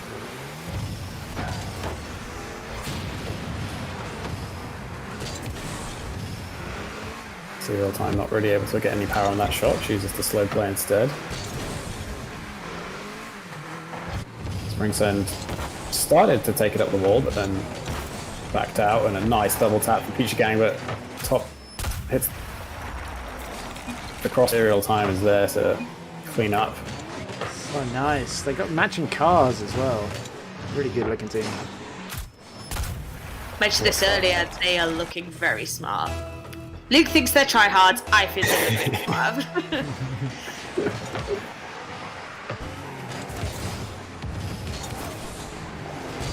Just all the misses from ringside, but Raymond manages to keep it out. Jack flipping off the wall for no apparent reason. That's kind of move I like. So real time with a beautiful little touch, waited for the bounce so that they could get extra power on this shot. Because they didn't really have much momentum, but just goes to show how much power you can get on a ball if you wait for the bounce and then flip into it at the last moment. And that works off the wall as well, right? As you said earlier. Any bounce, yeah, you can clear with power. You can hit the ball with power after any bounce on the backboard, on the ceiling, on the wall, or on the floor in that case. So I'm just reading some of the comments written by Ringsend Butlers, and one of the comments says, the Ringsend Butlers were founded as an offshoot of Dublin Gravity's Lance for Kopatanga. We have this incredible ability to bottle games that we should win easily, so why not do professionally? I don't know whether I would define as this a game that they should have won easily, but I think if that's what mantra they're going for, it seems to be working out for them. Just saying. Well, yeah, I'm not sure if you can call this bottling a game or just being outclassed. Rocket League.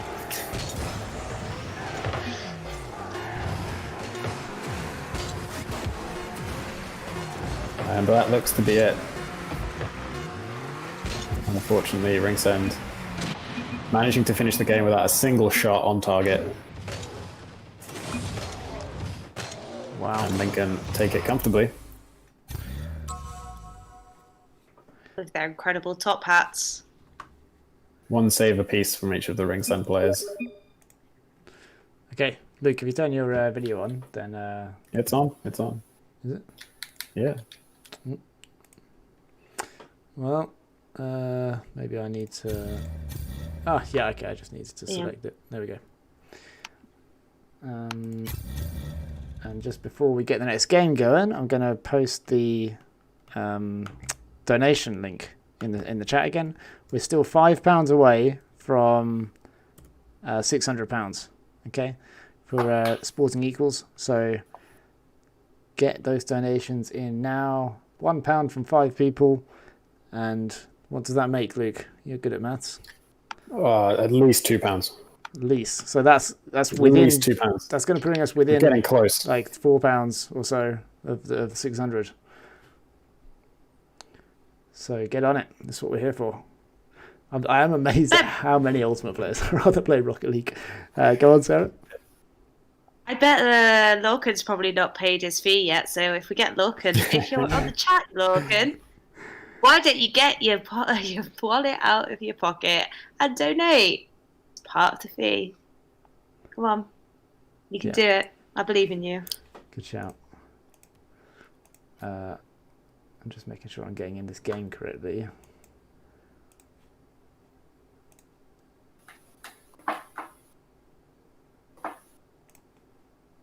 Just taking a quick look whilst getting set up for the next match. The next match will be a close one. We've got Dark Sides, our American comrades, and P-Funk. And P-Funk should be a good game. Yeah, pretty good. They are from Brown University. It is the B team, but Brown University are pretty good Frisbee college team. So, and they've got some pretty decent players. 2 diamonds and a platinum, but put it this way, Darkside have got a grand champ and a platinum. So on paper, I'm rooting for Darkside, but we have seen them lose today. So anything could happen. It's Rocket League, and some people have already started drinking. I know that for sure. Me being included.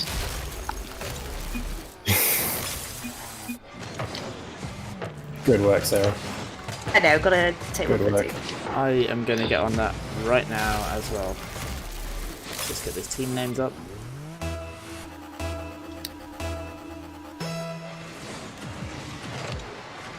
Another entity that's got on it right now is Darkside as they put in the first goal. Yeah, they'll be pleased with that. Starting the game as they mean to go on.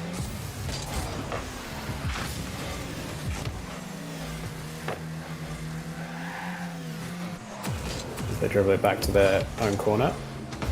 Try and compose themselves, but that's a miss on the near post. Not punished. Must say that was an opportunity for P-Funk. But to be fair to them, I don't think they were expecting any of the Darkside players to whiff a ball quite like that. Taser not really able to put that shot on net. It was open.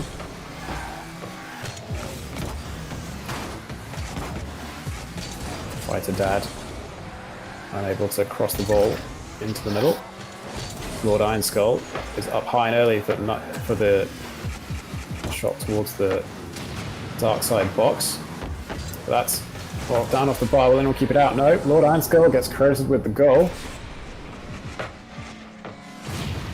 After that bounced up and down, what, 3 times before it got knocked in? At least he was there. I mean, I've definitely seen those ones where they're bouncing up and down and somebody just plows in and manages to either A, get a ridiculous save, or B, look like a complete fool and whack it in themselves. So, credit where credit is due. It's a precarious situation as a defender when the ball is bouncing from floor to crossbar on your own goal. But Darkside up by 2, 3.5 minutes left to play. And Classic commentators curse. Classic commentators curse by Luke. Don't say the score, it just changes. Great control by Lord Iron Skull, just to pop that off the ground and stick it into the top corner. P-Funk are just on the back foot every single time, it seems. Not able to get any breathing room in this game, not able to build any consistent pressure. And Darkside just taking every opportunity. There's another shot from Lord Iron Skull. Punishing P-Funk once again for the poor defensive rotation. Nobody was at the back post.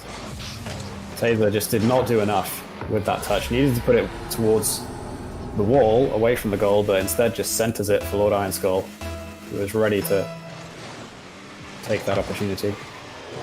I mean, I wonder if you're a Grand Champ, how many hours of Rocket League you have to put in to get at this level, because Lord Iron Skull has just got the skills to pay the bills. So good in the air, so controlled, and just seems very cool, calm and collected, both in defense and in offense. Nice touch from Lord Iron Skull to send that high over the net. Keep it away from the goal. I'd say they need at least 500 hours of gameplay. Oh, what a nice air roll shot from Lord Iron Skull. Just chips it over the defense once again, off the wall, follows it up, bangs it in. I heard actually that 500 hours was to get you to Grand Platinum stage, not Grand Champion stage. And I know that was a dig at how much I've played Rocket League. So thanks for that. Thanks for airing my dirty laundry on the stream. Oh, you're welcome. Highly appreciated. Sorry, everyone should know that you were an excellent Rocket League player until you started queuing ranked with me earlier this week. And it just went downhill. But the last few days you've not been queuing ranked with me and have ascended to Grand Plat status.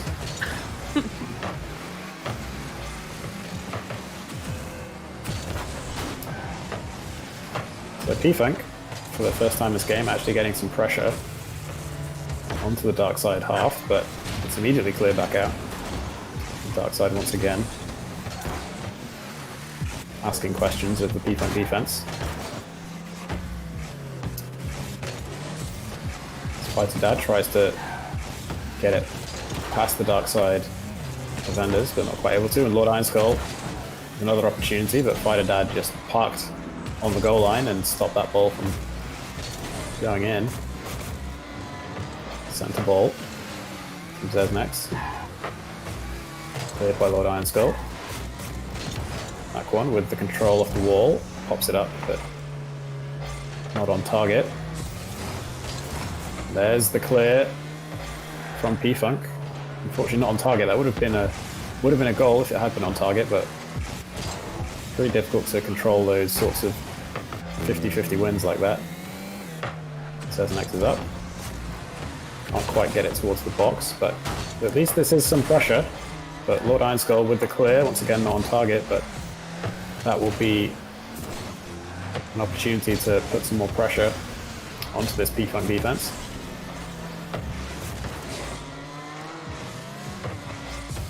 Lord Iron Skull off the wall. Dribbles it inside. There's the pass, but manages to block the shot. After such a lovely piece of control off the wall.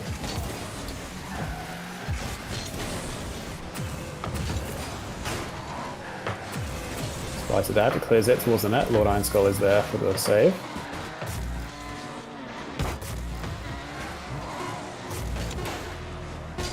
And looks like that will be the show as the clock counts down. 0 seconds, we see a last opportunity. Lord Iron Skull manages to get the final shot towards the net, and then that one with what was probably a goal steal, if we're being honest. Yeah, 100% goal steal. Good job from that one. Oh, there's 1 second left.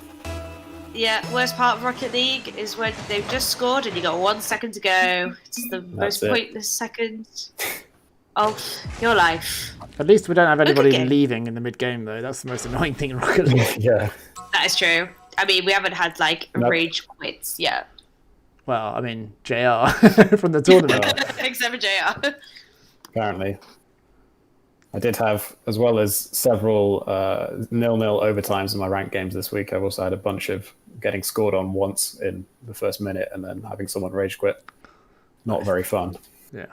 Although it's nice when you go on and win 2v1. I almost did in one of them. Cool. We are going to go on a 5-minute break. Okay. So, grab a drink, go to the toilet, whatever you need to do. And when we come back, we got Team Rocket versus Icon. Okay. We'll see you in 5 minutes.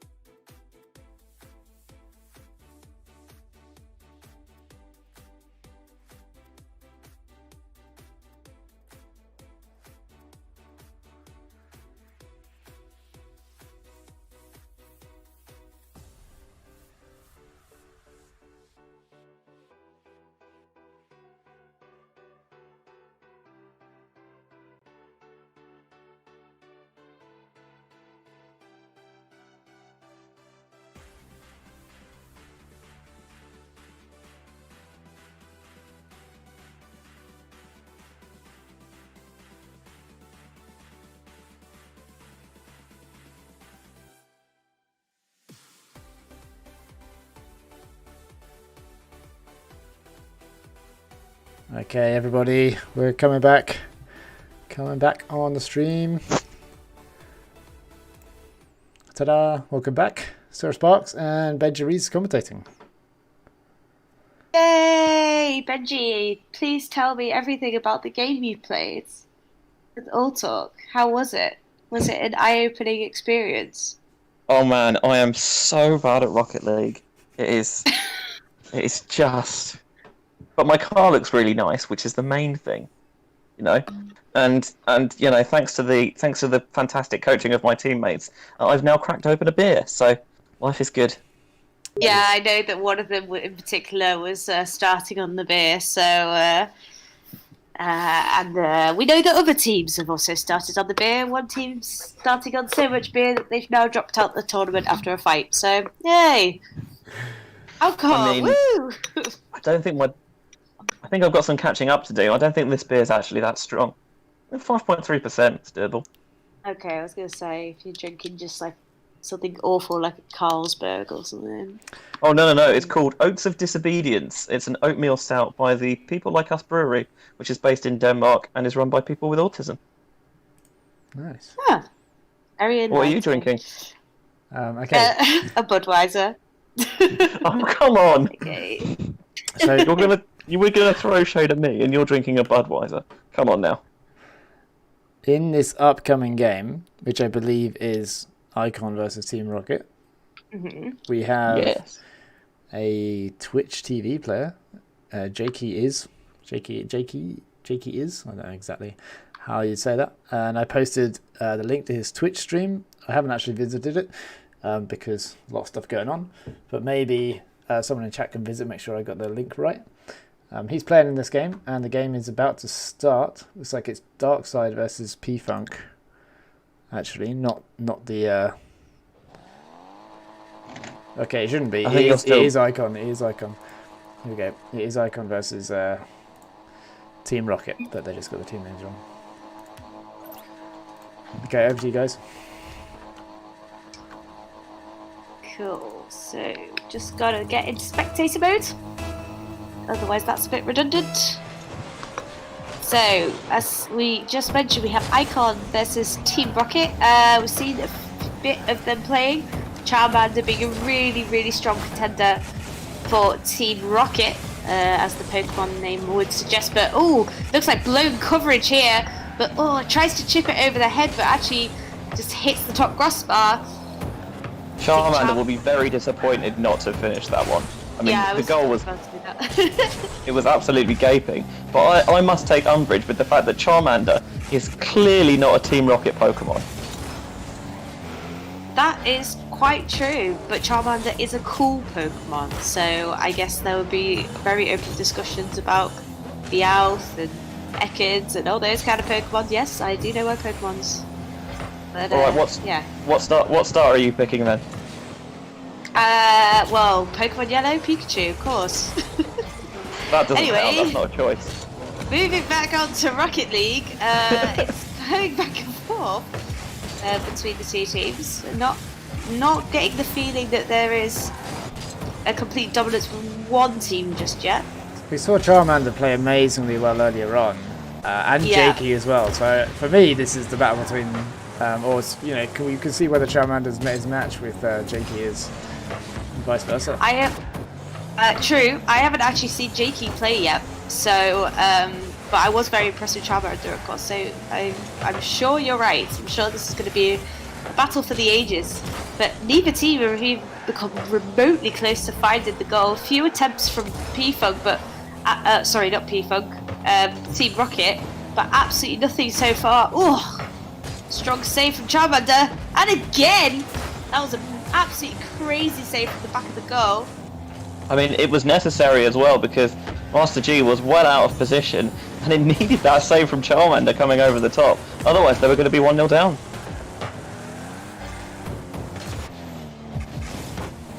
So, Team Rocket starting to get some shots on goal. Icon have had none at all yet in this game. Can't find any momentum to get towards the right end of the pitch. Playing quite an aggressive defensive game. And I thought Oh, thought Charmander was going to sneak it in, but luckily Red Prime was there to back them up. Nice little chip over to the long crossbar at the top, but snuck into the corner by Red Prime, and that is 1-0 for Team Rocket. Yeah, you could see him ride it up the wall. I think it was Percy who went to try and cut it off, but he got the angle wrong. Charmander got beyond him, and it was really well finished in the end.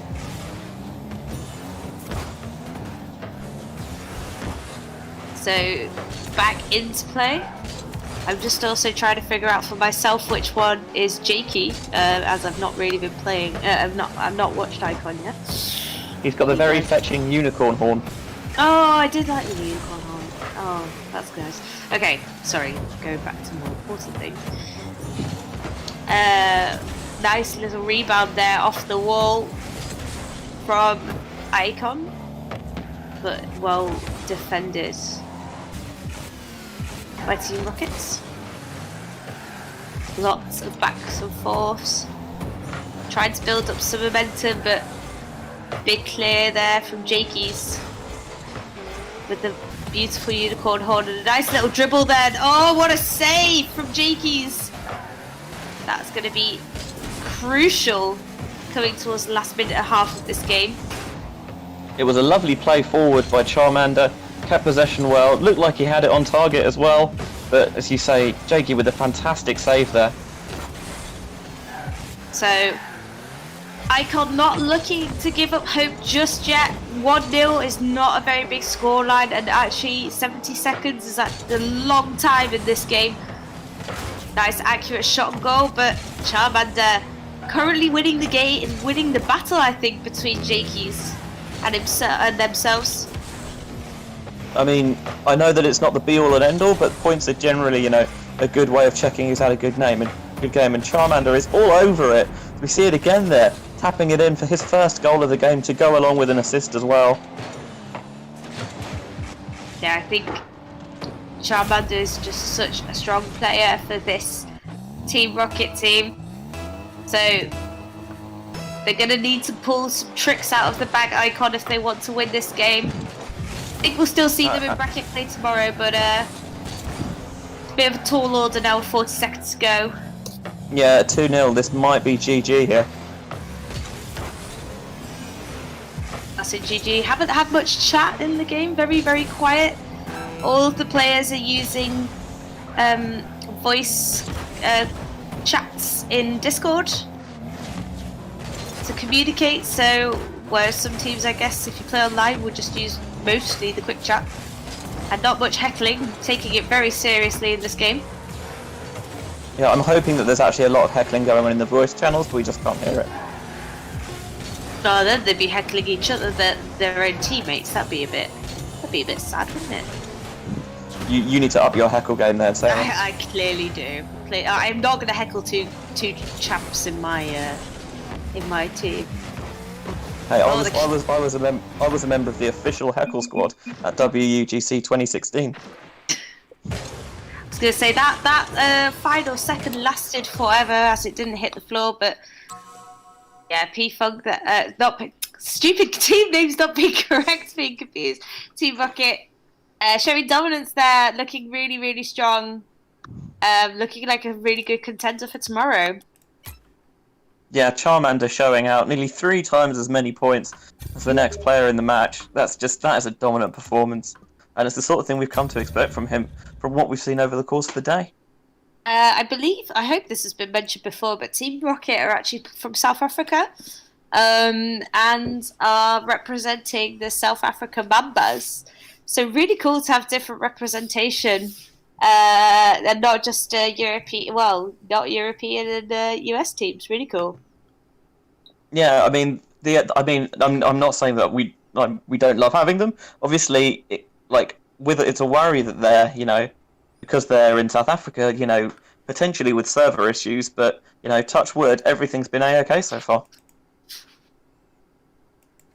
Exactly. So, moving on.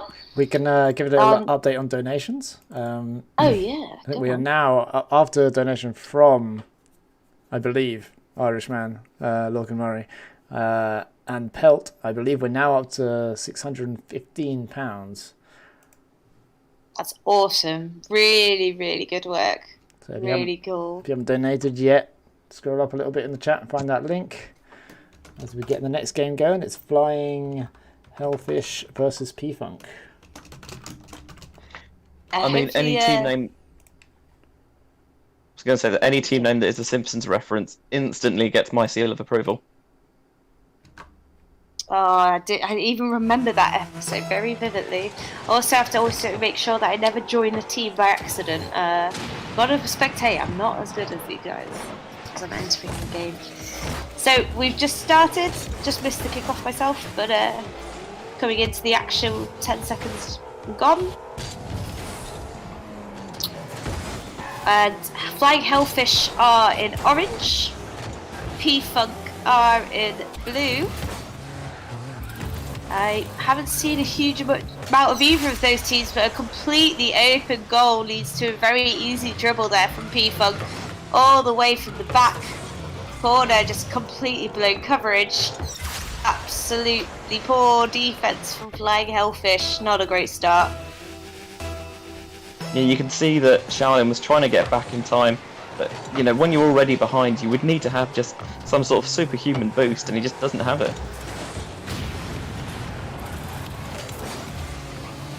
So, moving on. Bit of wall ball action, trying to find his teammate and find their teammate yet. But Taser kind of getting into position above the goal, and just three of them crabbing into the goal to make sure that it was all well covered, like a wall in a zone.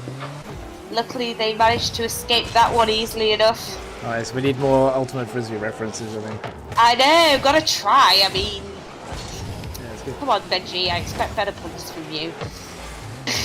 I mean, I can do it if you want, but there's a worry that when I start, I just won't be able to stop. Quite a simple goal there from Fighter Dad, getting the double bounce off the wall, complete double coverage. Oh, I mean, there's not, like, he's got three players around him, but he's just like, why do something fancy? I'll just jam it in the jam hole. The classic jam it in the jam hole phrase. Haven't heard that for so long. Oh, I miss Frisbee. Me too. By which I mean, I miss talking about Frisbee. Anyway, back to real sports. Back to real sports, and I discovered a lot about the eWorld sporting community today. We're back to Rocket League.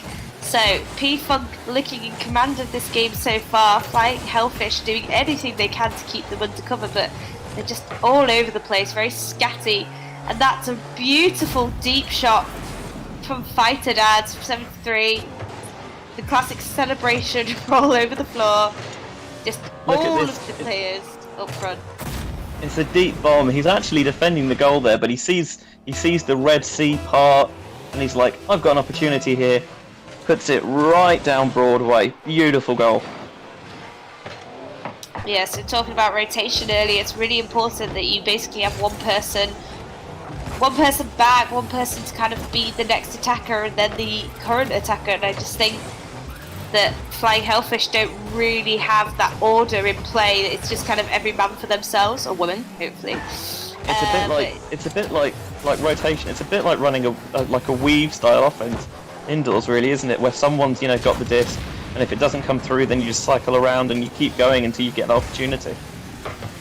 Love triangles, both in Frisbee and in Rocket League. So currently a blown coverage, but there's also no one to pop it in there for P-Funk. Yeah, it was risky.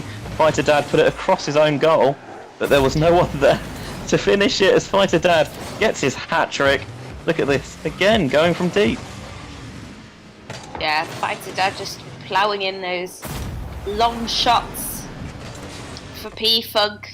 Clearly the MVP of this game so far. Just have a quick This is look. one of the risks with Rocket League, is that when you go a couple of goes down, you've got to be more aggressive, because in this format it's only a one game shootout. 5 minutes, you can't afford to get behind too much. So when that happens, you commit more, you leave yourself more exposed, and it's one of those things. It tends to be that you get sucked down the plug hole almost. Whilst you were talking, Benji, a bit of an uncharacteristic move from P-Funk, leaving an open goal there for Cheeks just to smack in a goal. So it's now 4-1, but can't help but feel that P-Funk are very much in control of this game. Yeah, it feels like too little too late. But, you know, you see it happen, you know, maybe you get a couple of goals in, you begin to lose a little bit of confidence, you just open the door and sometimes teams can barge their way back in.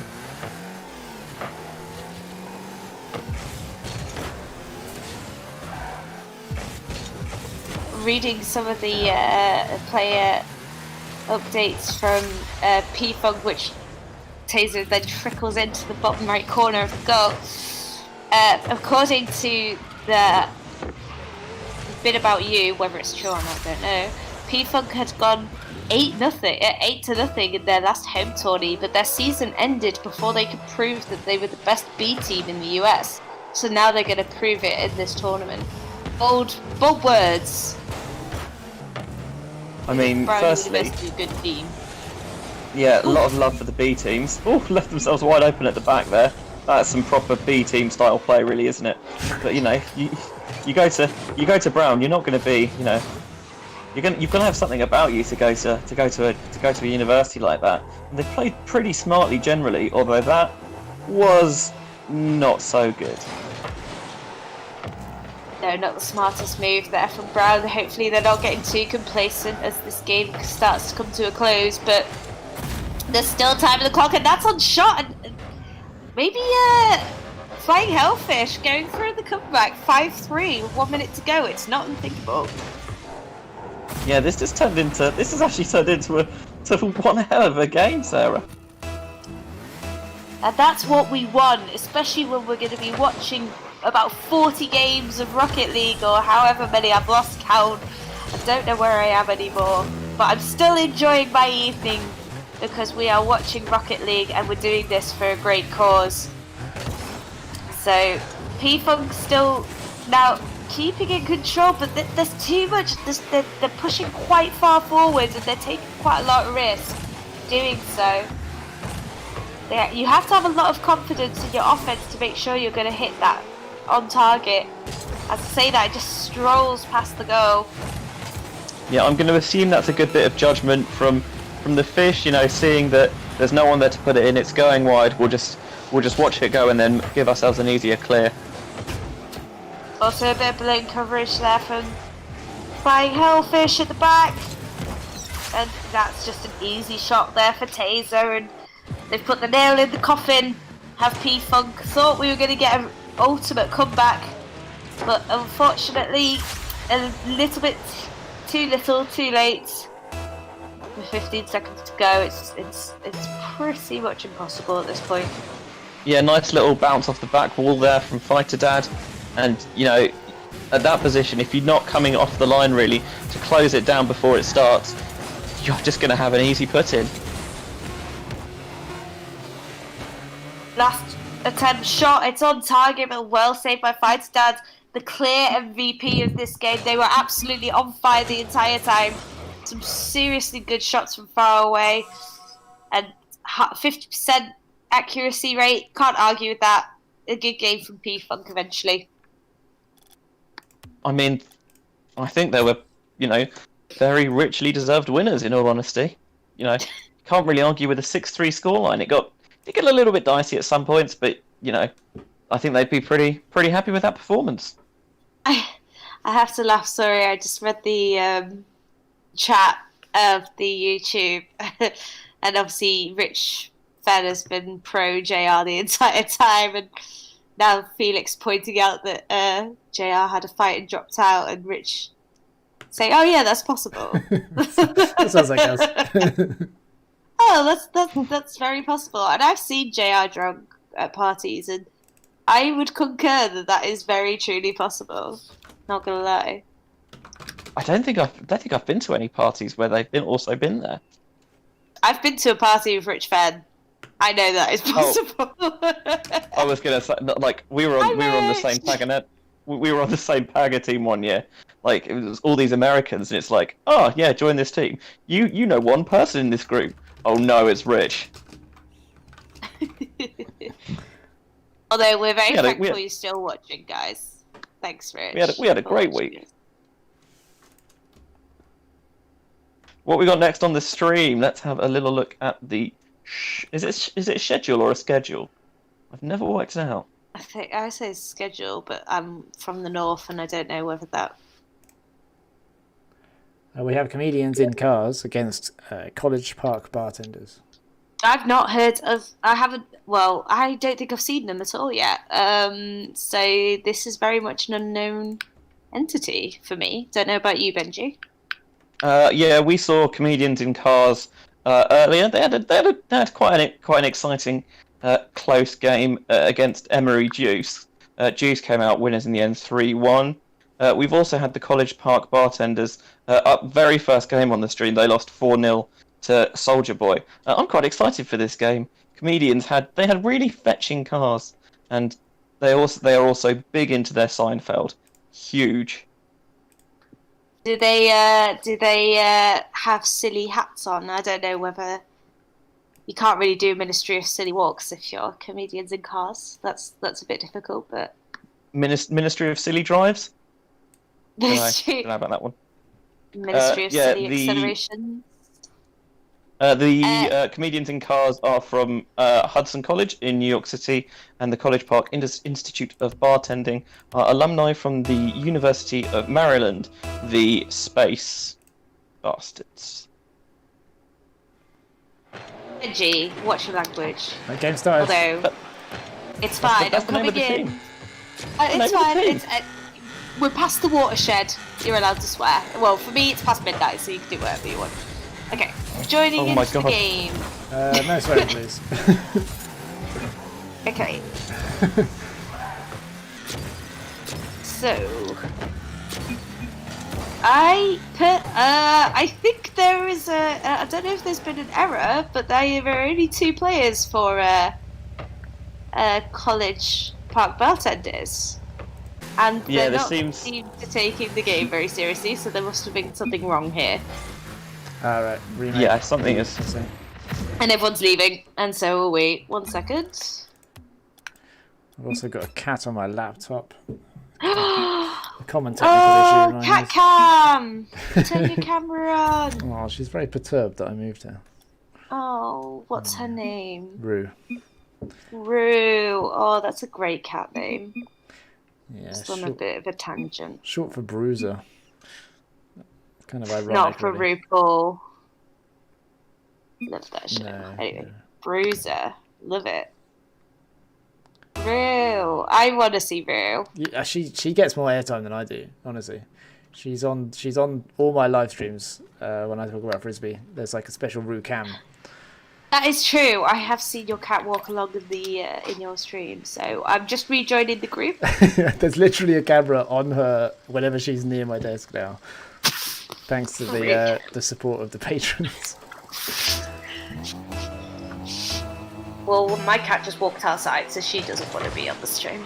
Okay, looks like we've actually got proper action on the way, so we must have just missed somebody off the College Park Bartender team.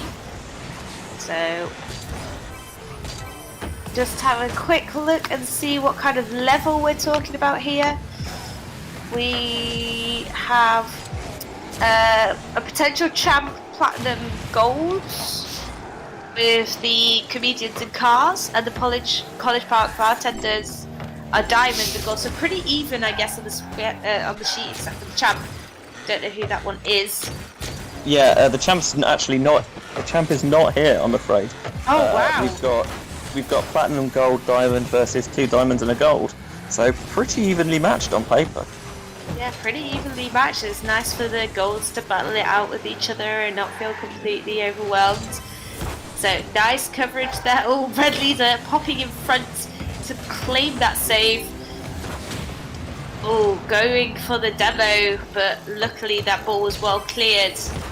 Right, Blue. It feels like the comedians are, they're having the better territory in the game. It feels like most of the games being played in the orange half of the field. I see a lot of patriotism going on here as we see P. Kramer scoring. I think they've all got the American flags on their cars, going for a classic American patriotism. You be proud of what you have achieved as you score 1-0 in this game. That feels like a very thinly veiled shot right now. But, you know, I appreciate that they're going all out, you know, with the red, white and blue. I mean, you would never see any kind of patriotism on that level from British people, so you have to give credit where credit is due. I mean, as a Brit, I can totally understand not being patriotic about it. Anyway, you're Dutch now. I will be if I have a choice about it. Anyway. Does that mean you have to cheer Team Orange in every game? Well, Benji, I don't know if you know this, but when you're doing commentary, you should have an impartial. You should have no bias. So I'm not biased towards the Orange team, and especially not in this game because they're losing. I'm just kind of like seeing what happens, just going with the flow of this game. But Orange really need to get their act together. Come on, you can do it. I believe in you. It does feel like the comedians have got a stranglehold. They're winning the territory game at the moment. Ooh, I thought Newman has slightly overcooked that save, overshot him and just got it with the bottom of the chassis. Yeah, they would have liked it to be a stronger save. They didn't clear it quite properly, but there wasn't anyone there to follow it up. A few whiffs going on here and there. Don't know what time it is currently for them, but if they're already on the beers, kudos to you, because it's probably only about 5 o'clock or 6 o'clock over there. I mean, it's always 11 o'clock somewhere. Not here. Anyway, it is in the UK. You are right. Good reference there, Benji. Anyway, Thank you. so a lot of chat going on for the bartenders. A lot of support in the chat for them. You got to do it for your fans. If anything, we've only 2 minutes to go. Still time, but it's looking just a little bit shoddy from the bartenders. Bit of a whiff and a miss by Costanza. At this point, you can see that comedians in cars are really just trying to do their best on the defensive level with their lead that they've built up. Oh, that's a nice shot, but it hits the bar. See, this is the problem with College Park. You're a couple of goals down, time's ticking away, so you commit forward more and you leave that opportunity at the back that the comedians couldn't quite pounce on. It seemed like it did all the hard work and then just didn't do the finishing bit. Maybe it's hoping to go straight in. I mean, I have heard it say that scoring is boring. Nice little Here we are. going on there from P. Kramer, and he's just, Oh. But that was nearly an insane save there by Red Leader. Did their absolute best to get in front of that goal, but they just kissed the ball at the same time. I think it's Seaver who's actually trying to come in and help out. Who tips it in for the own goal. That is grossly unfortunate. Come on, College Park. You know, I still believe in you. Do it for the binoculars. Let's go. So a bit of an open goal left there. Cars, but they're looking pretty confident in their own area. They've been much more aggressive than College Park bartenders. Also, really hard team name to say after several beers. Probably did that one on purpose. Other than the fact that their university is called College Park Bartenders, but okay, whatever. Benji, are you donating £1 every time there's an own goal? I am tomorrow. Ah. Well, I think that should have started today. All right. How many have we seen on the stream? I've counted at least 2. Yeah, I know. Yeah, you have to ask Felix. He's watched all the games. At least 2. I can remember one where someone had already scored a hat trick and then they scored an own goal. Balancing it out. Very, very, very chivalrous. Yes. Hey, that's a very, very commanding performance from the comedians in cars. playing soccer. Playing soccer, ice hockey. As I guess some people think that this game has also kind of got the tactics of ice hockey. And there is also, obviously, I guess most of the people who are watching are Rocket League fans, but there is also a version of Rocket League where you play with a puck instead of a ball. And that I discovered for the first time this week. Not the most exciting experience I've ever had, and I didn't really enjoy it. No. But Benji had a nice time. Well, I saw us when we were warming up yesterday. There was that massive cube that you were. Oh yeah, Heavy move the cube. mountain.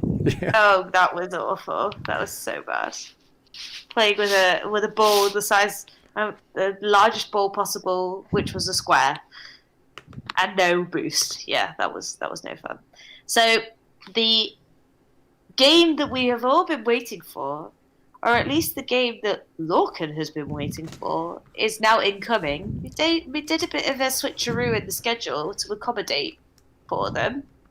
So the next game is Pelt versus Ringsend Bottlers.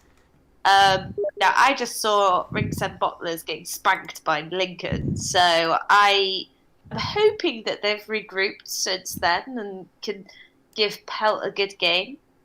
But last time we watched the stream, Benji, Lorco had a pretty good game.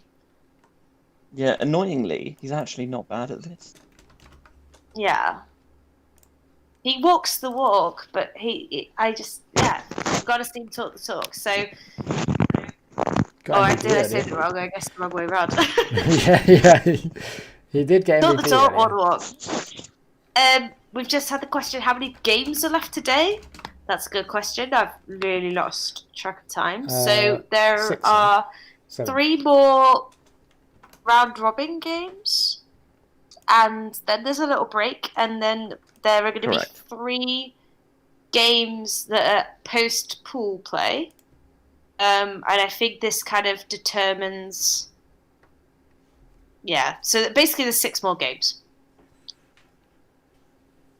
And I guess if all the games go to schedule, then we'll probably be finished in about 40 minutes. Now, I was wondering if we could actually get inside the Pelt Discord to listen to their voice chat.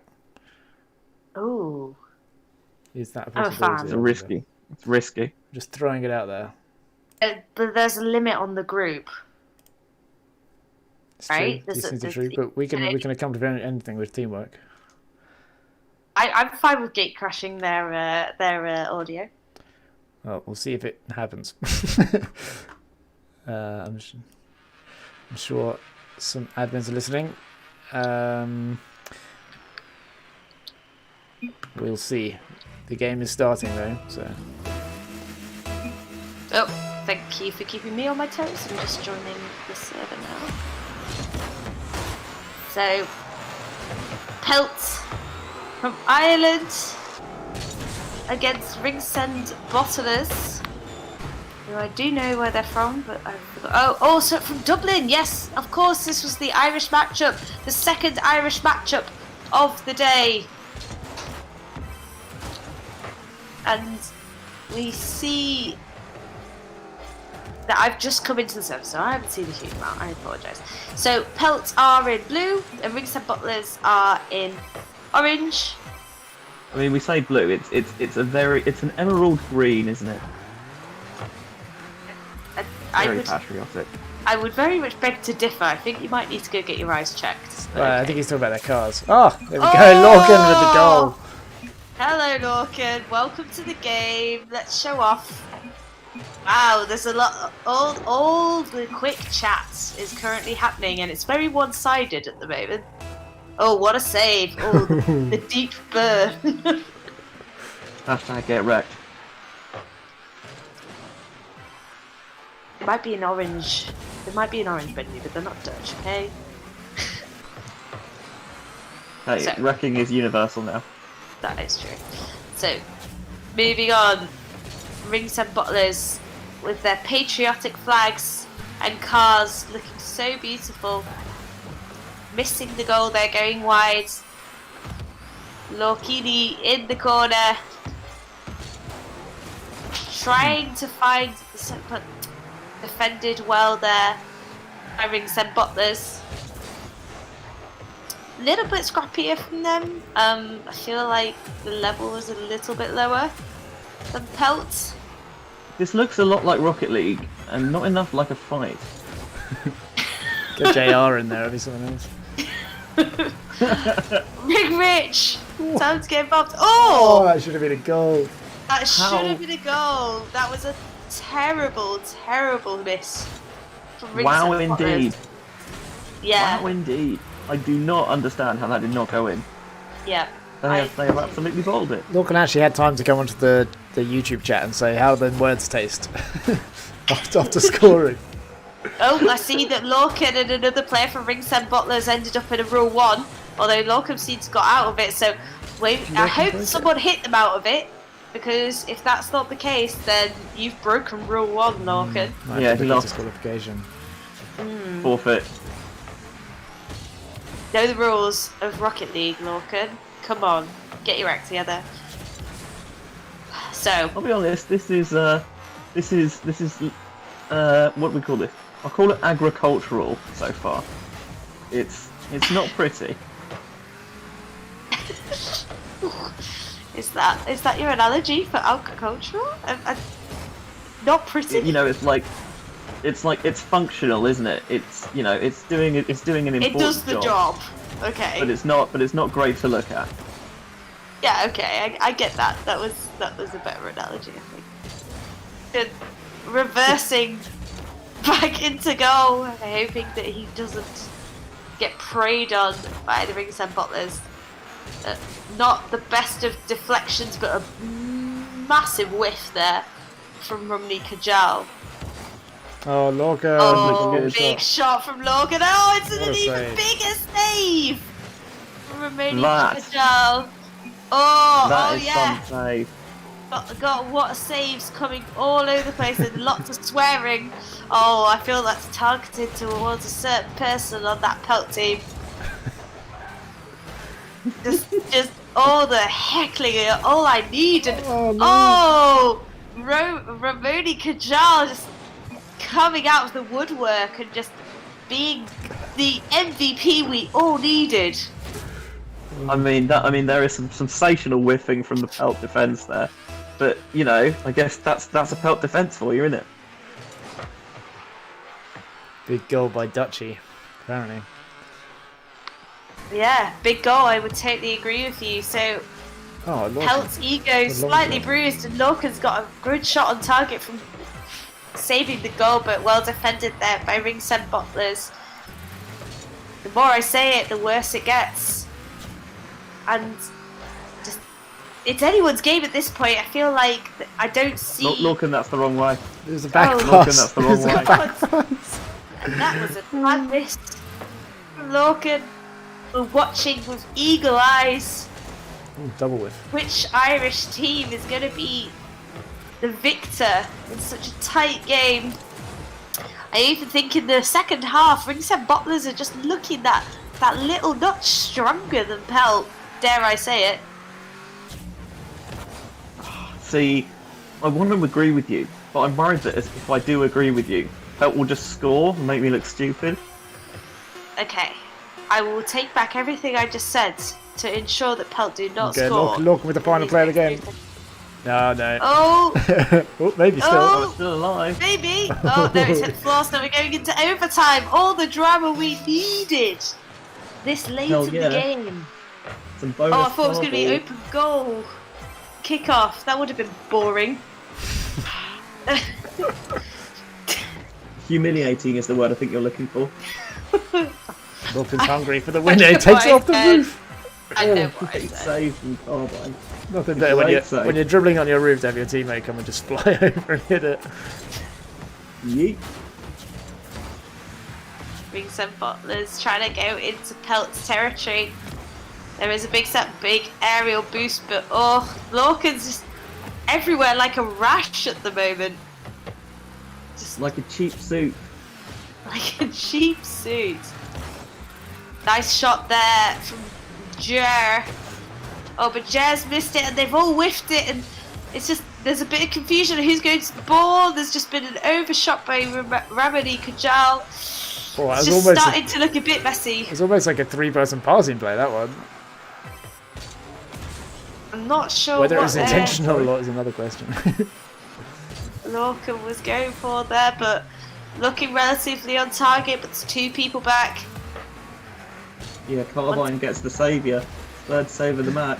Oh, that was an open goal. The 2 defenders collided, and then the shot was just missed. Here come the demolitions. I'm expecting more as this game continues. Just a bit of aggression and anger coming out from these teams. Just want to get it over and done with. Oh no! An own goal, I believe. That is the scummiest goal. Look at that, it just rolls along the back wall. So sad. I mean, There is a tiny tip on it from Gurr, and that's all it needs, and that's another £1 out of my wallet. Oh, poor Jer. Yeah, true that. But poor Jer with the my bad. It was your bad. It was no goal. Oh, the shame of it all. Oh. He was just doing it to raise money for charity. So, yeah, exactly. And speaking of which, we have raised £630, which added to your donations, Benji, will be at least £633, maybe £640. Lorcan has also said that was all skill. I beg to differ. But you played pretty well again. Not as well as the first game, Lorcan, but you were alright. Not your MVP, though. Not your MVP. MVP. Mental game. Yeah, sure. Okay. You tell yourself that. Cool. So, that was a bit of drama for the stream. What have we got next, Benji? Oops. We are sticking in the EU. We're actually going with another game from that same group. Are back on the stream, and we get a first appearance today for Project Echinacea. And that's exactly the reason I asked you to pronounce it and not me, because I can't pronounce that word. So I just refuse to say it. You said it beautifully. You live in the Netherlands. How difficult can it be to pronounce? No, not good. That's not the issue. I know. I know. Oh. So, obviously, staying up late to do this game. It's now 20 past midnight here in the Netherlands, and isn't it past their bedtime? Yeah, I was just about to say it's definitely past their bedtime. So, yeah. I mean, I'm surprised their parents haven't come in and ripped the PlayStation out of their hands yet. Well, here we go. The next game is starting.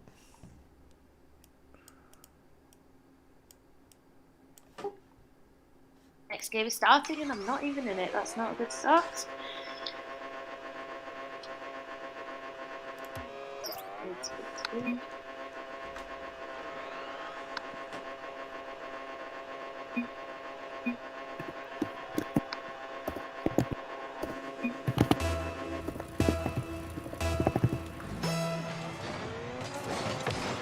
Am I in the right one though? It's definitely Roots versus Project Echinacea. Yeah, the only people that are here are me and Benji. Well, I'm that. And it's been an early goal with the Dutch Fash putting it in, bashing it in after 10 seconds. Oh, 10 seconds? Mm-hmm. Really sorry if I'm getting to the stream. It loaded the wrong one. Oh, that's a great touch. Oh, Bash. Unable to just defended on that follow-up. Robbie Williams tries to get it clear, but not far enough. Dragons, oh, he actually had a second bid on that, I think. Good save. And a bit of a whiff on the save, and a complete whiff on the shot, and then a lucky... Dragons kind of got clipped by his teammate as he approached his ball, but it kind of turned his car, which meant that he actually pointed it to the far post. So it worked out. Do we think I'm Robbie Williams? Is actually Robbie Williams? Could be. Just a technical issue from my point. When I try and join the private match, nothing happens, and it takes me to an empty match. Yeah. I can't really help you. 3-0 though. Well, and you're commentating, Felix. Okay. You can do colour as you watch the stream. Slightly delayed. It's going to be a quick... Well, it's going to be a long one, the way it goes in Rocket League, actually. The more goals, the longer it takes. Already 3-0 with 45 seconds down. The Dutch dominating. Eddie tries to get it past a couple of defenders, doesn't get it too far. Danny Phantom off the wall with the passing play. Not quite where Bash was expecting it. Eddie with a whiff. Aren't able to get it clear. There you go, Robbie Williams himself with the clear. Goes for the follow-up. Top, puts it up in the air. Dealt with by Danny Phantom, but it's not clear yet. Bash comes in with a double tap clear. Danny Phantom puts up the wall. He's going to try and knock it back into the centre. Not quite got enough on it to reach the far side, but Bash is there. I think a defender maybe. Bash maybe hit the defender into the ball at that point. We'll see from the replay. Oh no, he hit Danny Phantom into the wall. Into the ball. Wow. Calculated, of course. Always calculated.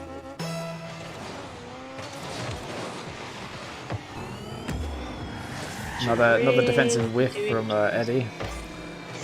Bash climbing up the wall like a spider. Dragons are defended by Robbie and then has a nightmare as he bounces around inside the goal of the opponent. The last place you want to be bouncing around. Danny Phantom with some physics-defying moves. Tough one to deal with now. Oh, and, oh, that's excellent. That's an excellent goal. I'm not at the level where I can do these moves. Goes up the wall, jumps off the wall to get an angle, and then boosts and nudges it in. Shout out to Gideon Bergbaum for no apparent reason. Robbie Williams gets shunted off the ball by his teammate, and then Bash just comes to punish them with an impossible to save shot at the end. Polar just ruthlessly trying to take command of the ball, and Danny Phantom coming in for an attempted steal again. 6-0, less than 2 minutes gone. 6-0. Oh my goodness. Eddie with another defensive whiff. This is a classic play. Oh, and they don't have the heart to just keep pummeling the goals in, or at least maybe they're trying to make them look good. If that one just clips the underside of the bar before it drops into the net. Dragons are really well placed, but no defender to beat in the end. So let's see whether we can get one on the board for Project Echinacea. It's not going in the right direction here as they bounce it off the backboard. And Sarah joins again. Yes. Oh, finally joined the game. Finally gives some commentation because Lorcan was still in the game, and that was the reason we couldn't get into the next one. Oh, Luke joins. Whiff and a miss there from Project Echinacea. See, I said it. But yeah, commanding lead from the Dutch. Shouldn't be ruling the Dutch out. They are a very strong team. Who do you think the best EU team is in this tournament? Oh, I'm not sure. I feel like there's some really good teams and then there's some really good players. As I'm watching it, they look like a more cohesive team. But if I think about Team Rocket, for example, Charmander's a really good player. So there we go. That's the goal from Polar Bear.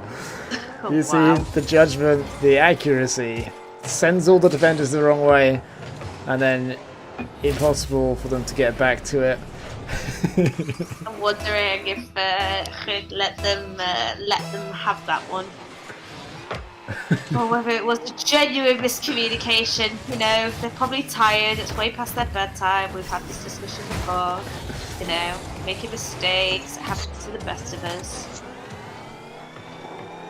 Charmander, he was on one of the North American teams, right? No, he was on Team Rocket, the South African team. Ah. So, Well, I think one of them's that's, South African. I think the other two are in Europe.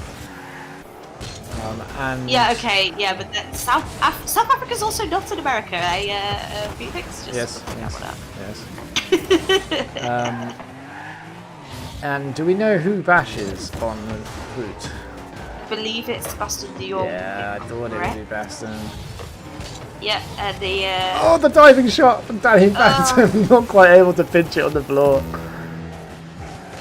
That would have been something special. I'm not sure who Danny Phantom is. I know that one of them, the other one's Tom Blossman. But I don't actually know who Danny Phantom is. Yeah, he gets played really well as well. Played really well. It's not all come from Bash. Oh, here he goes again. See, that's the kind of thing I've just never done. Never come close to doing that. And Dragons This are is just... complete... Oh, Danny Phantom is Baston. Oh, okay, so I wonder who Bash is. That's a bit misleading. I just assumed that would be Boston. Ah, interesting. Dragons got accused of throwing, but he puts that one away. Oh, the Dutch absolutely dismembering Project Echinacea here. Thank you, Luke, for supporting the difficult pronunciation of that word, especially after a few beers. It's even worse. But the Dutch... Mate, Sarah, they're Budweisers. You can't really call them beers. Wow. 10. Long shot there from Danny Phantom. Oh, the cheeky curl. And Bash, I thought Bash was going to get a touch to it, but... Tom Blasman, Bash. Playing Tom excellent game. Little Tom and Boston got a nice little combi going on. This is the biggest goal line we've seen so far, I believe. 10-1. Absolute debauchery there from Ruud. And I think we will be seeing them doing very well tomorrow.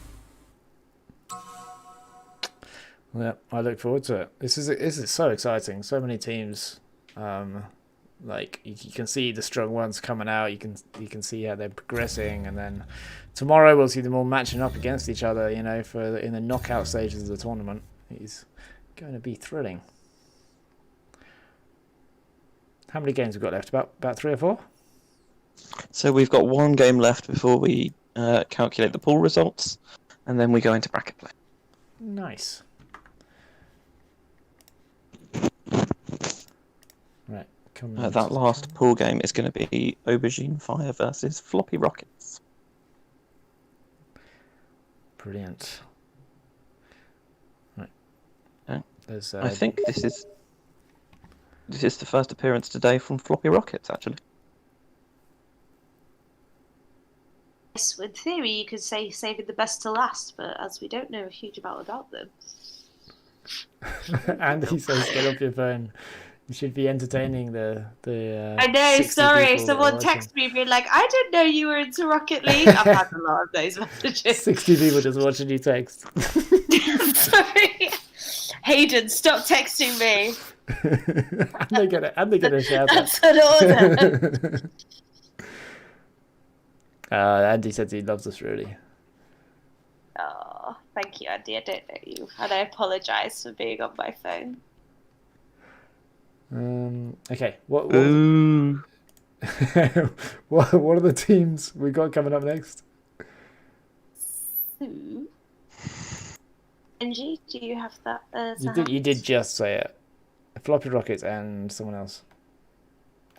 Floppy Rockets and someone else. Okay. Well, someone's just deleted. Oh no, sorry, I'm looking at the wrong part. Aubergine Fire. Aubergine Fire. From their Nottingham alumni. Yes, very confusing and not Fire of London like we all thought. Aubergine Fire. Yeah, because they've got 2 teams and one of them's called Aubergine Fire of London. Yeah, not to confuse anybody at all. Am I in the right game? Yes, I am. Aubergine Fire, Floppy Rockets. You should be. Game is about to start. I'm just entering the team names and stuff.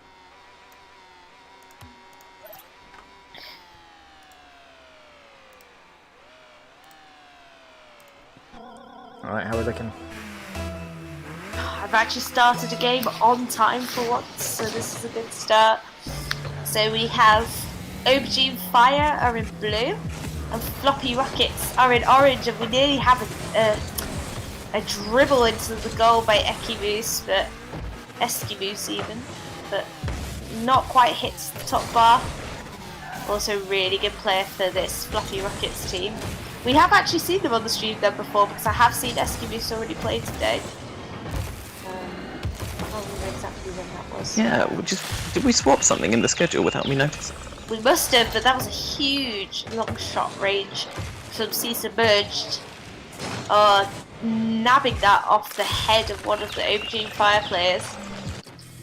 I was lucky. I wouldn't be surprised if, well, we'll see. We'll see. Maybe Aubergine will have a comeback in this, because that was a fortunate goal. That was not a fortunate hit, they do say that sometimes it's better to be lucky than good. That is true. That is true. Is it true? I don't know. Oh, wise words. Wise words from Benji's Floppy Rockets. Score another goal. I mean, if the first one's lucky, if the first goal was lucky, that goal was just good, wasn't it? Yeah, that was not luck. That was skill. I mean, I don't know who Mikey is supporting in the chat, but there's a lot of he's very upset. Let's just put it this way. I'm not really sure who he's supporting, but he's not happy about how it's going. So I'm going to guess he was supporting Aubergine Fire. That was a really poor clear from Aubergine Fire. One of their players hasn't even touched the ball yet. Has no points. So not the best of starts for Aubergine Fire. I think it's Saturday night, late on Saturday night, everyone's having a good time, watching some Rocket League. Oh, another lucky goal. In fact, now they're top of the scoreboard after not touching the ball. Now not touch the ball, then come out from the dark and just snatch the opportunity as it comes. And it was quite a good goal as well. 86 miles an hour, pretty quick. Like an arrow into the bottom corner.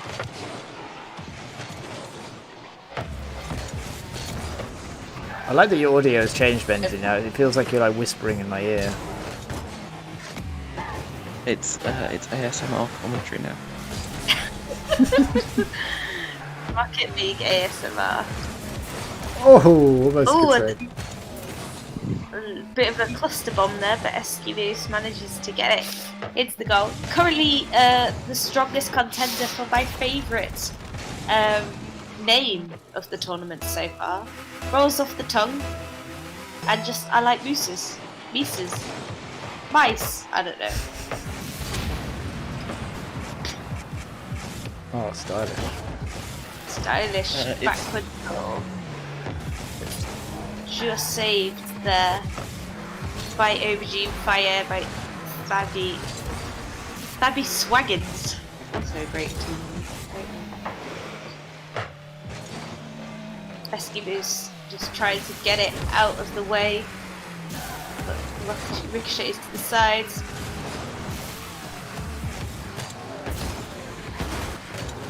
Domingo trying desperately to get back into defence, but looking a bit scrappy here by Aubergine Fire.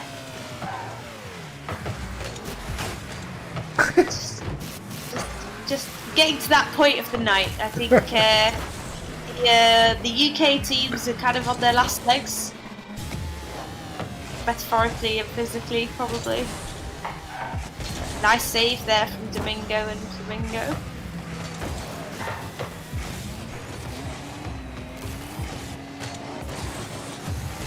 And I'm also just kind of wondering, Benji, how are you finding this camera action? Because you say that you find Rocket League sometimes a bit hard to watch, and I find this quite, how would I call it? Just, I feel quite dizzy watching all the cameras just changing direction. Yeah, playing with the ball cam actually does tend to give me motion sickness, which severely impacts my ability to play Rocket League. But I'm just about coping with this actually. Oh, I think I'm it's mainly actually because I don't have to finding... concentrate on hitting the ball. True, that is true, but I'm actually finding this quite dizzying in a way. Another attempt by... Oh! It's another cheeky goal there from Domingo Uno Flamingo. So, Aubergine Fire doing their best to try and get back into this game, but can't help but feel that Floppy Rockets are the stronger team here.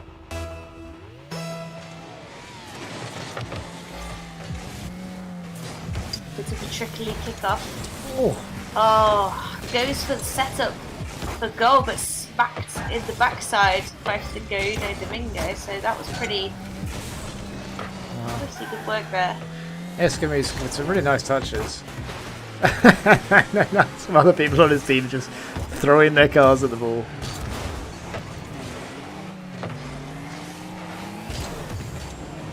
Oh, that's one good read.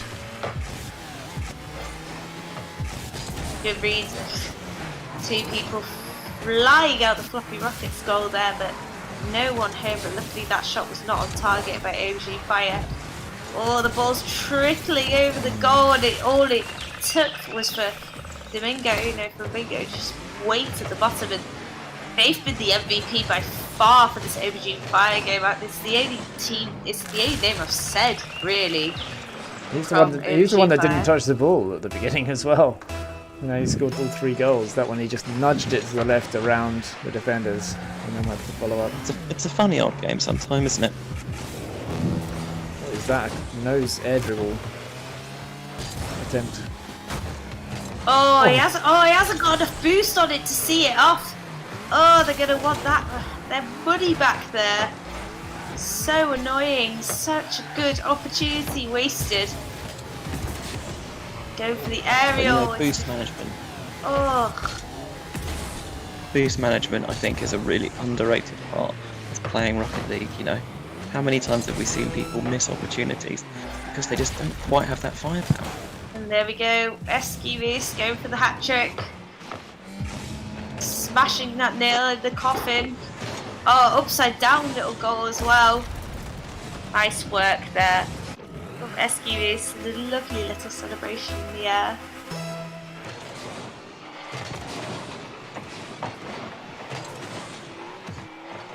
So Luke points out it was an air dribble off the ceiling that made me go like, whoa, earlier. Shot on target for Wagons, but who is it? Domingo Uno Flamingo. There they are again. Merlin nearly with the own goal. Sees Submerge saved him and saves me £1, but Domingo's there to turn it in anyway.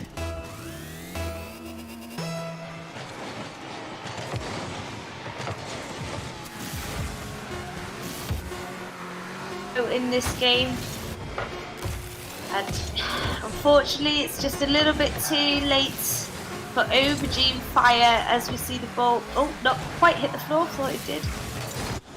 Now it has, and Floppy Rockets with the win there. Not sure what that means for the pools. I'm going to have to check to see the results in a bit. Yeah, I'll get the pools up now. Yeah, it'd be great. Let's get, what's this over here? Brackets. Okay, it might. Okay, if I do this screen, they're not quite big enough to see, are they? Maybe if I ignore the bit that says "be right back" or "be back soon." I'll turn off the music as well. Hey Felix, do you want me to explain like what's happening now in terms of those pools and who's going through? Please do. Yes. So what's happening is the top half of each pool goes automatically full. So for EU Pool A, that's Team Rocket, Floppy Rockets, Icon, and Juice.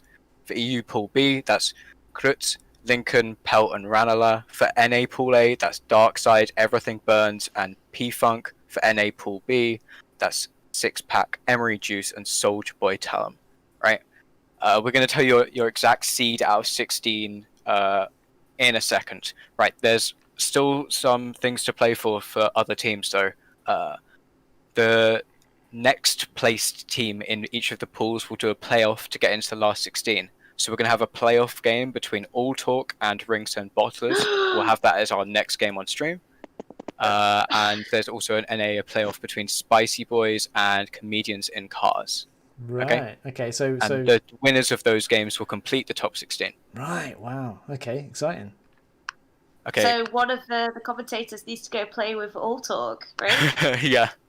Correct. Okay. We'll try and get those games.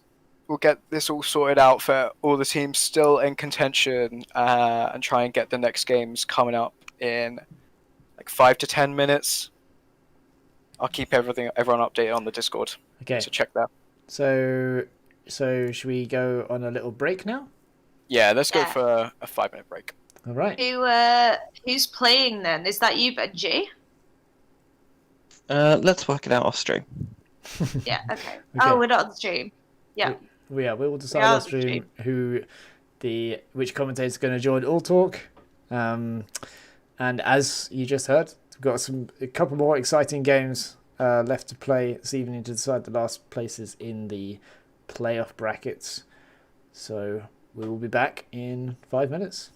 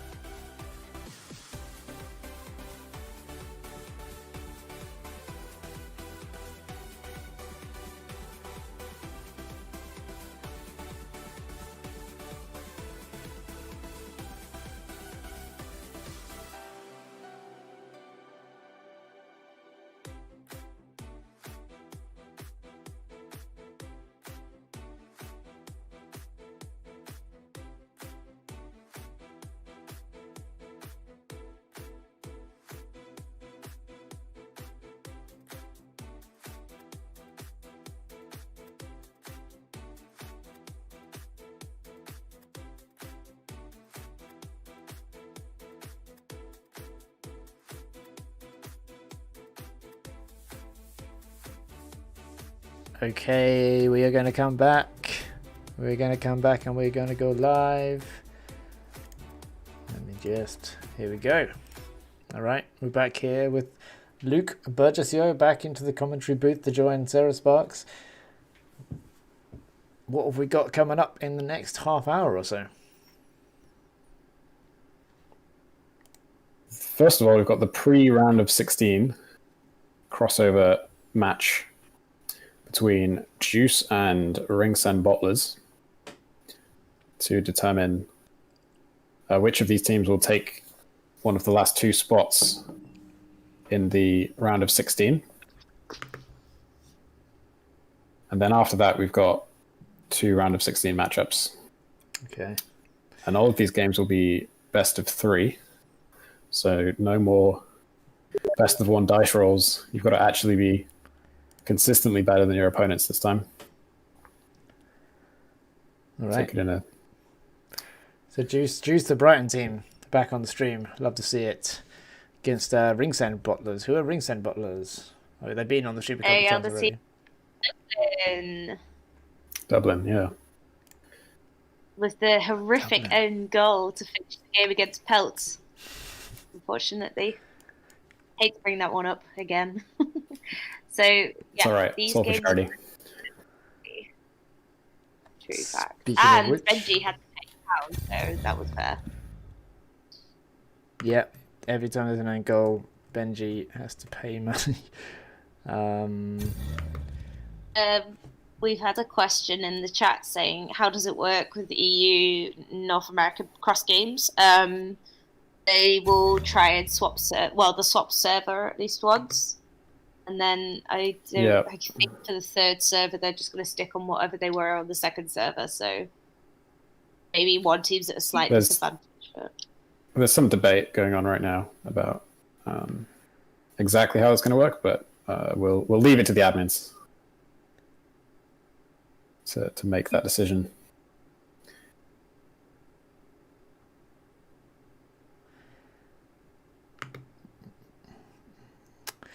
I'm just trying to locate the link for people who are itching to donate. Did you send it to me earlier, Luke? Yes, there it is. Got it. Yeah, it's up in the chat somewhere. Oh, here we go. The game is beginning.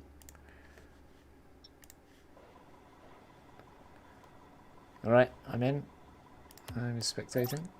I need to get the graphics off and then other graphics up. So it looks like Juice in blue. Okay.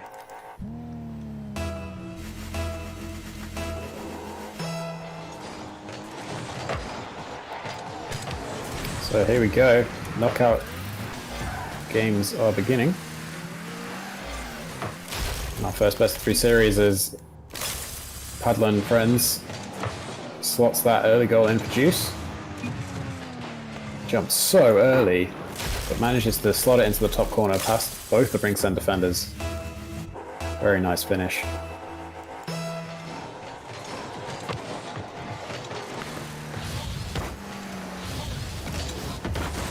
Wish Salmon pinches it into the box, cleared by Jer.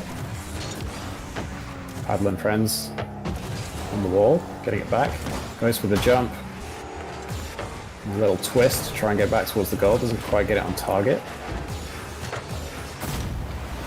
But Foolish Salmon sticks it in the back of the net.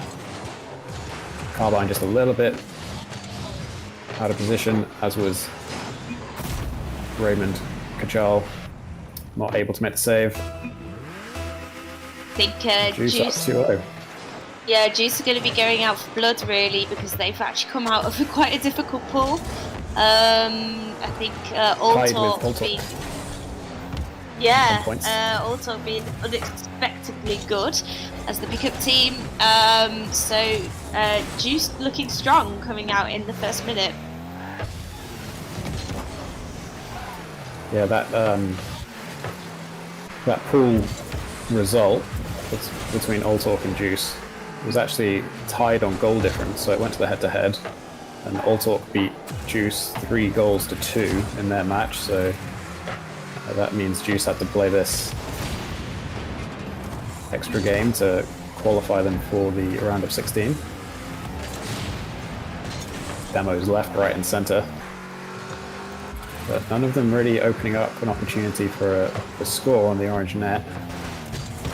Ringsend managing to hold strong. Having friends up in the corner, manages to get the ball into the center, but no one else from Juice is there. Tries to be Jangles with the center ball. No one follows up. There's an opportunity now for Carbine. Has an open net, doesn't quite get it on target though. And nobody's willing from Ringsend to push up and keep the pressure on. Go is just sitting in the goal, not willing to leave. And what a double touch from Paddle and Friends. Off the backboard. Into the goal. Beautiful ball control, great read. And Go was just sat in awe watching that ball sail into the net. I mean, it's getting late now for us EU players. It's Saturday night. I don't know what people are doing at the same time as this, so wondering whether concentration in general is starting to wane as the night goes on. Potentially, but these are experienced gamers, surely used to long night sessions of Rocket League. And you have to wonder whether if this was an Ultimate tournament, would they still be up drinking at this time? For sure. There we go, what's the problem then? No excuses. That is very true. On target from Paddle and Friends, but Go was there. Tries a bit Jangles with the centre ball off the backboard. Foolish Salmon's there, but skies it. Bit of a let off for Ringsend as they get to put some pressure on of their own. Paddle and Friends tries to control it off the back wall. Can't quite manage to. Go completely whiffs. And that attempted centre ball, giving Paddle and Friends the opportunity to dribble down the wall. Gets boost and wastes most of it just boosting into the ground. Centre ball from Chesby Jangles. Can't quite follow it up. Nice clear from Gurr. Now Gurr with the shot. Paddle and Friends was up for the backboard touch, but doesn't quite get there. But again, nobody from Ringsend is willing to push up. It's just been one player, and the other two back can't even defend the goal. Carbine was up for this. Couldn't make the play. Couple of Friends just going all out for Juice in this game. Really wanted to come into the top 16 bracket. With the 50-50 long goal. Yeah, so not looking good for this first game, but they do have another game to redeem themselves. Yep, this is a best of 3, but Ringsend are leaving themselves with a lot of work to do if they give up this game. Foolish Salmon misses it, but Paddle and Friends is up. Not able to get much power on that ball though. Romany tries to clear it, but ends up just poking it into the wall. Another good 50-50 win. But Ringsend not able to turn that into a goal just yet. Nice pressure from Gurr on the wall. Not quite able to get it ball into the net as it goes across the front of the goal. Paddle and Friends clears into the Ringsend half. Not able to find a teammate to keep the pressure on. And there's another shot from Paddle and Friends. Up nice and early. Rolls the front of the car just to get the ball on target. Hitting right with the nose, right over the Ringsend defense. Beautiful finish. Let's go, Charlie. I think that was Charlie. We just had a comment from Jer in the discussion of the Discord, and they said, "Can a team forfeit after the first game?" So clearly feeling very optimistic about his chances. Oh dear, poor Ringsend.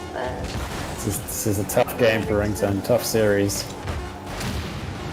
But we've seen bigger comebacks than this before in Pro Rocket League, so Not with they two should have faith. No, as a series comeback, not in the game. Of course. We've seen outrageous reverse sweeps in professional Rocket League. They should have faith, but That was a fantastic showing from Ringsend. Make sure you're ready up, Sarah. Yep, have done. Good stuff. Oh, I should do that as well. So we'll see if Ringsend can gather themselves for this second game and put on a better showing than we had from them this game. But Juice looking absolutely on point. They've showed up. They're ready to play. They're ready to show us what they're made of in the round of 16.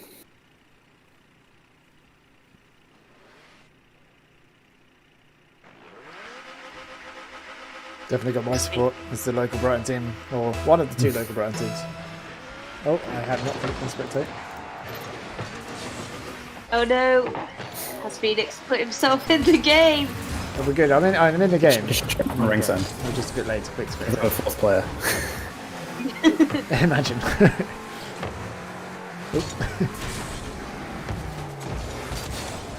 So what can Ringsend do this game? Need to see something special. More than nothing. Yeah. Need to see a little bit more aggression.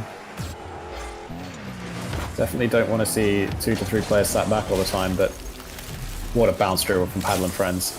Sticks that right into the crossbar. Look at the control on this. One touch, and then just after the bounce on the half volley, on that second bounce, sticks it right in the top of the goal.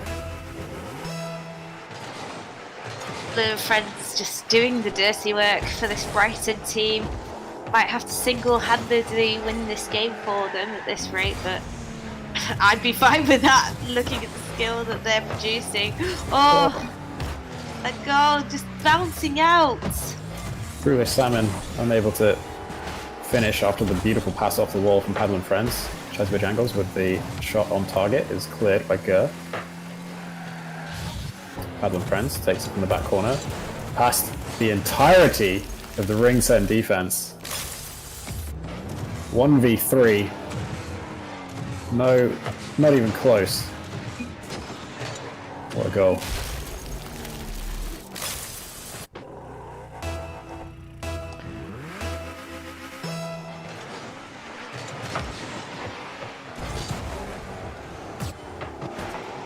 So Ringsend not doing much better this game than the previous one. As Gurr did have an opportunity, but just not enough momentum to take that past the final defender. Paddle and Friends sees the net, puts the ball in it. Currently at 100% accuracy rate, Paddle and Friends. Doing all the work here for this Juice team, and their teammates have barely touched the ball. Yeah, a heavy touch from Carbine, setting up that goal perfectly. So Paddle and Friends decides to just go and demolish one of the Ringsend defenders to assert their authority on this game. Do you see that sometimes when one team is playing significantly faster than the other team? They will just end up demolishing the slower team players because they've got so much more momentum. Again, all 3 players from Ringsend in goal. As everybody misses, the Foolish Time gets the touch. Nice save from Gurr. Paddle and Friends not able to clean up the loose ball. Bit of a double commit in this back corner as Juice look a little bit awkward for the first time this series. But great control from Paddle and Friends to get that on target. A pinch off the floor, but a missed save. Carbine gets his first goal of the series off the pinch with Gurr. Beautiful long shot. Not able to make the aerial save. Give a bit of life into this Ringsend team. Only 2 Well, goals hopefully that will behind. inspire them a little bit. Even if it was a slightly lucky pinch goal. A bit fluky. Chazbo Jangles up in the air, just taps that into the net. No problem. Raymond just snuck out of goal A little bit too early, not able to make the save.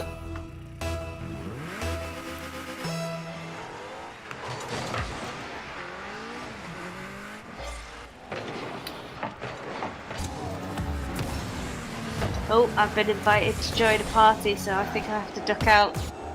Alright, good luck in your game, sir. Oh, Good luck, have fun. thank you. I'll see you later. Let's get all talk to quarters. Shot on target from Foolish Salmon, saved by Carbine. The pressure is all in Juice's favour this game, once again.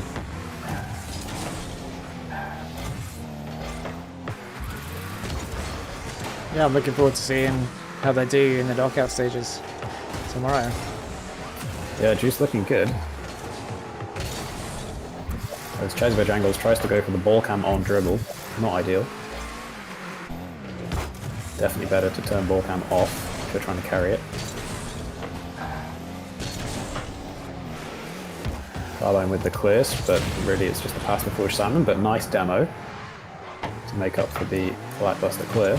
And now they get a chance to look at the Juice goal. Unable to make anything of it though. Paddle and Friends. Centers off the wall.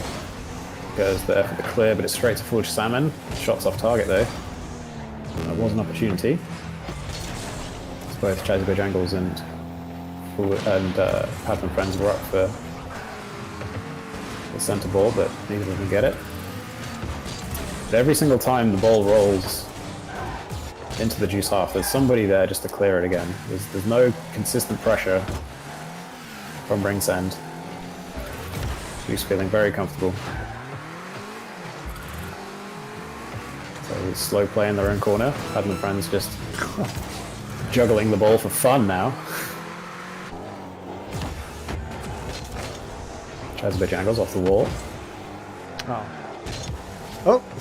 Tries to pass it back to Foolish Salmon, but it doesn't work. Carbine. And that is an own goal, I believe. Yeah, that's £1, Benji. He actually, Chesbo actually got around both of his teammates there, and then left it. Yeah, Carbine with the physical play to force the own goal, very nice. So it's good to see they've got 2 consolation goals this series, at the very least. Oh, might be 3, as Gert chips it over the top, but nice save from Paddle and Friends. Are we going to get the triple team dribble? No, not quite. Will they try and keep it up? Rule 2 of Rocket League. Didn't do very well. I'm playing keep you up at the end of the game, but well played from Juice.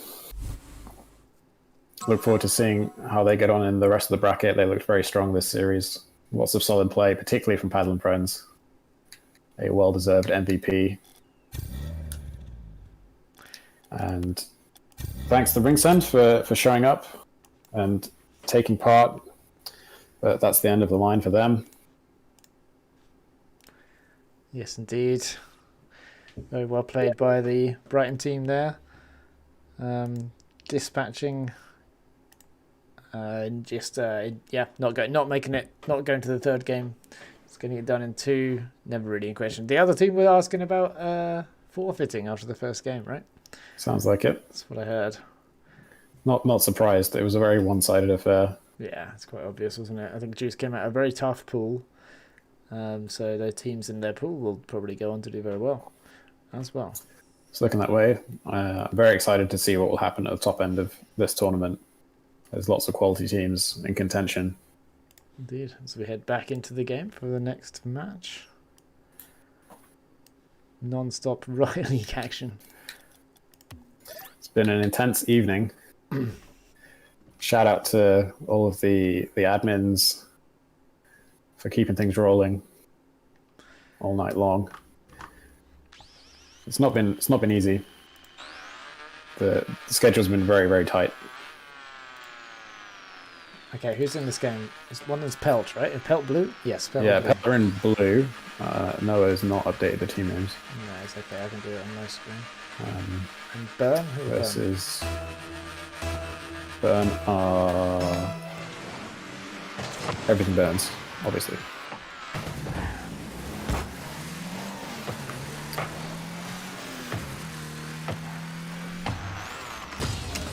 So these teams coming into this are seeded 7th for Pelt and 10th for Everything Burns. So this is the closest round of 16 matchup that I think we've got going on at the moment. Very interesting to see who comes out on top.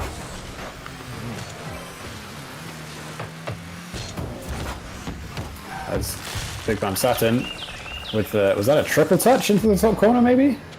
Was it? Let's see. Let's have a look. There's 1, 2, and 3. Triple touch off the defender, then the crossbar, and then into the goal. Great way to start this game off. There's a fake kickoff from Help, interesting choice. But they do get possession, but will they be able to do anything with it as Big Bam Stam is piling the pressure on once again. Yamsen's up. Gets the ball in the center, but comfortably cleared by Reservoir. And Tom to the back corner.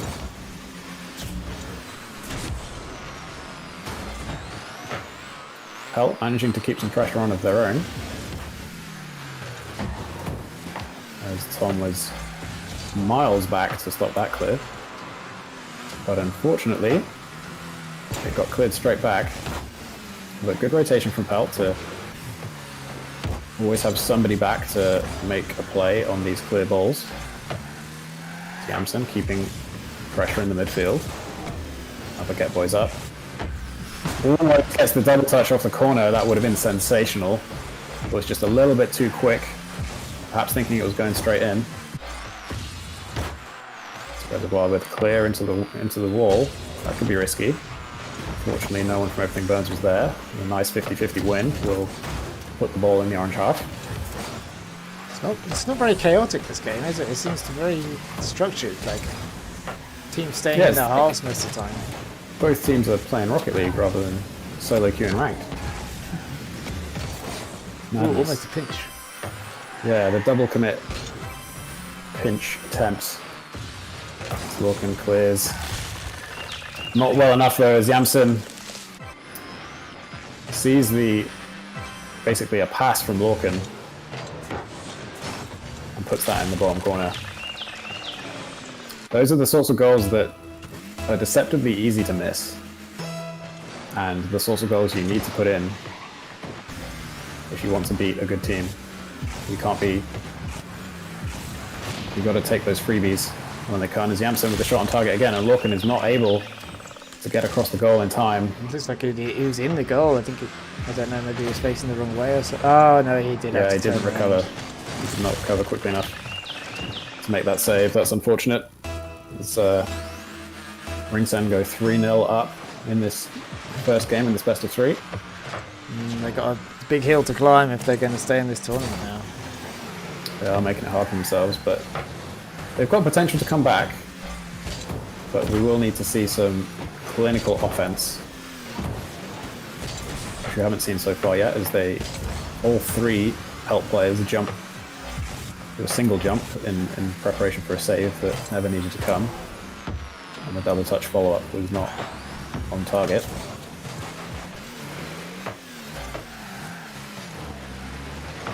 Players scramble in the corner to try and get something on target. Just off the crossbar from Tom. That's unfortunate. Yamsen with the mind game. Reservoir missing off the corner, but fortunately Lorcan is there to clear. Yamsen off the wall, doesn't manage to get that on target. Could have been an opportunity, but it was a tough shot.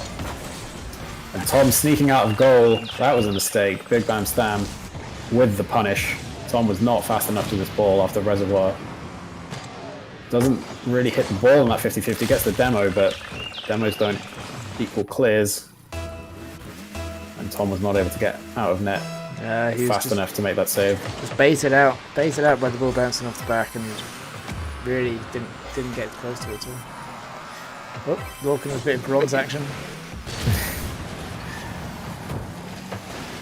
Good stuff from Lorcan, love to see it. It's like cockroaches going up and down a wall, isn't it? When bronze players, especially when there's two going. They just cross over each other. Yeah. But even in high level games, it's amazing how many times players whiff on the wall. That's good to Especially hear. when you start playing Rocket League, like driving on the wall just seems completely insane. I used to always ridiculous. just turn the wrong way. Oh yeah, for sure. And I'm sure if you tried like aerialing upside down, you'd do exactly the same thing. Even though the controls are the same, they're inverted in exactly the same way. You still just need to practice and get that muscle memory for remembering which way is left and which way is right and which way is up and which way is down when you're inverted. Yeah. As walking with the softest 50-50 you'll ever see in the air, but oh, what an angle from Big Bam Stam. Very nice, just drops it in over the defense long before they get up for it. Under the crossbar. Very, very nice thing. Everything Burns, they're just playing so much faster than Pelt this game. And that's really where most of these goals are coming from, just being at the ball way sooner than the Pelt players. As Baguette Boy, 1v3s over the top. But what a save from Lorcan. Yeah.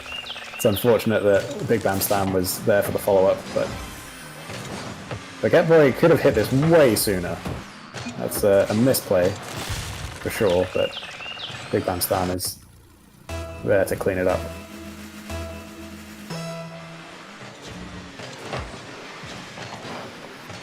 I can only imagine that Baguette Boy did not realise Lorcan was there, as probably had ball cam on and wasn't looking around to see where the L defense was.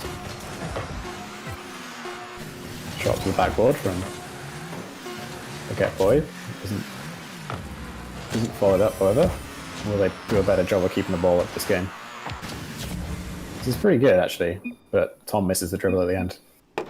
And it's not Ringsend that won, it's Everything Burns that won. Yes. Can we get the team names changed this next game? Admins, please. Well, I don't know whether they will be able to.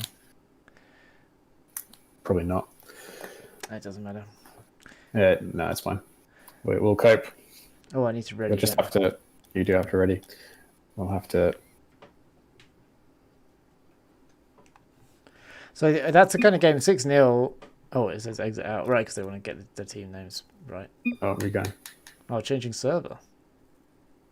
Oh, that's a good point. Lorcan says in the chat that the trap is set.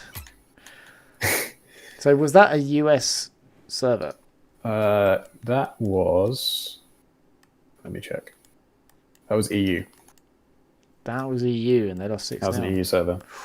Yeah, so Pelt have got awful lot to do. As you'll have to let me know when the game is starting again. Oh, I've done the. Has it been remade?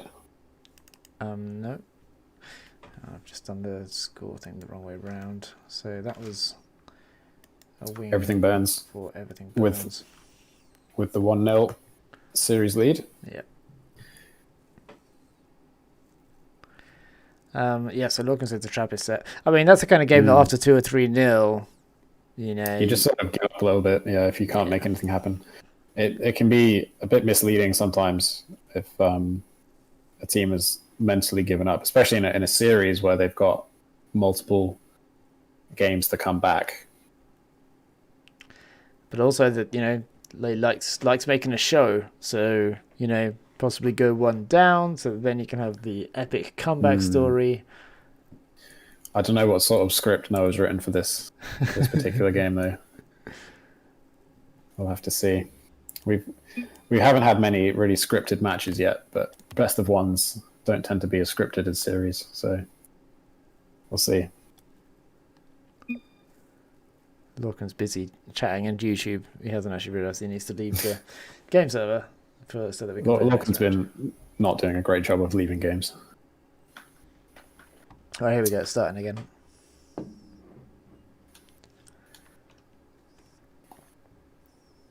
All right, US East.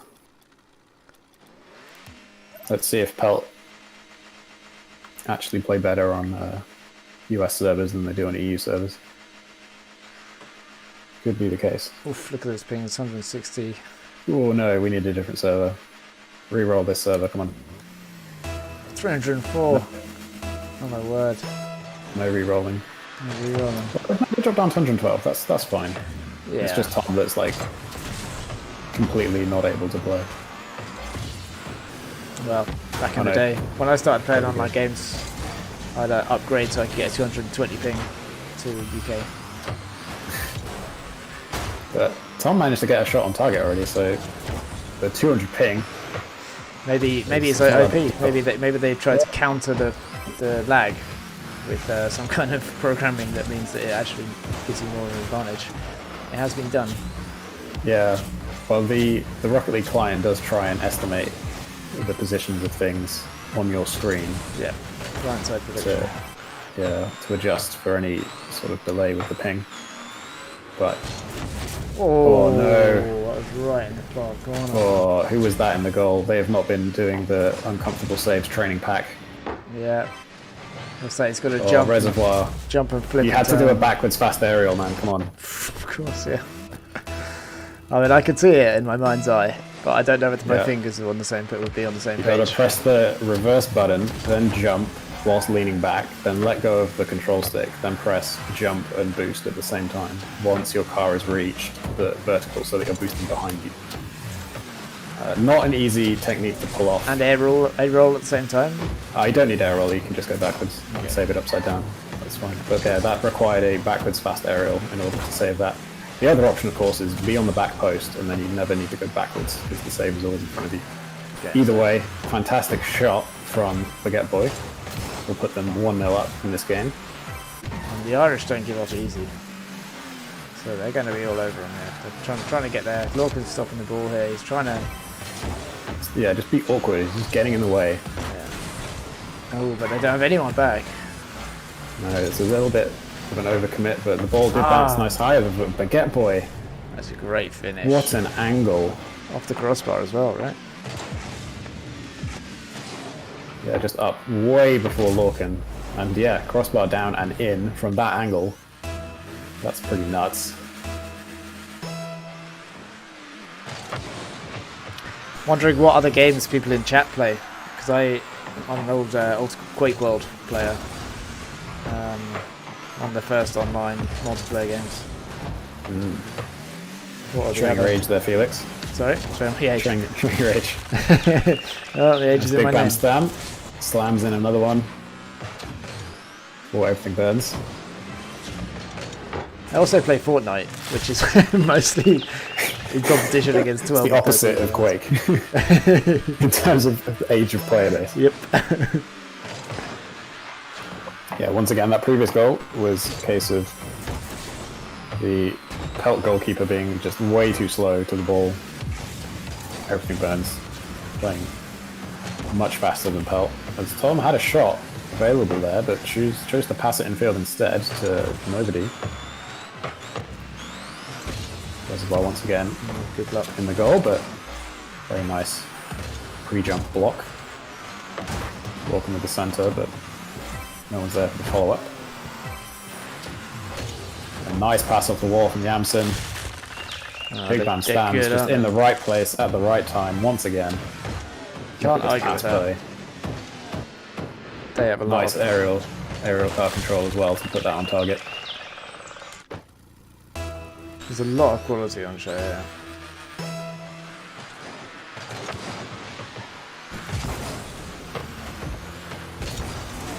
Valorant is mentioned in the chat. Some kind of game called Ultimate Frisbee. I thought that was like something to do with like dogs at the beach.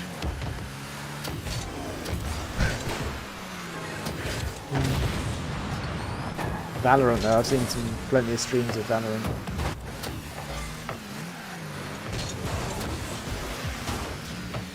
But it looks like the Irish are going to exit from the tournament this game. 2 minutes left. 5 goals down now.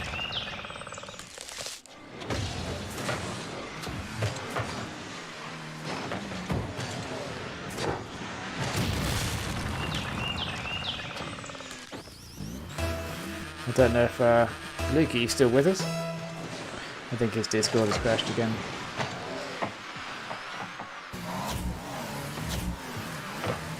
I wonder how a Fortnite tournament will work. I think you have to have like special rights to have a Fortnite private match type thing going on. Lorcan with some backwards play, little scene. Oh, the great save there from Lorcan. Can he get to this one? Yep, some sideways play this time. This life's been made very awkward, and off the crossbar again, just not quite to the underside. As much of the underside as he wanted. Counter attack from Pelt. Cut short by Yamson. Is he able to finish it off? Oh no, Lorcan gets across for another block. Nice save from Lorcan. Oh, welcome back. Let's see if Pelt can make something happen on this counter attack. But Baguette Boy is won that 50-50. Gets the ball right back into the Pelt half with a chance on net. Yamson shoots that a little bit too close to the ground. Bounces up into the crossbar.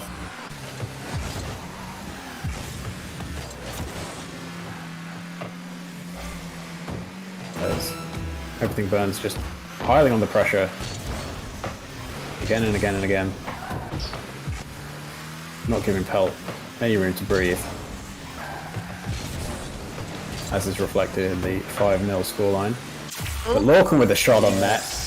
Bottom corner, Baguette Boy not able to do anything about that. No problem. Ooh, yeah.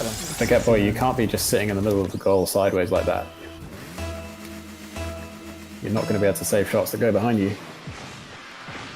As he completely misses the kickoff. Interesting choice. But Reservoir puts that into the crossbar and then onto the backboard. There's definitely an opportunity for a kickoff goal there. Yeah. Not that it would have made much of a difference. As Big Man Stam, final shot of the game, hits the crossbar. And GG's. Everything burns. Just on time. Great work, Sarah. How was the game? How was your game? Well, the first game we were on an American server, so we were just two of us from Europe, so really struggling. And we lost the first game 7-3. We lost the second one 2-0. And I had a goal that just hit the floor just as it was going in on the final buzzer. Tragic. Yeah, so, well, that's all talk out of the tournament. All talk out, yep. Had a good run. But did really well, really completely thrashed Seed. Yep. So can't really complain. And I guess we're in the last game of the night, right? Yes, indeed. I believe so. Oh, delirious. Icon versus Emory Juice coming up. This will be a good game. So Icon are potentially the top seed in the tournament. Or were potentially the top seed in the tournament, but they're on 8th now. Did they... Oh yeah, they lost 2 games in the pool stage to Team Rocket and Floppy Rockets. So, but I'm still putting them in contention for semis.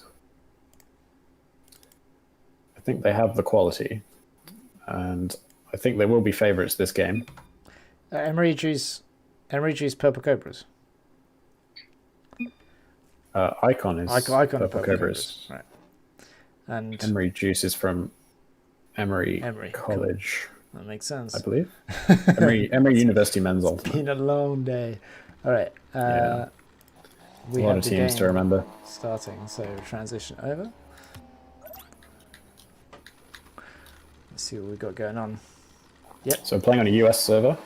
We've got Jakey's For this first game.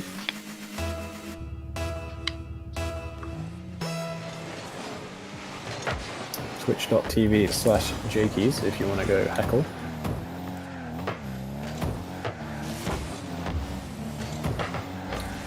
There's Ice the Daddy with a early attempt on net. But saved by Icon.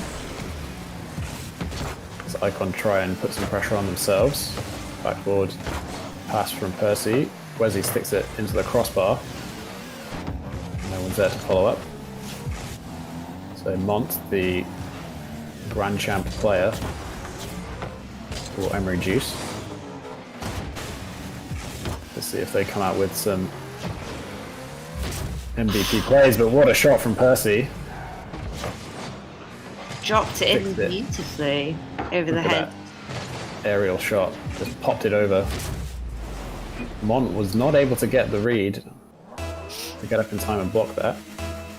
They won't be happy with themselves there, as Mont seems to be disconnected, so that's not ideal. Oh no, they're back. They just decided to stand still on the kickoff, which is an interesting strategy. Well, they're chatting about whether it's supposed to be EU, NA, EU. Oh. Thought that had been decided already. Maybe not. Where's he? Off the wall. Gets into the centre. Jakey's with the shot that was a little bit wide. Ice the Daddy. Gold League player trying to dribble. Bold choice. Wezzy with the long shot. Percy tried to goal steal but couldn't quite get there.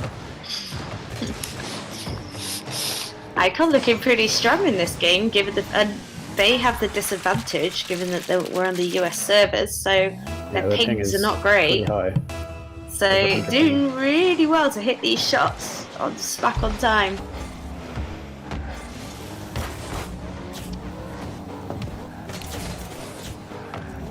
The ball goes into the Icon corner. Monty with the play off the wall, hits the backboard. Can you get the double touch? No, they cannot.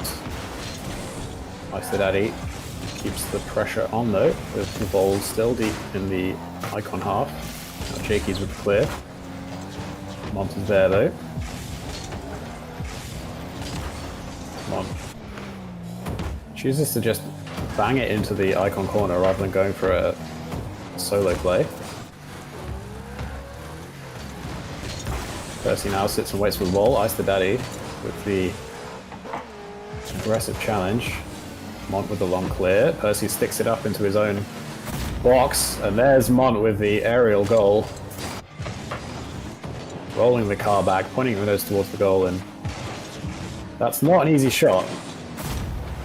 From that angle, the takeoff angle compared to the direction the ball needs to be shot in was extremely difficult to pull off. Makes it work though, and that's a goal on the board for Emory Juice. No problem from Ice the Daddy in the chat. It's good use of the quick chat. Gotta keep your teamwork spirits up, right? I mean, especially because this, it's no problem. It's no problem if you make a mistake. We're all friends there. So both teams trying to get some pressure on. Ice the Daddy with a nice clear off the goal line. As he's up, trying to keep the pressure on, low on boost. Has to turn back. Ice the Daddy clears into the wall. But Jakey's is there, and there's the shot towards the target from Basketball Nerd. Mont's up on the back wall, dribbles it past Jakey's.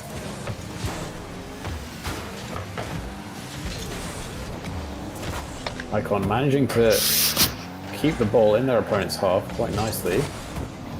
Wezzy is not going to be allowed to be dribbled around. Really good pressure from the halfway line from Icon. As Mont tries to dribble, almost gets the flick, but Wezzy was there. Good clear from Jakey's to shut down any potential shot. Mont not quite able to get that on target. Emory Juice go really, really aggressive towards the goal, and I think Icon are getting a little bit flustered, having to pull out all the tricks in the bag to make sure that they can get these saves. Well, they spent so much of this game controlling the ball in their opponent's half, stopping it from getting into their own half. Every time the ball was near the halfway line, they'd be there challenging, keeping the pressure on, but as soon as the ball has entered their half, they've just been unable to clear it and keep it cleared. Once again, Mont with the 50-50 on the halfway line, keeps it in the Icon half. Wezzy trying to slow play, but gets tackled. Mont keeps the ball centered. Basketball nerd, once again, sticking it up in the air. And Icon are just really unable to make anything happen in their opponent's half, but they don't need to, because they are 2-1 up in this first game.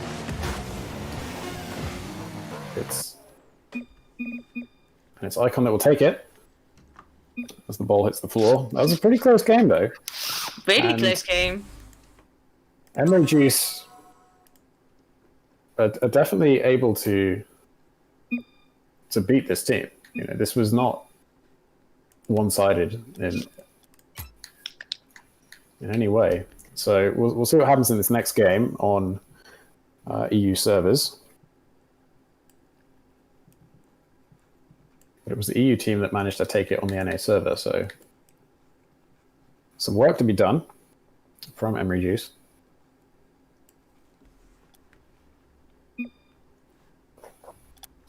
For sure. So I'm wondering how much of an issue the EU server is going to be for Emory Juice. Having just played on an American server, it's not easy. The ball kind of reverberates in a place you're not expecting it to, and especially at high level, you really need to think about the trajectory of all the balls, so and where it's going to land, so you can attack it. So if they're having real server issues, then this could be a win for Icon. Well, Icon certainly have the advantage taking the game on the away server.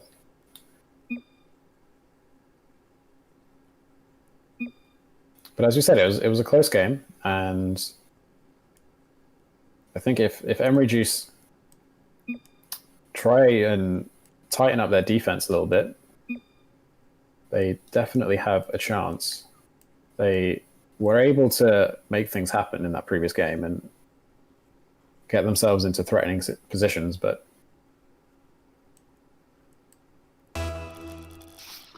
I think part of the reason they couldn't get more goals in was because Icon had that early lead and were able to play defensively. Yeah, for sure. If Emory Juice, however, get an early lead in this game, then it could be a completely different story. I hope everyone's enjoying playing on DFH Stadium, by the way. It's like every game has been in the stadium. But that's okay, it's a good stadium. You can maybe get Champions Field. So I really like it. Maybe we'll have a drop shot game tomorrow for even more hexagon action. Oh, I see that. I see the chat that Floppy Rockets have had to forfeit their game. No. Yeah, so apparently lack of availability tomorrow for one of their players, and it's too late. Don't know how old the players are. It's past the They're York Uni alumni. Maybe someone's got to work tomorrow. Maybe. You don't know. That's unfortunate. They were definitely semi-final contenders, maybe even finals contenders. That's a shame. But anyway, back to this game, as Emory Juice having to scramble on their goal line to stop these high balls coming in. Shot on target from Wezzy, saved by Monty. From Percy, saved by Monty. Basketball nerd into the corner, but Jakey's is there to clear it back. Goes for the dish, can't quite get it. But Wezzy's there for the follow-up. And Emory Juice really committed to trying to stop that cross from Jakey's. Two players both going up for that ball. Neither of them there for the rebound, and the third player from Emory Juice not able to get back in time. So once again, Icon up early in this game. And if the last game was anything to go by, they look like they know how to hold a lead. Oh, 3 whiffs and a miss for Icon. Check this on the replay. 1, 2, and the third one you haven't seen because it was just there. They're going to regret that. That was a bit of a poor. Yep. Or multiple mistakes in a row. Yeah, defensive setup. So, tied game. Over 3 minutes left to play. As Icon try to put some pressure on, but it's cleared back immediately into their own half. Percy choosing to slow play, has the space to do so. Nice 50-50. Another nice 50-50. Staying goal side, getting as much of the car in front of the ball as possible. As once again we see Icon happy to push up to this halfway line and make challenges on the ball to keep it in their opponent's half, rather than playing defensively back in their own half and trying to set something up later, as Wezzy with the shot goes wide. Now Mon playing the ball into the Icon corner. Can't make much of it though. Wezzy with a shot on target and nobody's back for Emory Juice. Really nice shot there. 2-1 lead. Well played from Wezzy. Punishing the bust in rotation from Emory Juice. Nice little dribble over the top. Chip it over the top of the dribble into the goal. Looking strong. Oh, maybe could have put that top corner. That could have been a goal, but didn't really have the time to set that shot up. And Icon maintain their lead for a little bit longer. Wezzy going for the dish, but good challenge from Basketball Nerd. We'll keep that away from the goal. Ice to Daddy. Not quite able to get that as far into the Icon half as they would have liked. Wezzy, again, choosing to slow play on the corner, dribbles it past two. Nice half-foot recovery for keeping the play going on the wall as Jakey's puts that on target. Nice save from Monty with the difficult angle to make that save from, but nothing less from the Grand Champ player. To be expected. It's Basketball Nerd, and this is the clear. Wezzy with a chance to control this, but Monty's there for the clear. This is off the wall though. Nice bump onto the goalie, but the ball was not being shot towards the net. As Ice the Daddy looked a little bit awkward on the goal line there. Mont with the play up high. Basketball Nerds there for the recovery. Keep this out of the net. Once again, Ice Daddy. This is a good defense from the Emory Juice side to keep the score as it is. Don't want to be putting themselves any further behind. Already one game down in this series. So Mont with the dribble. Not able to get the ball into the center of the pitch, despite having quite a lot of time to do so. Percy with the center, but not able to get that to a teammate. But Jakey's is up. Just hits it into the crossbar though. Nice recovery from Ice the Daddy to keep that out of the net, but Percy is back in the midfield, ready to bang that on target. As the clear from Ice the Daddy was just straight down the middle of the pitch. That's not what you want. And Basketball Nerd and Monty were not able to turn themselves around quickly enough in goal to keep that out. And that's a 3-1 lead with less than a minute to go. Yeah, not looking promising here for Emory Juice. And nice dribble from Ice the Daddy though. nice dribble, but it's not quite enough. And I think Icon are going to want to do everything in their power to either defend, or just slow down the game as much as possible. So expect the dribbles, expect big shots, hoofing it away from their red zone. Yeah, they really don't need to take any risks. A 2-goal lead in Rocket League is really quite comfortable. A 1-goal lead it can be a bit worrying, because if the other team manages to get the score even on 0 seconds, you go into overtime, and then anything can happen. The game is reset. But a 2-goal lead, that can't happen, and the ball will hit the floor momentarily. Let's see if Wezzy can get this on target. They cannot. And Icon take the series 2-0, knocking Emory Juice out of the tournament. Well played from them. And from all our teams for today's games. That's the end of the day. I've just been reading in the chat that there was some confusion from Soldier Boy, and they were automatically forfeited by the TDs for not responding. But I see in the chat that they said that they didn't know they had to play another game. So now they're trying to see if they can reorganise that pre-quarter. So that's going to be interesting to see whether that's a possibility. Well, they Yeah, they were supposed to play against Lincoln Yeah. in 3 versus 14. So you would expect Lincoln to take that game quite comfortably anyway.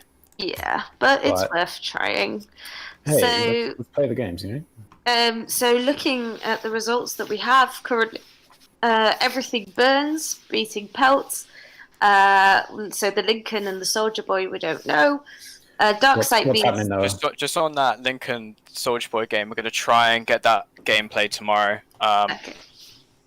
As it stands currently, we're going to have Lincoln going through, but we can almost certainly get that game plays just before everything happens tomorrow. Okay, Okay, good stuff. Sounds good. I mean, we expect Lincoln to smash them anyway, right? But yeah, we'll see. Anything can happen. This is Rocket League, in fact. So true. Other top 8, Darksight beating All Talk, Six Pack beating Rattlelow, Icon, as we just saw, beating Emory Juice. The last update I've seen for the other games that are currently taking part, Comedians in Cars up 1-0 against P-Funk, and up 1-0 against Spicy Boys. And there's no result yet for Team Rocket and Juice. Oh, no, Team Rocket up 1. Up 1. So that's the end of the night. Yeah, I mean, unless we're going to stay here and commentate on numbers being updated. I personally am going to go to bed. Yeah, you are, what, 2 a.m. in the morning for you? Nice. Yep. Nice. Yeah, I'm pretty tired. Well, GG's, everyone. GG's, big shout out to TDs, who've done a great job. Big shout out to Felix for an amazing stream. Big shout out to all the commentators as well for doing a great job. And we'll see you tomorrow. Yep, we are starting tomorrow at 7 p.m. with the knockout stages. It's 7 p.m. UK time, BST, which I think is 8 p.m. in Europe and 2 p.m. in New York, East Coast. And that's going to be pre-quarters, I believe. That'll be quarterfinals, right? Yeah, straight into quarters, right? Okay, yeah, straight into quarters. I think it's straight into quarters. Is that correct? So a bit of a... There's way fewer games tomorrow. Cool. Okay, and we'll have some fancy bracket. We'll have some fancy bracket graphics for you. You know, we've already made them, so they're ready to go. Big shout out to Noah and Ezra and everyone for the admin work, and for everybody for watching, and for everyone for donating. And you can still donate.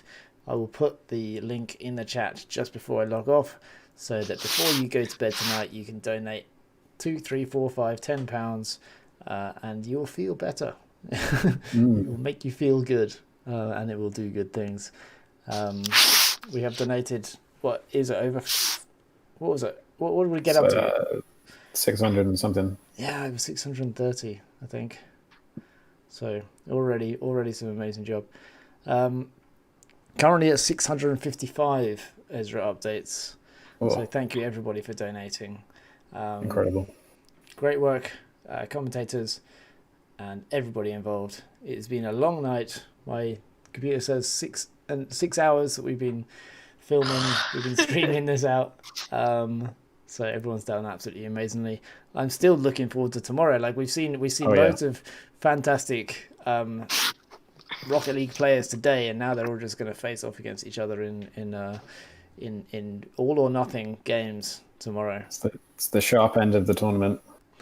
Indeed, and there's a EU versus NA clash that's happening now. It's like 2 waves just building up, and now that tomorrow they're just going to collide.